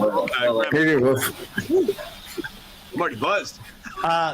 We might drop Wolf's link till he works for it and jumps on the panel. Yes. Oh, well. At least he's finally out of bed now. Cheers. Go Navy. Cheers, guys. That's not a fucking big up. That's a shot. Cheers. Shot. That's a shot. Yes, it was me. Oh, look at he's gonna have a shot. Ilya. Who's doing shot? Oh, damn. That could be an epic situation, man. I don't drink. There's Very a rarely. see you, man. YouTube's made me drink. Yeah, guys. Hey, big ups, Good to see you all. Hey, buddy. That was some Christian Good to see you, man. Coca-Cola. Oh, nice. Oh. Status quo in the house. Damn it. Yeah. That is cool, man. I'm not sure if you know about deer piss. I know you've been hitting them trash cans. I don't know what the fuck those are, but there you go. There goes some. Yeah, okay. Was that Jaeger? Jägermeister. Yeah. Yeah. That's good. Jaeger, yeah. That's good stuff. You see Jag a little bit, but yeah. I'm so sad. I want to play along. You're on the list. Oh, my God. Maybe I got to do these two while I'm away, too. I got to figure this out. Yeah, you're on the list. So they didn't really know it's real. Yeah, status. I didn't do yours yet, man. I still have to do yours. Damn it. What a good night. Happy. What the fuck day is it? Happy Tuesday, guys. Taco Tuesday. Happy Taco Tuesday, baby. Happy Tuesday, status. Right. Thank you so much, man. And cheers. Thank you so much. I gotta go real. Yeah, do it up, man. LC on continuing building channels, unbashed and shameless promotion. Oh, by the way, cheers. Status. We got a super chat. What's the situation? Look out. What's the situation? We got a super chat. Look out. What's the situation? Ladies and gentlemen, we have a super chat. It's greatly appreciated, but not necessary. Thank you. What's the situation? We got a super chat. Big ups. What's the situation? Big ups. Cheers. Thanks for that, man. Thank you so much. I need to grab a drink real quick. Jeffrey, I will ask that you mute the panel. That will save the clipping in the headphones and stuff like that. I already figured out what that was. All right, cool. We're good. Big ups, laced ups. Big ups to you, bro. I was just crying. Did that 1 gram dab like a fucking rock star. Like a champ, and I'm still fucking here, bro. And I'm still fucking here. Like, by the way, like, let's get it. Like, you want me to do another one? Nah, I'm not gonna. Cool. I'll just say it's actually better if you mute your own microphone. Then I don't have to worry about. Right, I will. Everyone mute themselves. I always mute myself. But if you mute it yourself, it's easier. Then I don't have to worry. As soon as he does, I always do. As soon as he That's the same thing. It's easier to do it yourself, but. Yep. It's all good. Yep. Mm-hmm. Oh yeah. Not troubleshoot. Charging. There we go. Charging. So what's laced up? That's what I do. That's laced up. That's what I do. I all right. Go time, Jeffrey. Go time. It's go time, baby. Panel. As soon as all right, let's do like panel. If you can mute yourselves now, we'd appreciate that. It'll save him a lot of drama. If you can, I'll get you. If you can't mute yourself, I'll get it after. If you can. All right. Thanks, guys. Good to go. All right, let's. I thought I'd pull this. Let's go. Try something I haven't cracked out in a while here. Let's give this a shot.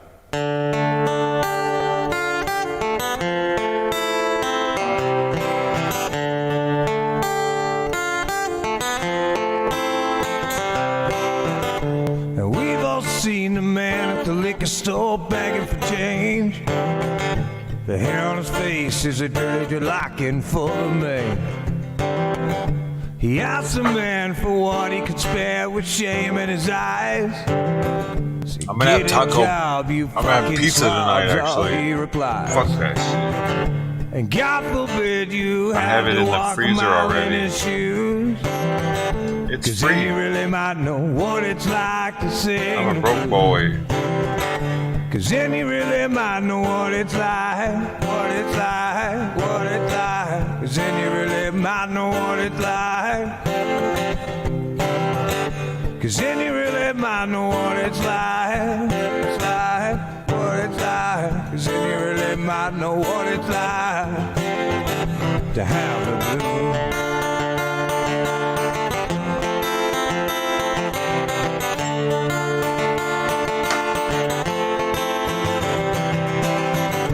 Mary got pregnant from a kid named Tom and said he was in love. Said, don't worry about a thing, baby doll, I'm the man you've been dreaming of. And 3 months later he said he wouldn't date or return her the calls. She swear, goddamn, if I find that man, I'm cutting off his balls, yeah. Then she heads for the clinic and she gets some static walking through the door. They call her a killer and they call her a sinner and they call her a whore, yeah. But God forbid you had to walk a mile in her shoes, 'cause then you really might know what it's like to have to choose.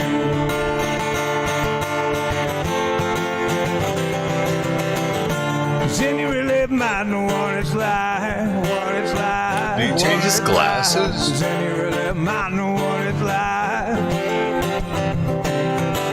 'Cause then you really might know what it's like, what it's like, what it's like. 'Cause then you really might know what it's like. I need to know.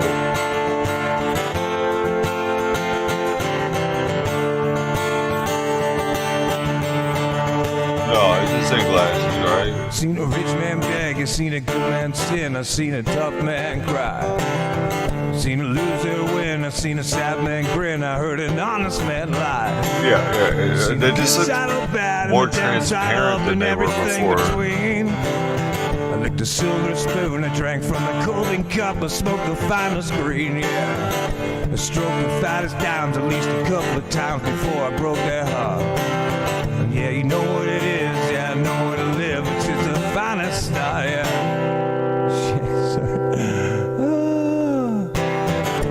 We know it ends, yeah, usually depends where you start, yeah. This kid named Max, who get his stacks, man, his fucking legs keep moving on me, yeah. He liked to hang out late, he liked to get shit-faced and keep the pace with the thugs, yeah. Until late one night there was a big gunfight and Max lost his head. He pulled out his chrome 45 and said some shit and wound up dead. Now his wife and his kids are caught in the midst of all the pain. You know it comes that way, at least that's what they say in the game, yeah. And God forbid you had to wake up and feel the news, 'cause then you really might know what it's like, yeah, to lose. 'Cause then you really might know what it's like,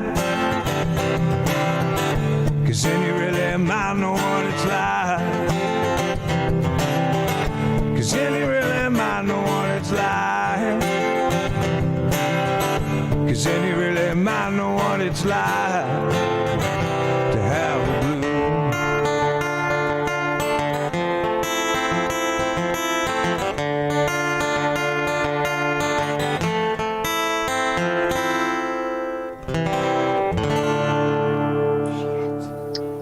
Deadly.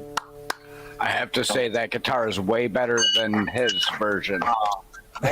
You know what? That don't make no sense. Oh, man, I Awesome, don't know man. Big ups, bro. Like Everlast, one of my favorite rappers from the '90s, bro. Like keeping it real. Like that dude just knew how to keep it real. Whitey Ford.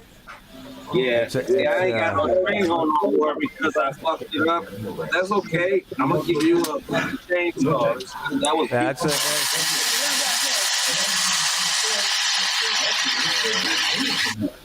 Someone pops that shit or just done that. That was beautiful to me.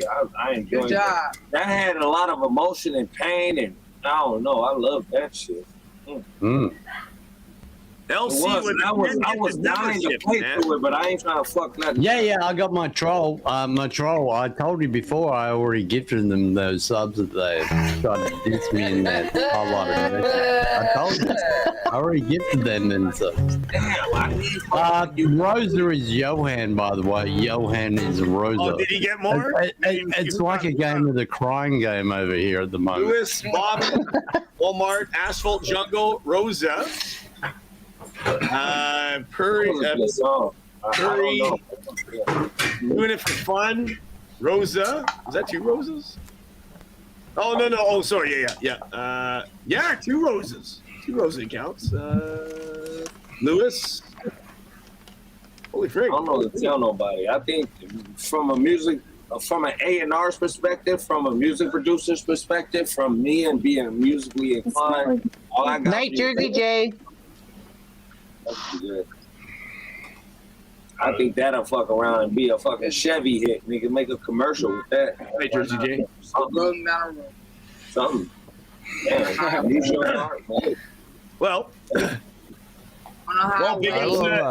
don't know it's a real song LC on the already, or gifted side what? of the membership game. If you got a free gifted membership, this is the man you got to thank, Mr. LC Lincoln Kane. We have a super chat from the one and only Lincoln Kane. Super cool. What a situation, Super Kane. Super chats are always welcome, but never necessary. What a situation. Thank you very much, Lincoln. What a situation. And Buster. And Shandy, too.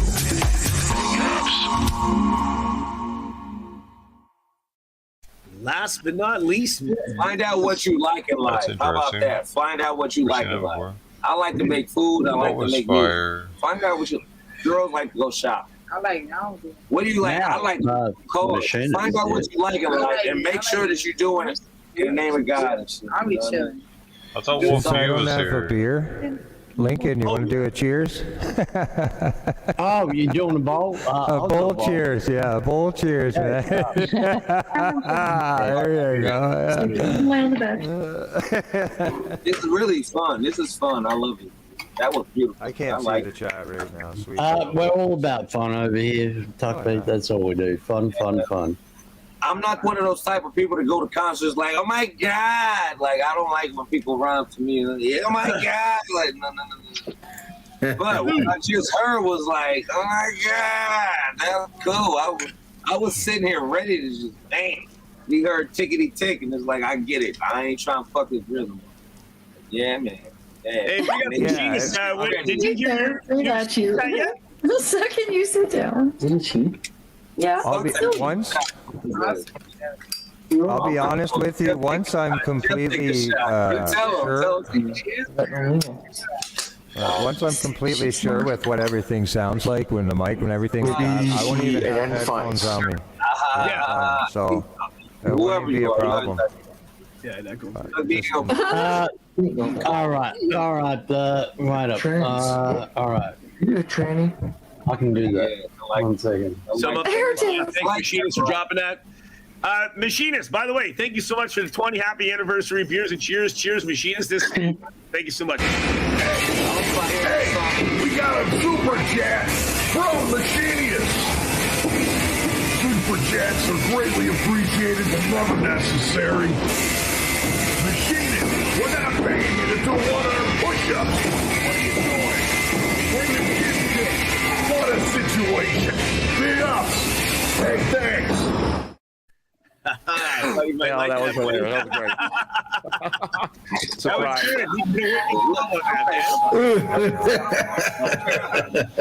Somebody was watching. That was a good one. Oh no. Holy. That was a good one. Look at that joint. Somebody must have got a little stuff. Yeah. I don't know. That's okay. Just don't pass it to the left because we ain't no leftists. Yeah. Like that. Pass it down. Yes, I like that. To the right. To the right. I like that. Lincoln dropping the bomb. $50 for Tuck Beat to put a shirt on. I'm still far behind. I'm trying to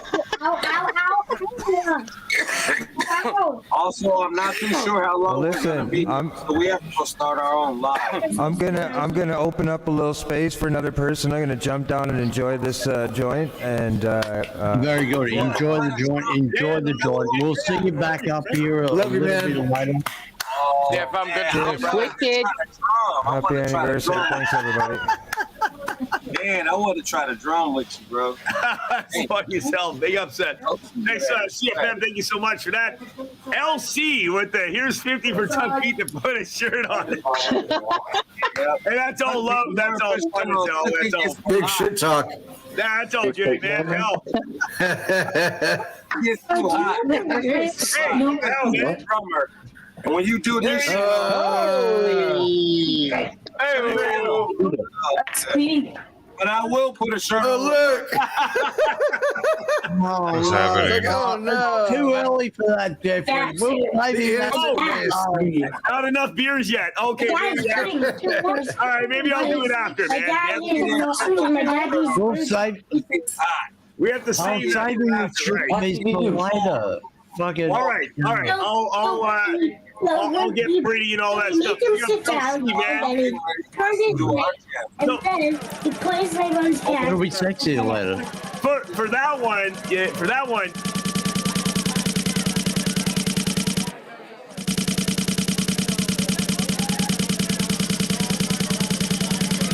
Hey everybody! We're 100 Gex, and we're gonna play some songs for y'all. Sorry in advance if we fuck up. We're not very good DJs.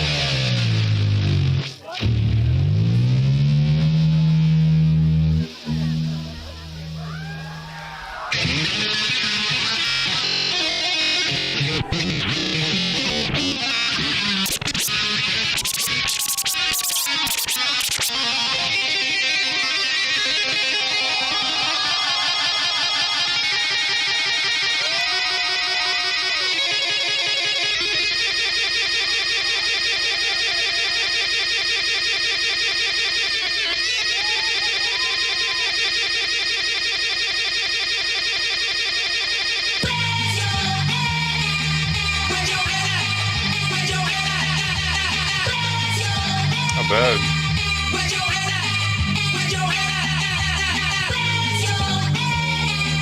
This was 2 days ago.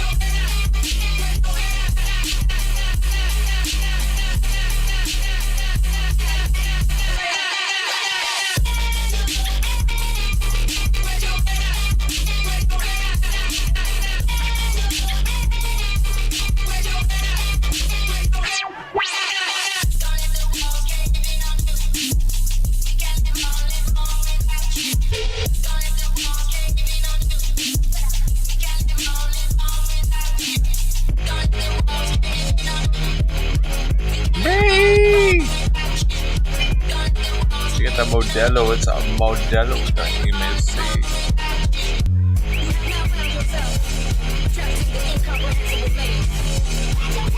I just want to see if they're actually good. I never heard of them before. 100 Gex.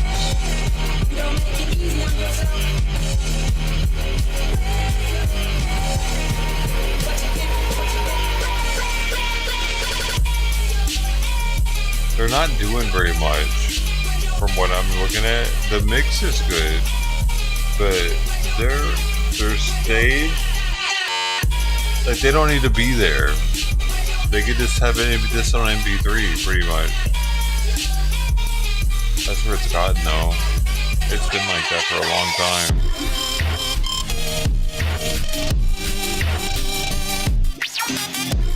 That's the thing. Like, for instance, like, because when you look at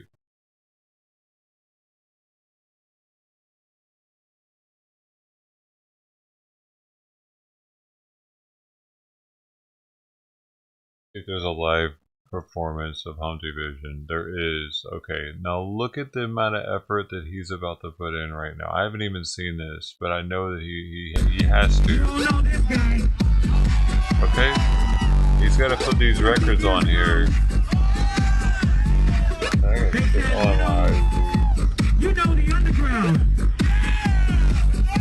You know. Better show us.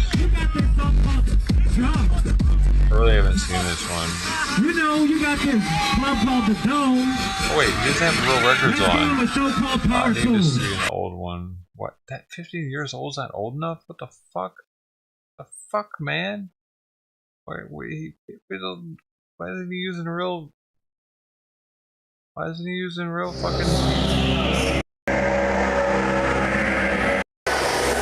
How old am I? See anything there? I can't believe he's not using real. Fuck, he was at Red Rocks? I didn't know he was playing Red Rocks. But he didn't play Red Rocks with real turntables? I'm actually blown away. I'm fucking depressed now. I can't believe he didn't use real turntables at Red Rocks. When was this? I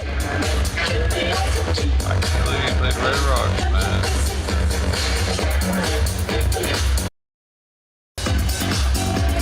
After I lived there, but before. Oh, that's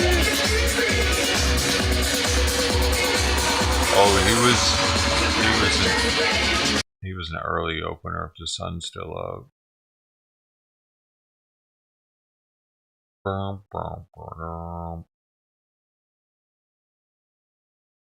You've heard that whole mix? Wait, that one I was just listening to, that's on your playlist or something? Can that you put exact 20 in the whole middle? mix is from I'll be happy that one.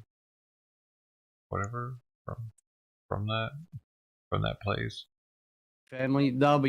It's you're the reason I got recommended. Very big ups to them. Craig Rusin's in You're the in chat. chat, and all of a sudden I got recommended that. The Boiler Room. That mix, the Boiler Room mix. Machiners. How's it going, Just buddy? do it. Sure, man. How you been? Cheers. Doing great. Cheers, brother. Nice that I'm home. It's different. Yeah, that's good, man. Yeah. How's the air? Smell better? Yeah. I have to check I the don't know. pizza, Kansas dude. doesn't smell like anything but Do you know what that's like? cow farts. Tennessee smells like grass, I guess. I don't know. Yeah. Sure, I get it. Wait up. Is House of Bad Influence wife dissing him again? What's going on in the background, like mate? Yeah. I think he's always getting in trouble there. Craig, don't tempt Craig with a good time. He'll be all up in that. He'll be like, I'm gonna go look at it. What was that? You in trouble, Influence, or what? What? No, I'm okay. Oh, it's not you. Oh, who's in? Oh, it could be John. I might be in trouble. No, What? he's muted. What do I do now? Probably something. Oh, I don't know what it is. Oh, well. It's not me. There ain't nobody else out here but me.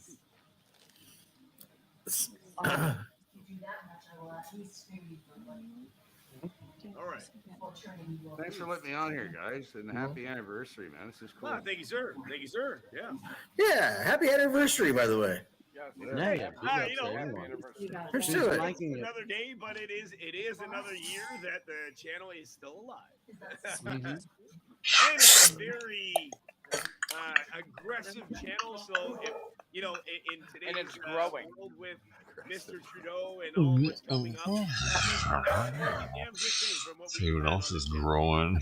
great, My man. cactus. I'm so happy to be on the panel. I'm a plant. Yeah, man. I know. Thanks. Cheers. Cheers, You bro. wish I did. Cheers. My plants all die. Definitely support you from the My States. The United plants States all has die freedom on your because I mind. kill them. Oh, yes, because I I have can't freedom keep here, them man. being And I alive. will always support it. I'm sorry, plants. I can only keep mushrooms alive, not plants. Has freedom. Only oxygen breathing things. Oh, the amp. Yeah, Tuck beat. Yeah, the amperage. Yeah.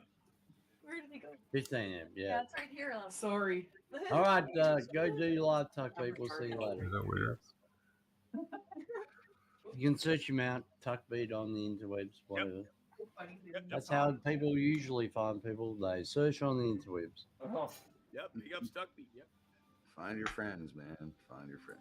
I am drinking way too fast. That's a problem. That might be a problem. Oh no, that's not a problem. Oh no, that's never a problem. Yeah, yeah. I do got to get out of here. I got to take the dog out and get the kids to bed. So, cheers to a wonderful year and another year ahead. Growing Gotta another pump it double up. in subscribers and spreading the truth and A wonderful spreading the fun. year.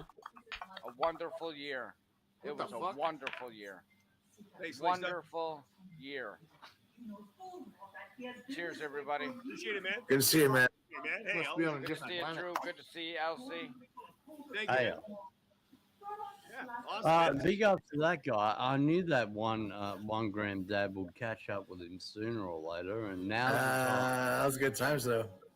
Oh yeah, Everybody, oh yeah. everybody good wants that white pill thing. That was kind of a time. white pill. That means we got 3 more spots on the panel for the party people.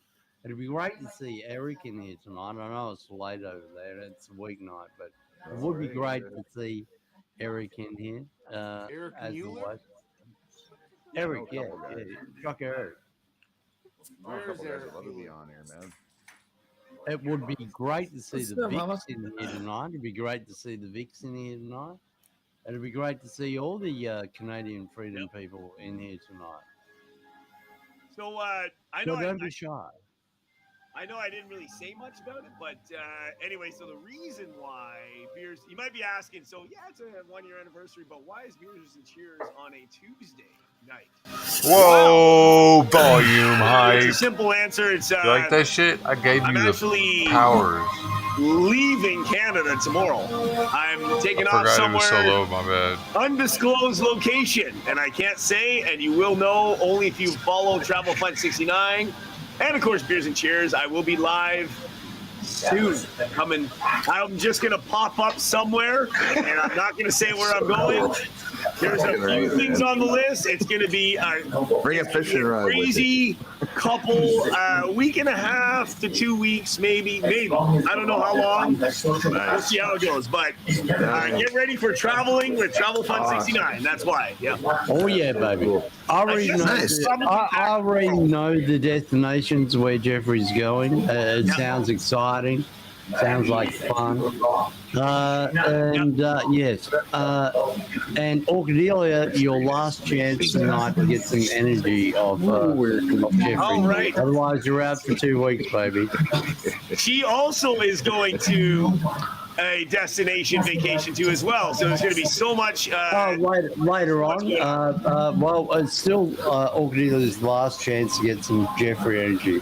Is Orcadelia there right now or not? She's downstairs in the living room on her computer, I believe. Oh, really? Why isn't she on the panel? Yeah, she should, right? Because there won't be feedback. She could go up. She totally needs to be on the panel. She could get on there. Hey, big up. Hey. Wolf Nate in the house himself. Big up to you, bud, man. What's up, love maker?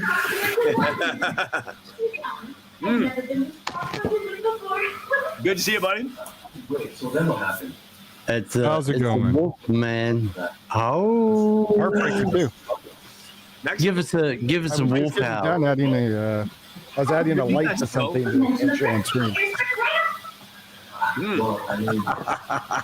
got the TV on in the background? I can't say. All I can say is I haven't even started packing. Oh, there you go. Really? You haven't even started. I have not started packing yet. Get Orcadelia and pack for you. And you know what else? The second cosplay outfit and the thing is, I haven't even pack for booked you. the hotels yet. What? I've got like nothing planned. Nothing planned. It's awful. It's awful. You're used to it, man. Last minute, you're just boom. It's going to be really last minute because I don't have much time. Yeah. 209 likes. We're 89 likes shy, about 300 gold. So keep smashing the like button. Big ups. I have to get some sleep. I only slept 3.5 hours yesterday. I have to get some kind of sleep. Man, I'm not saying anything. You can't. People can't get my destination out of me. It's a secret. A secret's the secret. All the destinations, actually. They sound pretty cool, man. Yeah, should be good. Should be good. Yeah. Should be very good. Yes. Wing it. You actually can't. Just wing it. I mean, I wing it every show. something, but yeah, some countries We all do. require you We all to do. prove that you're leaving, which means you have to prove that you have a flight booked out. Otherwise, they don't let you in. Smart, kind of. Yeah, but yeah. Now, Wolf, we won't be allowing Kevin M on tonight because we're keeping this one for posterity's sake. It's a 1 year celebration. Anthony's still alive? Anthony actually still alive? What are you talking about? So I just wanted to jump on here, talk to you guys for a little bit, and I will see you guys. We're taking off right now. Back again tomorrow for a little while, and then back on the border, baby. So you guys have a great night. Thank you for joining me. And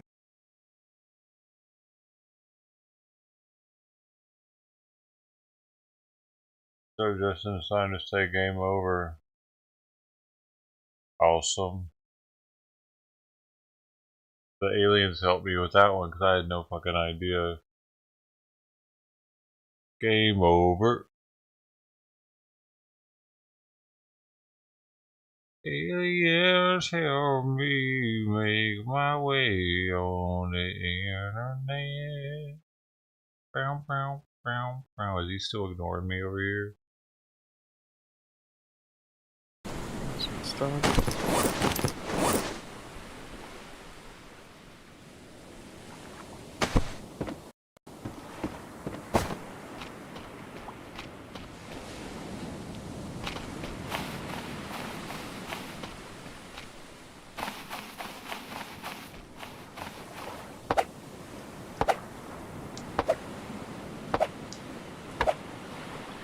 What we should have done is we should have traveled to grab wood from other places.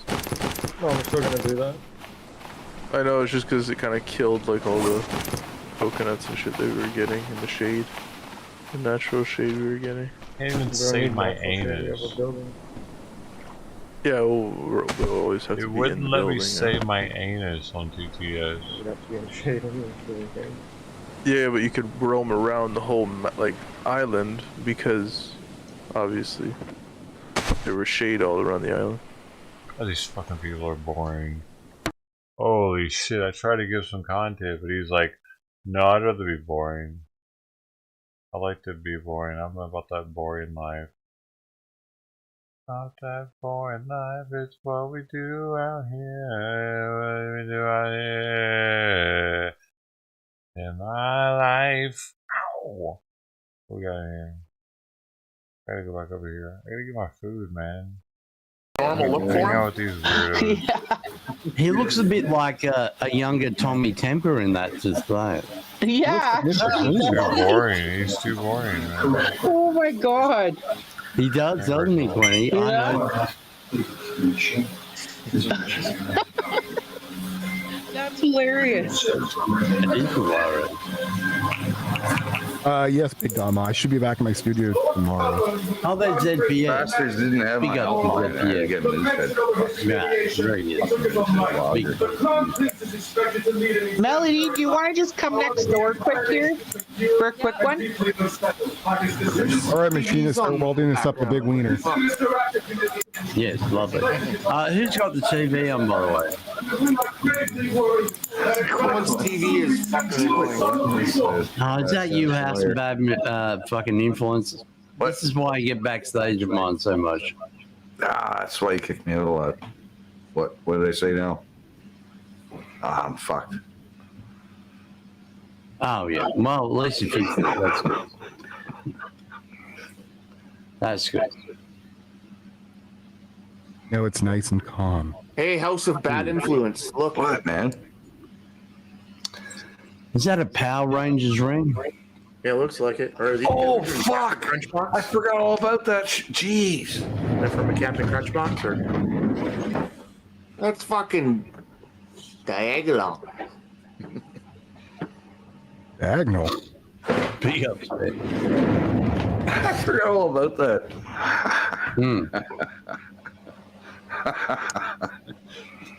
The Power Rangers ring.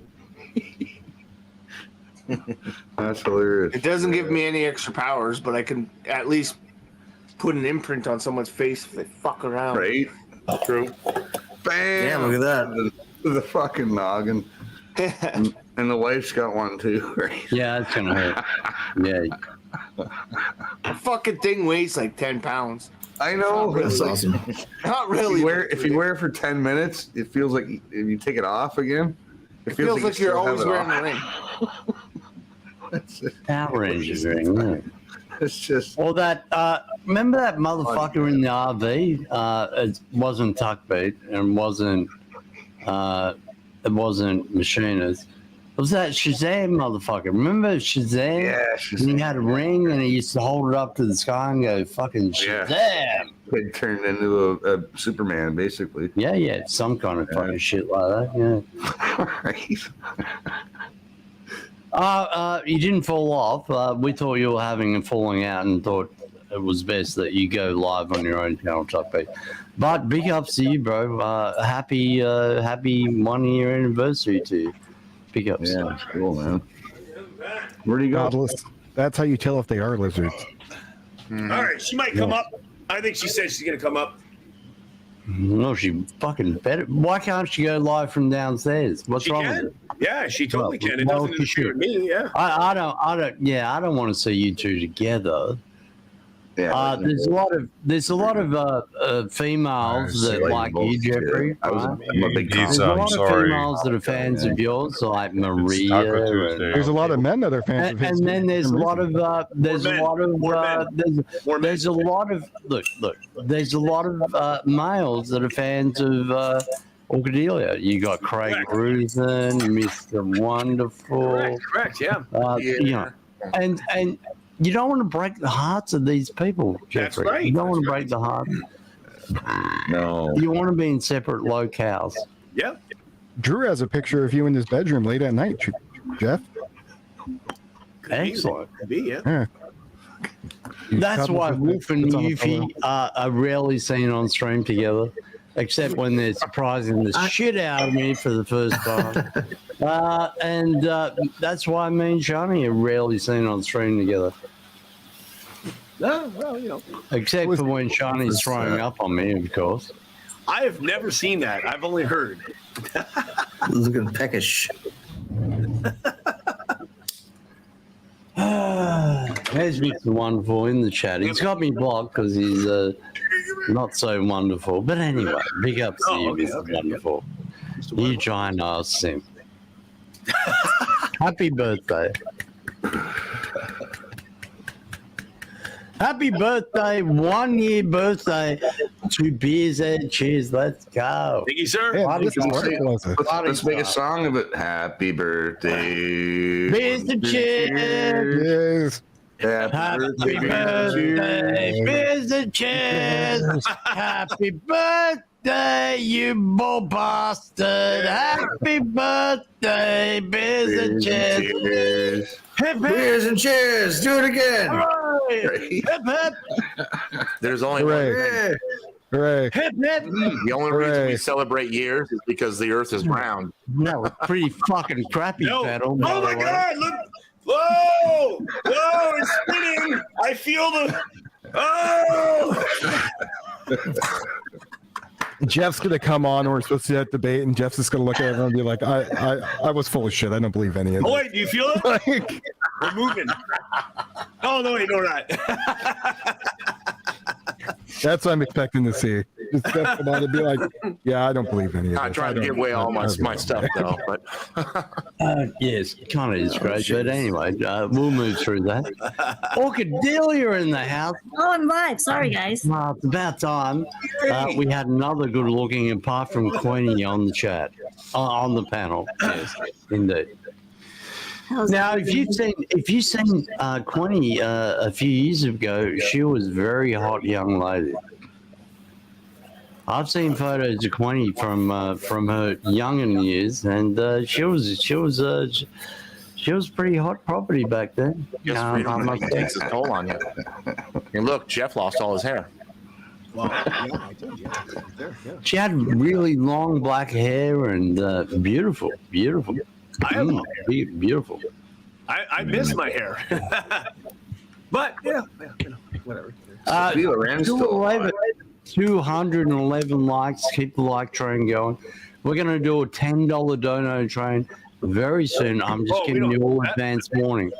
$10 dono train. We're going to do it up. That's too much work for me, man. I got to press buttons. Yeah, don't worry about it. No one's getting it. There'll be too many $10 that you'll be here flying fucking flies out tomorrow. I want to do stuff, man. No, I'm not fighting with Kevin tonight. We're making this a nice stream, so it stays up. There we go. Oh yeah, is Kevin here? Where's Kevin? Oh yeah, no fighting with the Kevin tonight. No, that's right. Posterity's sake. We should get Kevin and Frank back in here. We've got one more spot on the panel. Let's go. Ordelia, you got long hair. Look at you. How happy are you right now? You're downstairs at Jeffrey's. At his house, he's upstairs. I'm downstairs. Yeah, that's right. That's why I said you're downstairs. Lady. Right. Yeah, his office space is quite small. Yeah. Look at there's it. Look, it's big, but it's I don't know if I can show you without. It's mayhem. No, don't show it. I don't show it. Don't show it. I don't want to. I don't want to. Yeah, don't show it. No, I don't want. No. Not necessary. It's not necessary. I don't want to. It will take out all the allure. Yeah, there's a lot. Not necessary. Not necessary. Take out all the allure of the room. I can show you what my front view looks like. Oh, that's even worse. However, every auction, more boxes get out. That nothing comes in, only goes out. The place is crazy packed. Yeah, I don't care. You can show it if you want. It's all product. Today on Hoarders. Well, you got shit for sale, man? Fucking. It is non. You want some baguettes? So for 2 years, I overstocked, and I effed myself out of a house where I can live in. I can't live in the house anymore. It's in 2 years. I think it's 3 years. No, you can accumulate stuff very, very quickly, man. Yeah, and it sits there. I've been selling all the time. I sell all the time. Yeah. But, it is what it is. Oh, that's right. You got some eBay stuff going on, right? Yeah. So even where she's sitting, she's probably in the only spot where she can sit. I don't want to show you what I'm looking at right now, guys. Why not? It's to the ceiling. It's to the ceiling. So pretty much, he's filthy rich. All right. Show us. Started hoarding. No, I don't want to embarrass Jeffrey. Hey, I want that. You want embarrassing? Cool. You are not embarrassing me because in 2-3 months it's going to be gone. I don't care. Yeah, go ahead. Okay. Let's make a wager. How long will it take for this space to be gone? Yes. So what's your wager, Jeffrey? I'm going to need How about just kick? Hi, Angie. I don't know. I need 2-3 months to get rid of every. I know exactly 2-3 months. Okay, so by the end of June. All right. By the end of June, right? Show us the field of vision and give it some depth as well. Okay, are you guys ready? Because Jeff's giving me permission. Everything went all right, sweet. Okay, let's go. So this is the main living space. It's not fucking just a room full of black dildos, is it? No. Not dragon dildos. No, they're purple ones. It's not hoarded. It's not garbage. It's product. It's product. Ain't no cock like it is product. And okay, product, but junk that's not. Okay, put me on the big screen, babe. Oh shit. Big screen. It's big screen worthy. Oh, all right, go ahead. Big screen worthy. All right, guys. So this is the corner of the living room, which somewhat is the cleanest spot. Lower. Yes. But Jesus. See the kitchen? See what that kitchen looks like already? What the hell, man? I'm busy, man. That's beer lounge. It's in your house, Ross. Beer lounge. That's just a corner section of the kitchen. That's beer lounge. You see that part? It's gotta go. Jeez. You need better boxes. That's beer lounge, man. That's beer lounge. Hey, those boxes make money, man. Are those I turntables? need better boxes than that. Yeah, those aren't mine. Those aren't mine. That's not mine. Yeah. Does Jeff have a hoarding problem? Absolutely not. Has he got a brown box? They have wardrobe. No, they have wardrobe boxes that actually. He's got a thing for brown boxes. I can tell. You see it. Wardrobe malfunction. They have wardrobe boxes that have the actual hanger. Holy boxes everywhere. Are those pizza boxes? I moved professionally, guys. Shit. I'm serious. No, it's good. It's good. Everywhere. You can take a nap in that. Big ups, That's Joe. supposed to be the hallway there. That's supposed to be the hallway. Oh, it's still the hallway. That's where people That's go the to hallway. die. It's called the storage hall. Shadow go past. Oh, it's still the hallway. You should go take a dive. Just kidding. So Go then dive there's into the it. door to the outside. So the space. See it, guys? No, we can't see anything. It's just boxes. Yeah, that's what it is. It's a. You know those are. You know the saw blade. Look, no, wait! Don't go so fast. Those are brand new sinks. Those are all industrial saw blades. They're like $300 each box. Okay, but how long have they been For sitting what? here? Where do they go to? How long has this product been sitting here? Those are all Saw blades that fit. Those are all How long has sinks. it been leaning like that? Sinks. Yes, indeed, I do. They're all brand new sinks. All kind of brand sink, new man? American standard sinks. Nice. Yeah, Stainless. they're actually good. Stainless. Pickle and Fisher over there. Oh shit. If you have a friend who has a Of problem with course. hoarding, Well, call you know, the Wayne funny Hunter. thing is, it's Go to like, yeah, dumpster. but you know, I used to have a lot of house parties, but like, who the hell comes over to see me? Nobody comes to see me anymore. I don't care. because you don't have the room. You live in Circulon, man. Yeah, what are you gonna do? Have And a house everyone party like wants Sale? shady on chopped liver. Have an unboxing party, Jeff. Oh, you live Yeah. in Yeah, yeah. Well, that's nice. Jeffrey, aren't you a carpenter or something?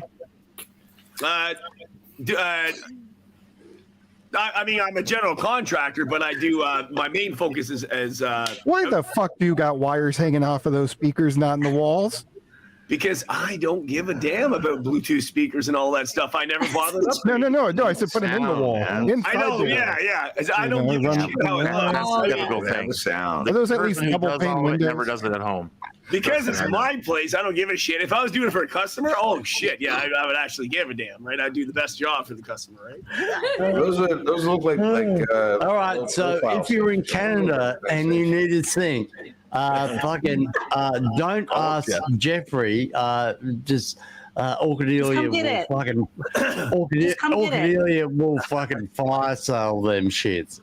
You want a $10 sink that's probably worth thousands? Fucking hit up Orchidelia on fucking. You know, I know a plumber in Come Canada and who get would that probably shit. buy those. $10 fire sale sinks. Shit, I bro. have the key to the Things go house, in- so just come get it. Look, yeah, wait up. Sinks, you understand, like, Nice. if you're going to be a trendy influencer these days, you got to have a trendy kitchen, right? You got to have all this shit. What is my email? Those sinks, Jeffrey, they're probably already 2-3 years out of date. No one wants them sinks no Good. more. Oh no, I don't want actually, you know what's funny?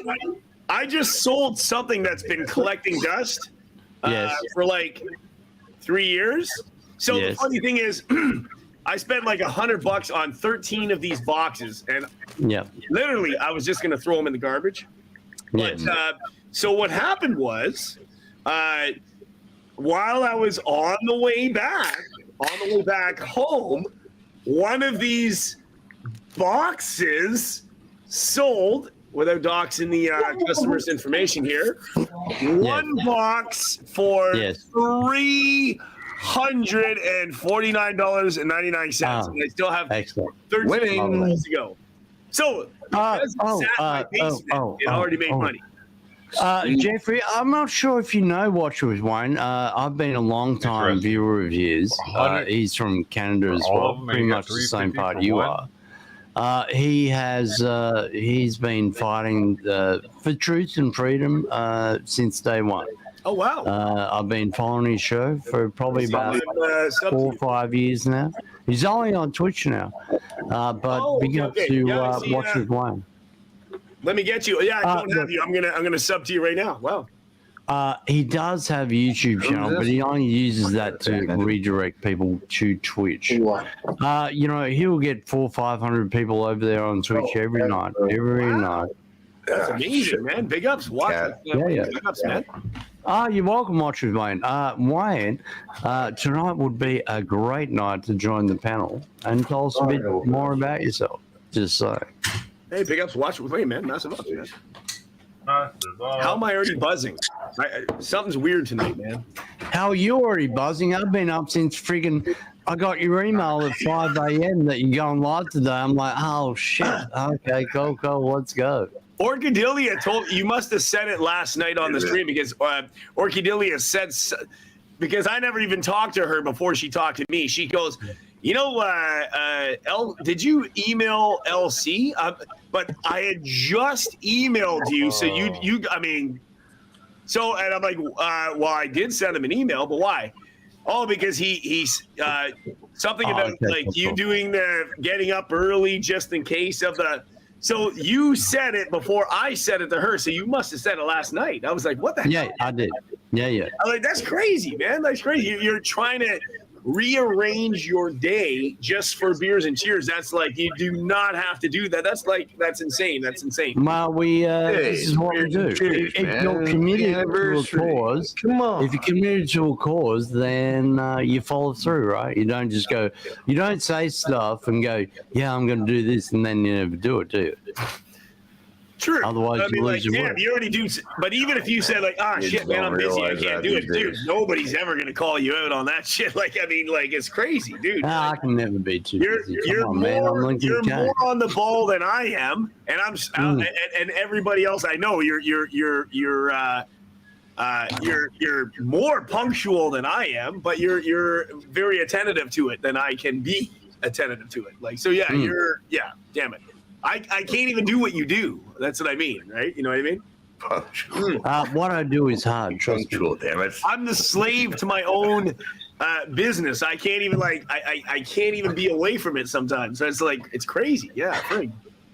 Damn it. Yeah, but spontaneous it's not crap, part of your business though too, right? Jeff? I'm going to tell you the difference with money making. If it's been sitting for over 5 years, you're not making money. You've already bought the stuff. It's yes, sitting true there. and no. That is true. Because you're paying storage for half the shit that's in the actual storage unit. Correct.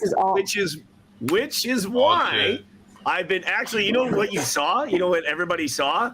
It was way worse than that. I mean, way worse. I've already done 3 auctions, and it was sky high to the ceiling. So I've already been clearing out stuff. Every auction, more goes out, but nothing comes in. I refuse to buy until everything goes out. Oh, sorry, puppy. I'm doing good. I'm doing good. Yeah. How about for every $100 someone donates, you destroy something with a hammer? Really? That's a good idea.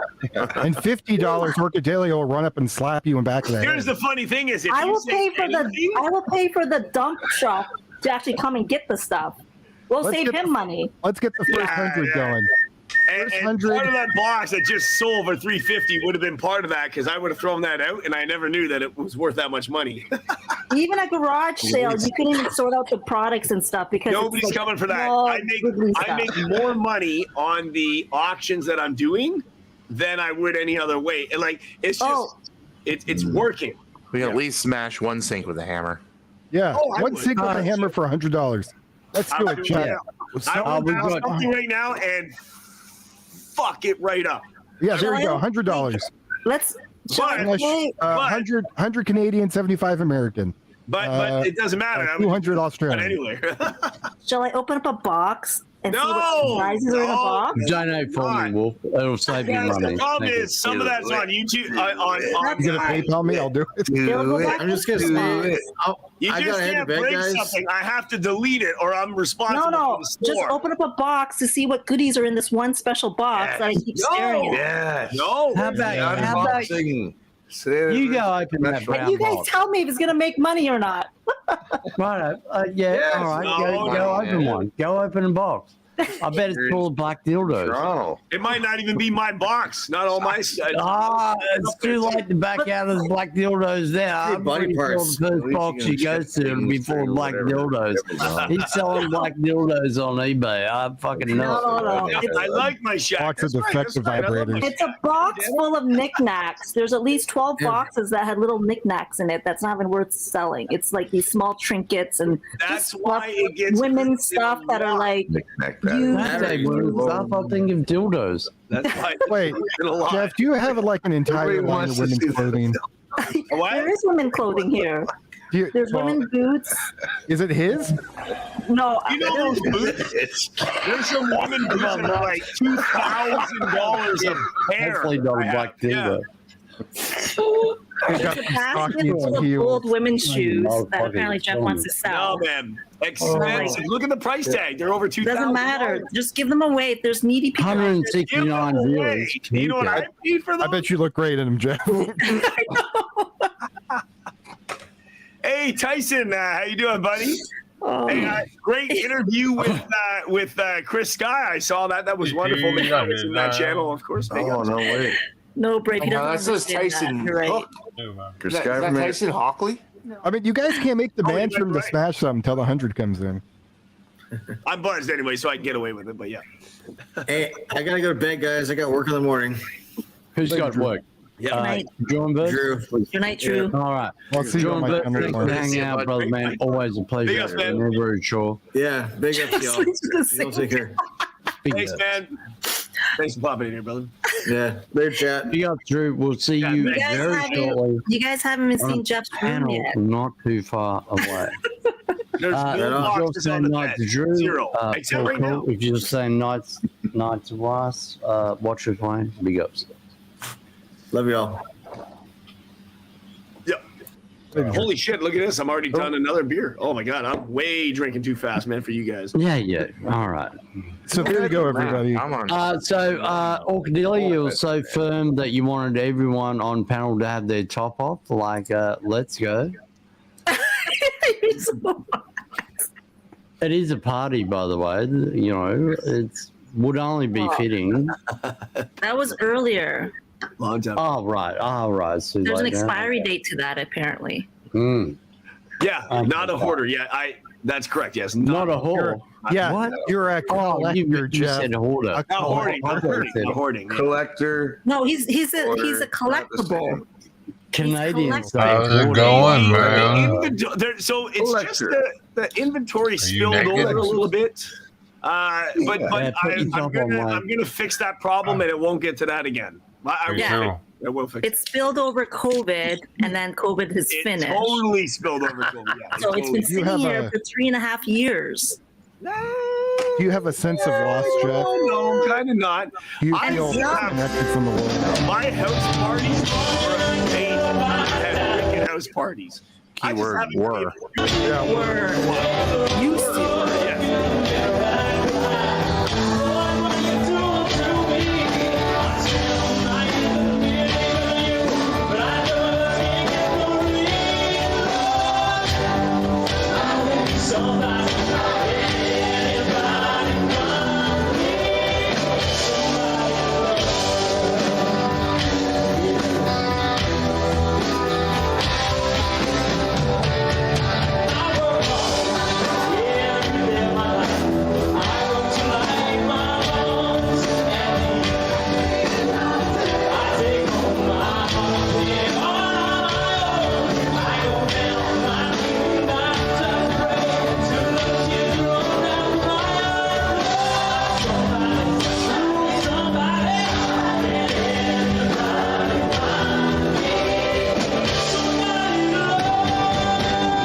The big zipper pull tab.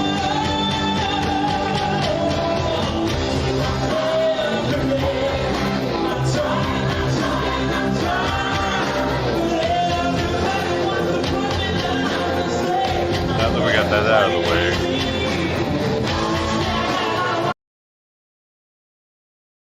Yeah.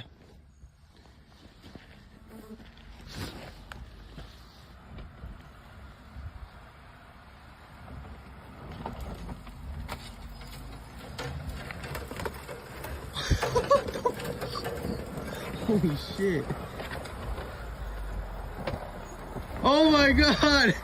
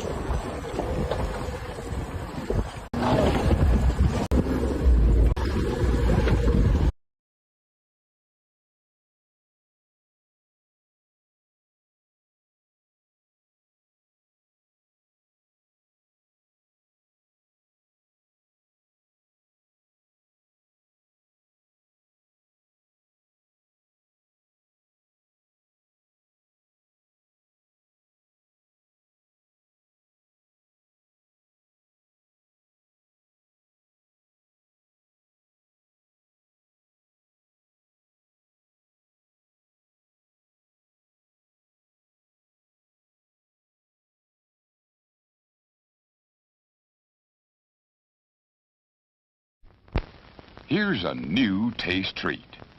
The corn dog.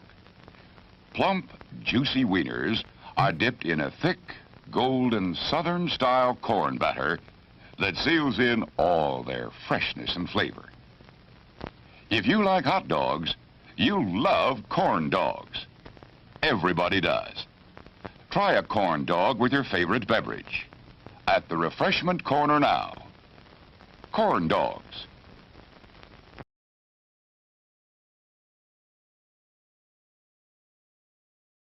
They are pretty good, huh?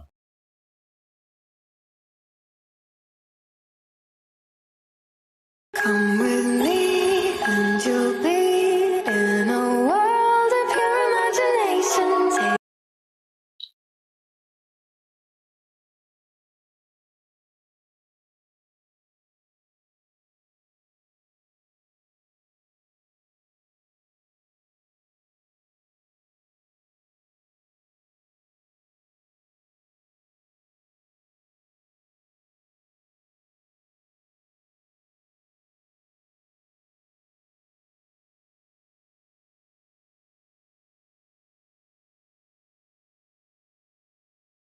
Oh. Santa's a curtain. That was cool, man. Grubhub delivery robot.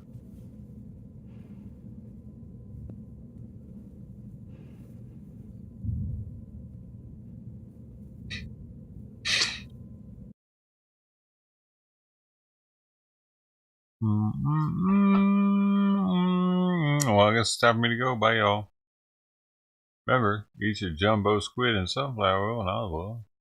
The Vigo brand, if you want to get the octopus nutrients to the most of your ability to get that Mike's octopus out of the Mike's octopus out of money for you to get your Vigo for your octopus.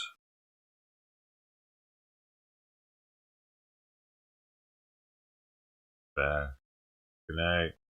Ted, Thomas, Tony G, 33, 1899. Here's the first one here. Good night, everybody. I gotta go now. I gotta get up early. I have a doctor's appointment tomorrow. Might not be here early. I don't know. Probably not. I should do in the morning. Love y'all. Bye. I got bands in. Well, not yet. I should have bands in my ass. Awesome. Not really. Fuck. Bye.